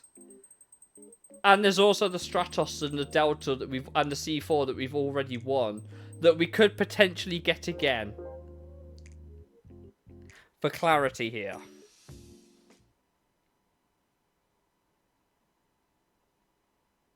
I have no idea what we're going to get. Got the Suzuki. I saw that badge that I nearly flipped because I thought it was the Citroen. Which we already had.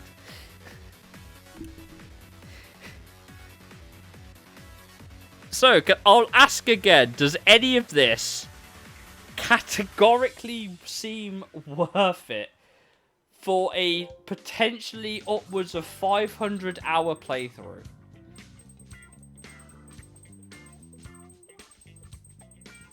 They are sitting there going, we hope you enjoy Gran Turismo mode.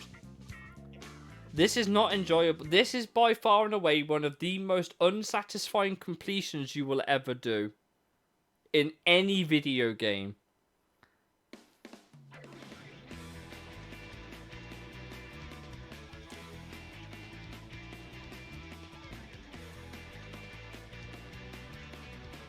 You know what?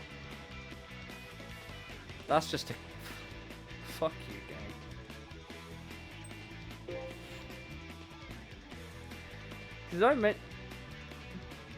Did I mention I've won this car elsewhere already?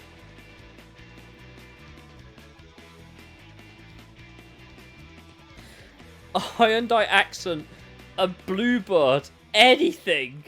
But no, they give me the car I fucking won earlier. Where is it? Right there!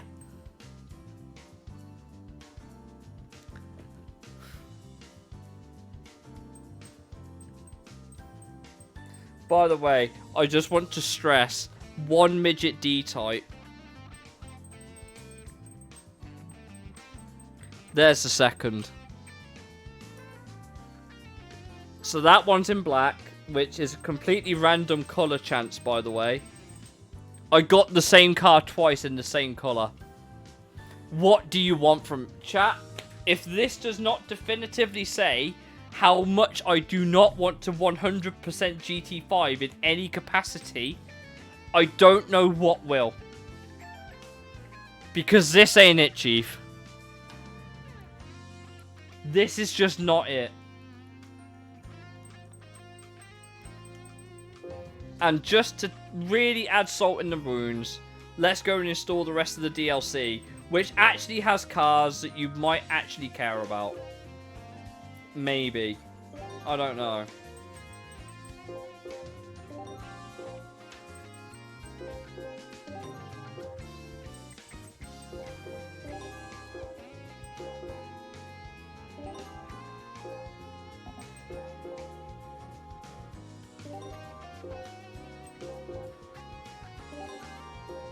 Let's just go and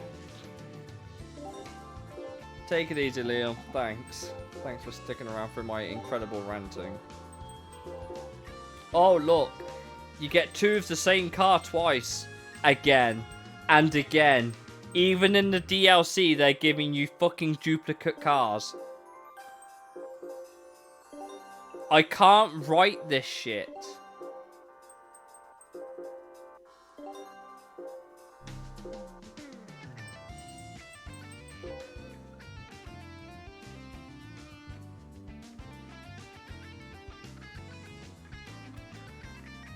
And all of that, we redeemed what? 16 extra prize cards. So let's add that on. 192 prize cards. 192 possible prize cards that you could be given from DLC and completing everything in the game. That's a fifth of the car list. And just a reminder that one of the events requires a car from the used car dealership that may or may not be there when you check. Did I also mention the garage is there, and you know, a car that I actually want is there, and you can buy a car that you win for 2 million credits is there, and supposedly better than the XJ220. You know, does this sound fun to anyone? Does this sound fun to you guys?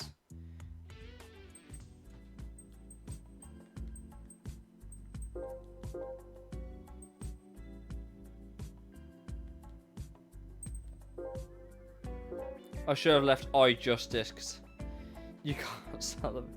Yep.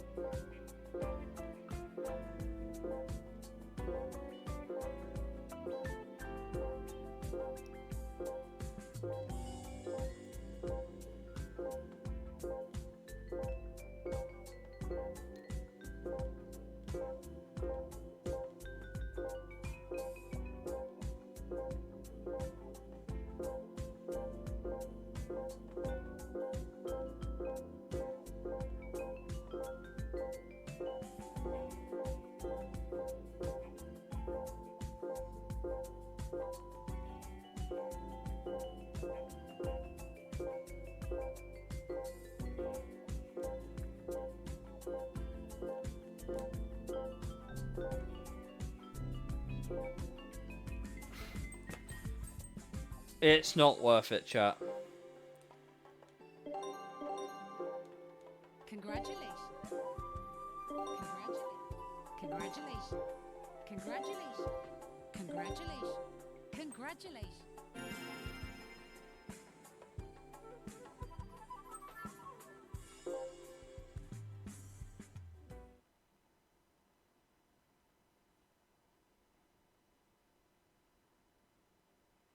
Is it actually going to make me load through all of the cutscenes now?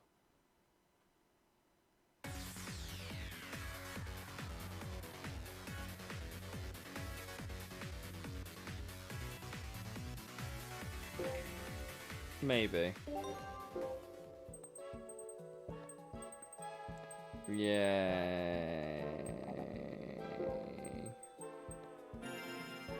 Does this seem fun, chat? You know, all the special events that you work so hard to unlock, and you know, you can't.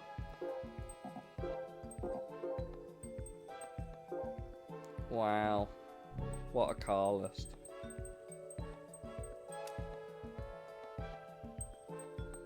Wow.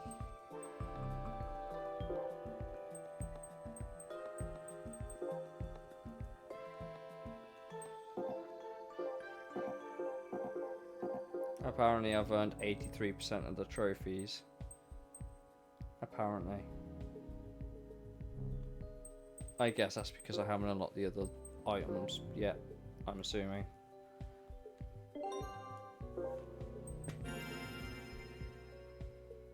So yeah, next time you ask me, do you want to complete Gran Turismo 7?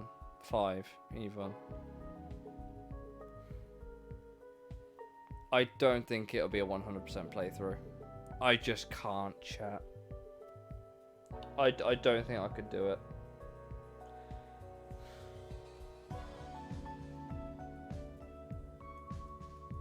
There's too many things that could go wrong.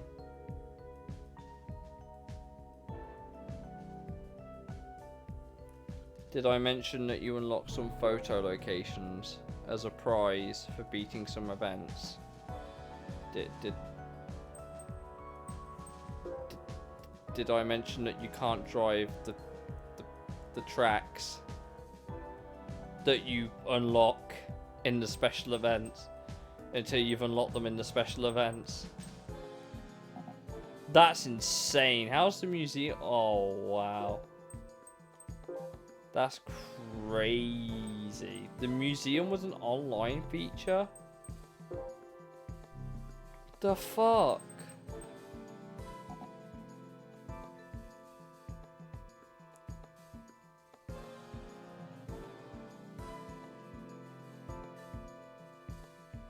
You know, just in case you didn't get kicked in the mouth enough times with this game.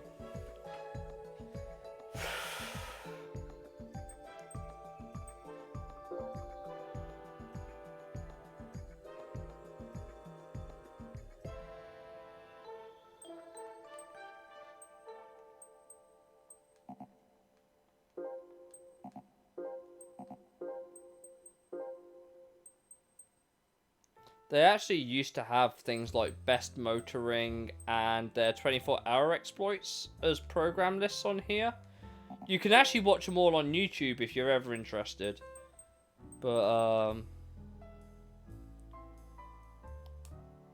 you can't watch the V2 opening anymore. So that one is forever lost on my PlayStation 3.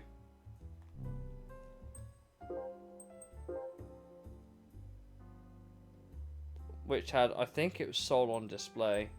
I think.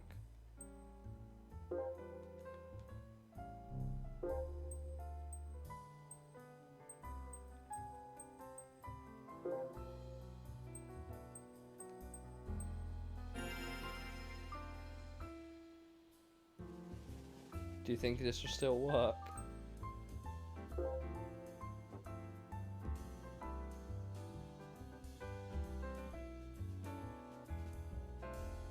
Or do you think I've just soft locked the game?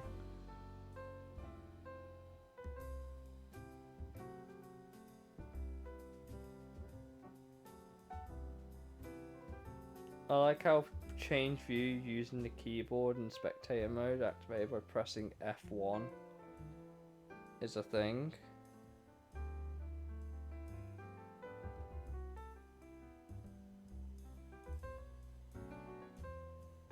I mean, the servers are dead. Is Sony really paying attention to the PS3? I doubt it.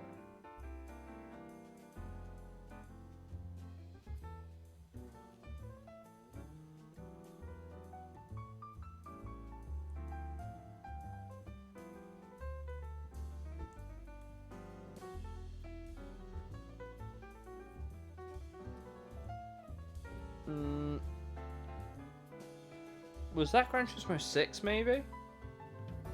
Maybe it was Gran Turismo 6. I've probably soft locked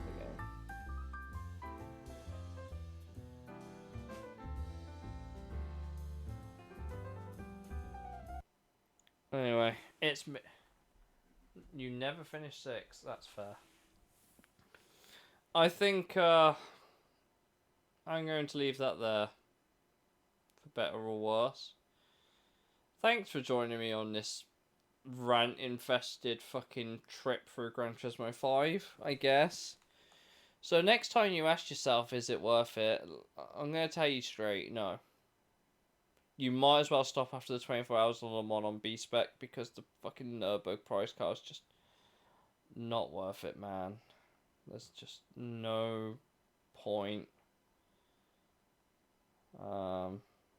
Not in yeah.